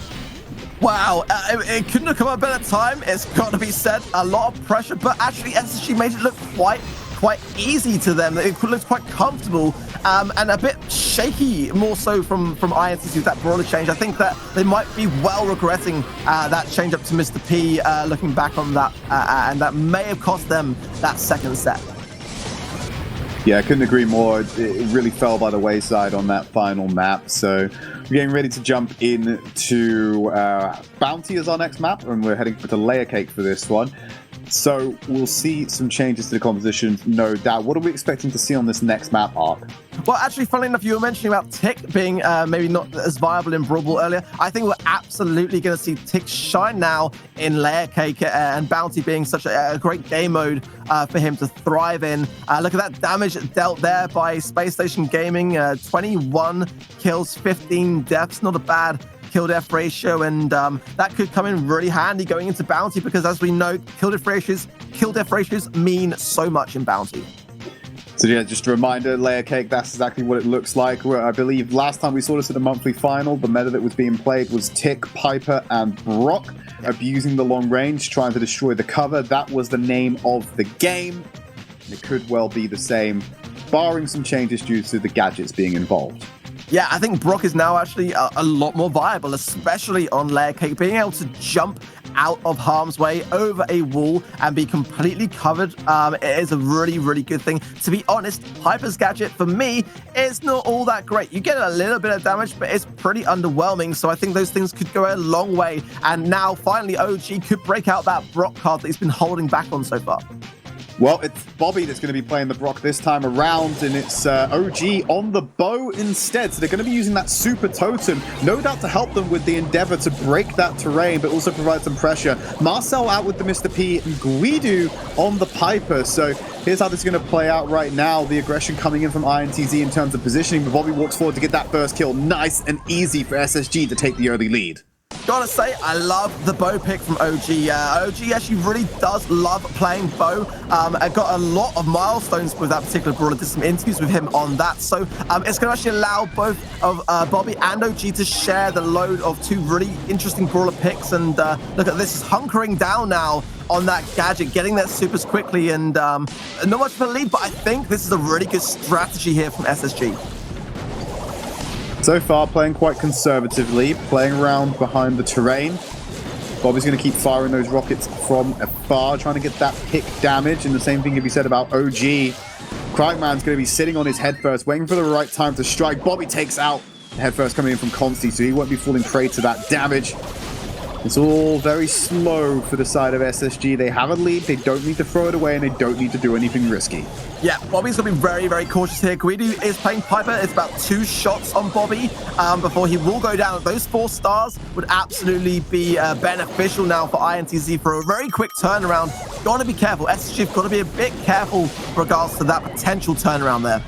Well, the stars have gone into a 2 difference right now, so if Bobby goes down, that will spell disaster for SSG, who are just trying to sit in this power totem and give themselves that ability to really deflect the attack from INTZ that's coming in. 15 seconds remaining, and they're pushing them to the brink. Head first, taken out by the side of INTZ. Bobby has the rocket rain. He's going to drop it right on top of Guido. Forces out the super defensively from Guido to stay alive. Marcel incredibly low. Can't get the angle to take him out, but no kills coming for INTZ. So Spacestation Gaming walk away with map number 1. Wow, I don't know whether you saw OG on that bottom right-hand side was so very low at the end of that game, which would have given the draw, but it didn't happen. SSG are victorious in that first game, but it was for a great deal of time there, SSG being very much pushed back into their spawn, and I don't know whether they got maybe a little bit lucky towards the end of the game. They looked like they might have been struggling a little bit, Tridd. Yeah, definitely unable to find a footing in that particular matchup, and I think that just came from the early lead. I think it's incredibly hard with the composition they were rolling out with to regain control of Bounty, whereas if they got that first kill, they could have played on the defensive, and I think they would have had a much easier time with their particular composition. But when you're trying to aggress with a Piper into that duel behind cover, you can't really get up safely to use your own super to destroy it, so you can't create the sightlines you need to get value. Yeah, really, really valid points there as well. We're seeing changes there, not to SSG, that's for sure. We are going to see pretty much the same couple we saw last game here. Yeah. And really taking that right-hand side lane as Mr. P. We saw a little bit of gadget use from Guido in the last game, but I think he could have used it a bit more successfully. So goes down very early on there on that right-hand side lane. Bobby just absolutely riggedy wrecked him on the right-hand side, and now, yet again, INTZ have to go on the offensive, and they struggled to do this in the previous match. Do they have something else? Consti's in a very difficult spot. He stayed way too aggressive for too long, and this lead is really opened up. Yeah, I think it was a bit too much of an aggressive start. Guido now on 18 HP there, but I don't think OG can quite secure the kill, but it will place down some mines straight onto the middle, and SSG just focusing on tearing this map up right now. I get the feeling that there's not going to be much left of that middle area, which is going to cause a lot of problems there probably for Marcel. It's going to make it incredibly difficult for him to find any safe angles of attack. They're moving forward. Bobby has the rocket rain. He's going to drop it on, destroy the Roboportal dispenser as well as that terrain as well. So Marcel has to move forward and try and play behind this aggressive cover, but another rocket rain coming in from Bobby will miss out. for now, they're trying to find the damage. Crying Man needs to be careful. He's sitting on 4 stars. It's an 8-1 lead with 30 seconds remaining, but there is a potential for a very fast swing if they can find the right kills. Consti throws out the head first. They're going to clash over with Crying Man, so they cancel each other out. Consti very low from a snipe from Bobby. Marcel trying to find the damage, but won't get there in time. And so they will get a kill onto Crying Man. They just need to find one more with 17 seconds remaining, and INTZ can come back into this. Crying Man going down there could be a really bad thing for SSG unless they can hold their ground here for this push coming in by INTZ with 5 seconds. They put a takedown from Bobby. The super hit so well from Bobby there, and OG with the finish. A comfortable ending then for SSG when it looked like it might have gone the way of INTZ if they hadn't have just been able to hold on at the end, Tridd. Spacestation Gaming still sticking strong with this particular composition and walking away with another victory on Layer Cake. One more on this map, and they will go to match against INTZ after dropping the first match. So really, I think this is the point with your INTZ. You need to change composition. This isn't working for you right now, and you're knocking on death's door for bounty. Yeah, I couldn't agree more. For me, I feel like it hasn't really gone the way of INTZ since that change up, that switch over to Mr. P. As annoying as Mr. P is, and especially with that gadget being able to apply an additional damage and HP boost to your Porter, is that there are better choices, I feel, under this circumstances of Brawler to use. And Mr. P, to be honest, doesn't have really too much DPS. And I think that's where they're going wrong. We're still sticking with the exact same composition now, so it's really to do with the method of approach. Consti has to use his gadget to get away, nearly evades all the damage, but doesn't find all of the evasive maneuvers he needs. Great return to Consti to find Bo, though, so it's not a total loss. Only 1 star in it, and SSG are pushing forward. This is uncharacteristic of them on Layer Cake so far. Yeah, just playing a bit of the slow game almost and just trying to depend on INTZ to make those pushes. I've got to say, I do love this dynamic of pinching between OG and Bobby, placing shots strategically to force a position, a move of INTZ into a spot to just incur even more damage there. But Bobby does go down, but trades it out. Yeah, but there's a counter death there, and I think they were actually going to SSG's favor in terms of starts. It does keep the difference exactly the same of 1 in advantage of SSG, so it's still on a nice edge. Ark, 1 star in it, so 1 kill without a return will give anyone a lead in this one. Really stunned the right side. Will OG finish? No! Marcel sees it happening. A very smart play there from INTZ. Yeah, great recovery from them. You could very easy to get down and get knocked out there. Marcel had Bobby exposed but couldn't find the shots. Now has to retreat behind cover. 35 seconds remaining. Like I said, there's only 1 kill in it. OG taking a few shots, and there it is, Guido to secure it. And now SSG have 30 seconds to go on the offensive, but they're going to use this time to build up their supers and go in strong. Yeah, OG going down there is going to give 1 star lead to INTZ. And with 20 seconds now, they really need to find a kill, or this round will go to INTZ here. All supers online. Crying Man, Bobby, OG, they need to find the right combo to make it work. The head first goes out to draw some of the fire. Gonna get taken out by Piper on the back line. They're not able to get in close. They're firing everything they can. Guido survives with 336 HP. So INTZ will keep this map alive. INTZ holding on for dear life then. Very close exchanges. I did feel like it was a lot of pressure on the shoulders of SSG, to be completely honest. Having such a small star lead always means that with 1 kill, it can turn things around very quickly and put a lot of pressure on you when you least kind of expect it. And yeah, I mean, gotta hand it to INTZ for holding on, because not many HP there, still standing at the end of that countdown, Tridd. Yeah, it was so important. If he would have dropped that, then it obviously would have swung in the favor of SSG, and they would have been walking away with this map. So staying alive there, super important. Doesn't have the defensive tools that Piper has. She just went straight up into the sky, and there's no way you could have got that kill then. So the only thing you would have had left is the gadget to dash, but I think he'd used all of his charges by that point. So he was a sitting duck and very fortunate to not lose his life. Yeah, giving them an extra life, as it were, here now, really. Giving them a chance to get a bit of a chance to come back and try to... I think they need to switch something up, man. I think they need to change brawlers. I think they got a bit lucky, to be honest, in that last game. Not too much so, but it was a much closer game that's we've seen in larger deficits in the past. So a bit of a tricky one, but they got another chance. That's the most important thing to take away here. We're loading to jump into map number 4 on Layer Cake and see if there can be a closeout here by Spacestation Gaming, who have been very dominant so far, apart from that one last hiccup on the previous map. I've got a sneaking suspicion, Ark, they're going to be able to pull this one out and go 2-1 in this series, because I think it's been rare to see INTZ get their games together in such a way where they could walk away with the victory. Yeah, for me, Spacestation Gaming and Bounty have seen to be quite confident, quite collected. But as we know and have seen in Bounty, it can all turn around in like a last-second moment. So, INTZ could easily be able to do just that and turn things around in that respect. But, everything to play for, a bit of a second chance for INTZ here. But Spacestation Gaming looking quite confident, for me at least, yeah. Yeah, I completely agree. The confidence is resonating after a quite sloppy start. And it's not quite a reverse sweep because they didn't go 0-2 down. Well, not yet anyway.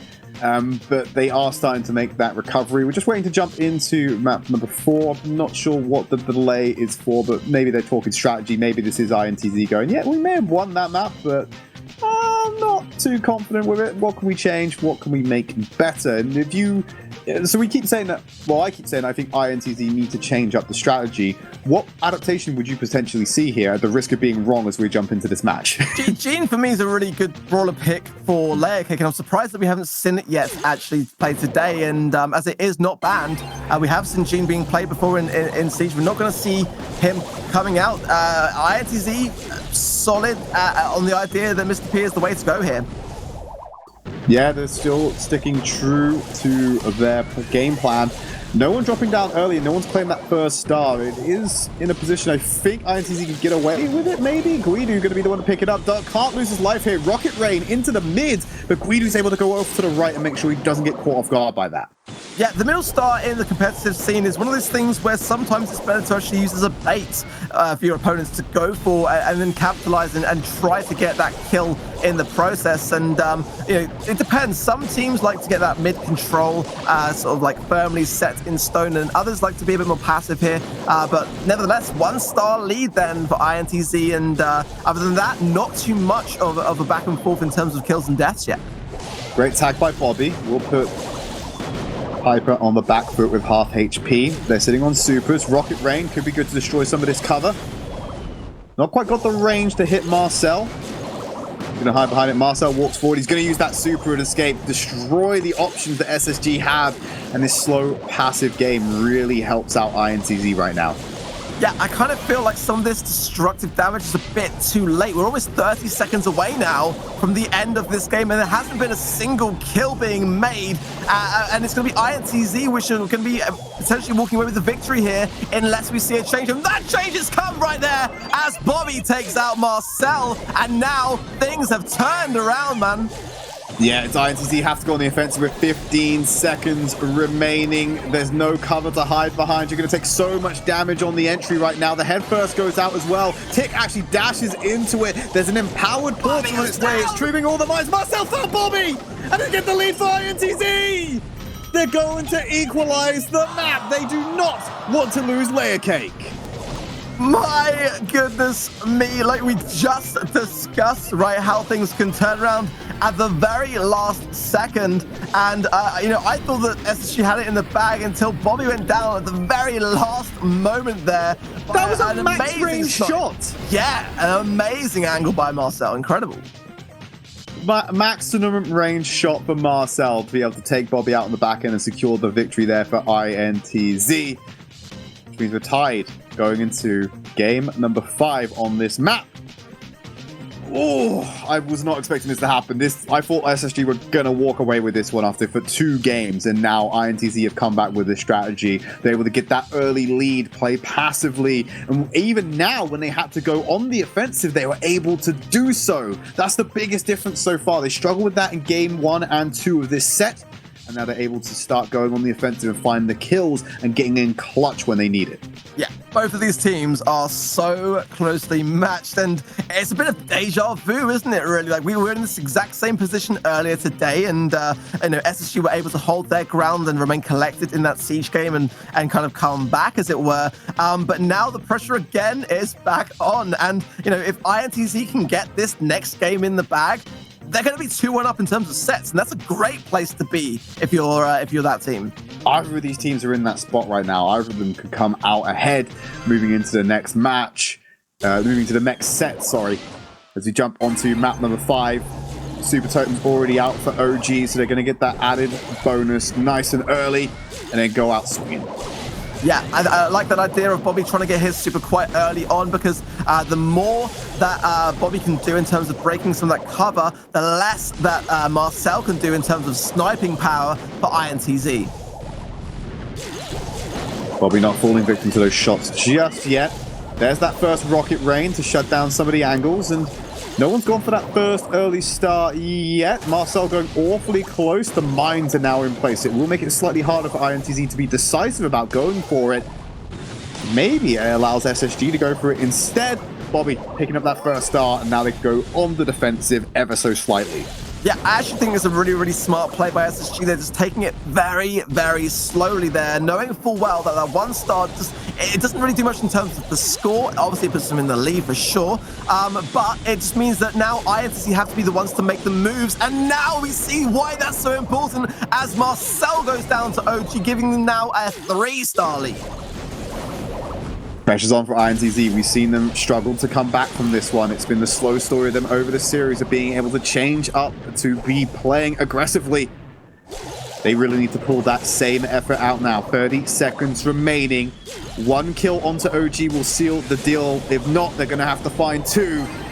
And I think OG knows that, so he's going to be playing extra defensive here. Yeah, I've got to point out as well, Bobby is hitting these shots so accurately right now. And I think that if this continues to go this way, it should be a comfortable win for SSG. But again, we've seen it time and time again. INTZ can turn it around in the final seconds. And here we go. The push is on from INTZ. Marcel goes down for it. That's it. Bobby goes aggressive with the gadget as well to shut down the tick and close down the thrower's range. They knew exactly what to do there, Ark, and they will take away Layer Cake as we move on to set number 4.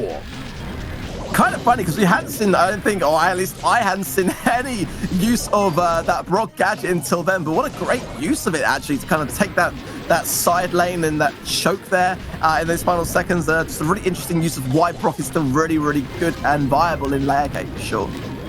Yeah, you just saw it on I think it's the last replay you just saw there. Consti obviously going to abuse the fact he can hide behind cover with the tick. Brock says, well, no, your cover's useless to me. Let me jump over it, get in your face with these rockets, and I'm going to be able to kill you faster than you can do it to me because I don't have to wait for my damage to explode. Yeah, exactly. Tick's so squidgy in that respect, and really, really struggles with brawlers being up close and personal to be able to deal the damage back in return. And yeah, it's a very comfortable finish then, giving Spacestation Gaming a bit of a chance to breathe now as we go into the next game mode. They are going to be now 2-1 up. Great position to be in. Like that was the position they were looking at being as we go into this set. So Stone Fort's our next stop. Gem Grab is our map that we're looking to move into. What are you thinking in terms of compositions we're going to see on this one, Ark? You know what? So much has changed in the meta since this game mode, this map was taken out of rotation and placed back in. Frank used to be really, really strong. I've seen some great plays on Twitter with Ricochet recently, but I think it's going to be a different meta as far as that's concerned. I mean, Ems would have been a great choice here for sure. This map, if you guys are newer and less aware to this map, it's all about making it for dominating that mid area of control and just shutting down all of those entry points. Which, some teams, if they have some kind of brawler to be able to inflict damage, environmental damage, might choose to open up some of these corner areas to provide a bigger funnel to be able to enter to get those gems from the middle. Yeah. Is it worth, obviously you've got the hedge line across the side, is it worth picking up the Tara just for the gadget use in this one, just to see if you can survey where they might be? Or do you not think there's enough of a brush line to really invest into that? This is the thing. If you can be sneaky about your situation, then you might have your teammates stay in the middle whilst you yourself go and kind of scout off to the side and try to just pick off brawlers as they kind of maybe are less aware to your existence in that respect. So could be a potential gadget to definitely be viable here for sure. Yeah. Wait, hang on a minute. That's a crow. Yeah, Crow's gadget right now is crazy strong. I actually really like that pick. Never, I don't think, really seen Crow being used competitively. And now things are changing massively right now. Right, so 2 Pams, Tara and Jean on the side of SSG, but it's Crow and Penny backing up the Pam on INTZ. Did we see Crow at all last month, Ark? I don't think we did. I don't think we have, but his gadget, it's got to be said, it's incredibly strong at providing pretty much invincible shield. It's not quite that strong, but it does feel like it. Crow has been given a substantial boost, a much needed boost, and then we're going to see that gadget being used as well by Tara, by Crying Man. Very much a more traditional comp being used by SSG, and INTZ mixing things up a lot. Yeah, the boomers are really taking it to the zoomers in terms of compositions right now. Bobby manhandling Marcel as he tries to get anywhere near him when that super's online, pulls him straight in and absolutely demolishes him. So he's not able to find the angles right now. This is looking really strong for SSG, and I'm struggling to see the INTZ counterplay right now. It's going to be a tough one for sure. I mean, Bobby can counter a lot of those turrets, so he can pull, if he chooses to, the Penny turret, he can pull the Pam turret if he chooses to. But now look at Marcel here, noticing the position that Bobby's in, goes for the jump. Bobby pops his gadget and couldn't have timed that better in order to stay alive there.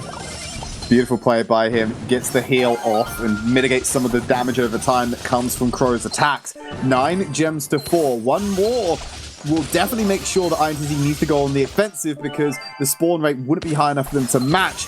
They need to be careful. Penny's still firing out coin bags. Crying Man sitting on his own super. The gravity could be applied here, but the pressure certainly in control of INTZ, so they have that mid control and they can keep grabbing the gems. There's the gravity, takes out Marcel, and OG can walk in for the collection. Consti's in a bad spot by himself, and it's a 2v1 for SSG to take him out with 12 gems, and they make that. Mr. 17 coming in off the back of Bobby's super. INTZ have been demolished in game number 1.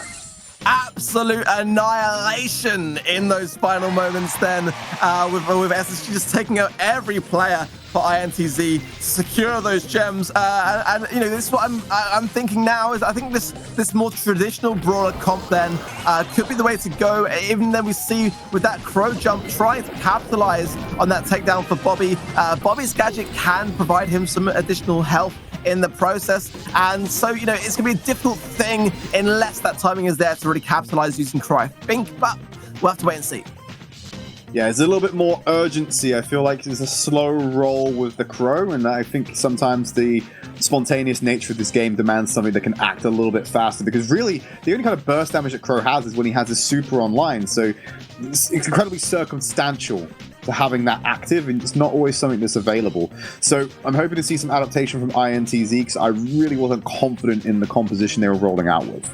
Yeah, one strategy that's definitely worthy of noting with Crow is that if you pop your gadget prior to using your super, you'll land with that shield intact, which allows you to get really close and personal, to be able to take a lot of hits in that early exchange, which is where the most shots are placed. So that could be a way forward in terms of getting that takedown, but you've got to commit to the gem carrier and pop that gadget in advance to be able to survive that interaction, in my opinion.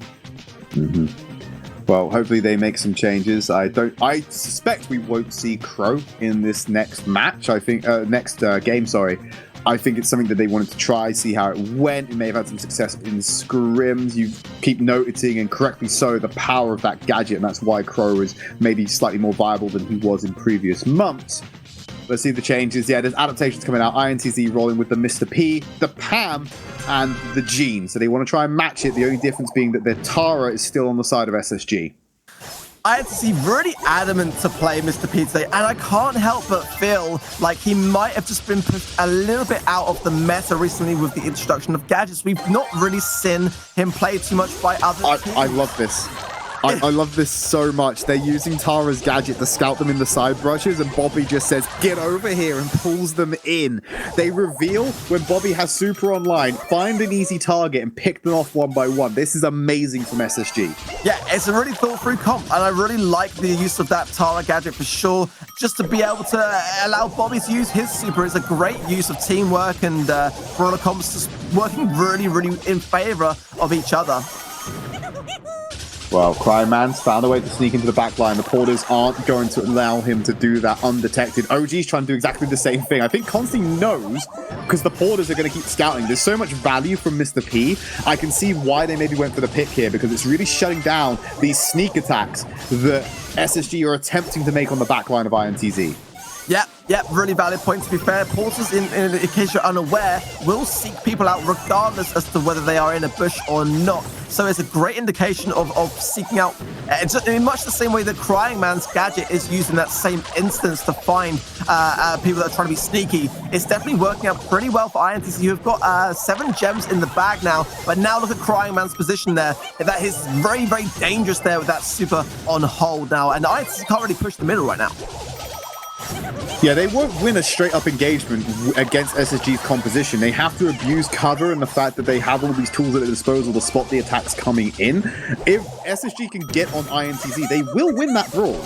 And I think INTZ are paying them that respect. So when Bobby and Crying Man are going aggressive and they have the position to stay alive, they will do so to try and get the lead and stay in the game.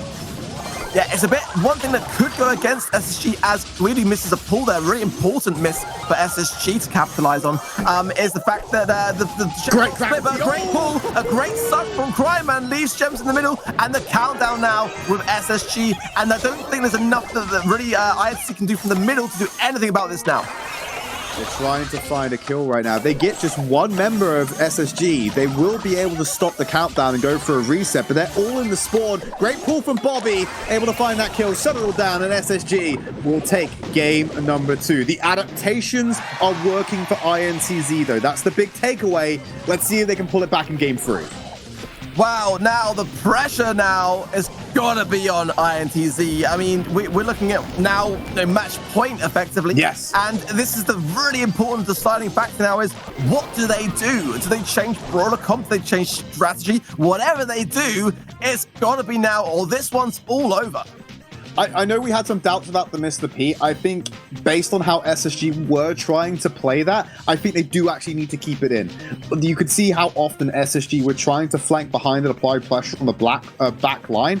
If you don't have that scouting tool regularly up from the Mr. P's Robo Porters, I think you will start to lose control much quicker than they did. So I'm not too concerned about the composition. I think that there's a few problems with the execution on it, mainly that there doesn't seem to be a massive damage threat on the side of INTZ. If they could find a way to maybe deal more damage to SSG, they could get more value out of the composition. I don't know if you think that needs a change of brawlers to make that happen, Ark, but I definitely think they need to keep Mr. P based on how SSG want to play this. Reluctantly, I would tend to agree with that, actually. I think that I was a bit harsh on Mr. P earlier, but it definitely seemed like a bit more comfortable for INTZ in terms of kind of like how they were able to pressure Spacestation Gaming in that game. So I actually do agree with that, and the gadget as well was causing a lot of problems for SSG with that additional damage and HP to be applied to a porter. So I think that you're right in that respect for sure. Well, there's no changes coming in, Ark, as we move into what could be the final game of today. Early gem lead start for Bobby. He's picked up 2.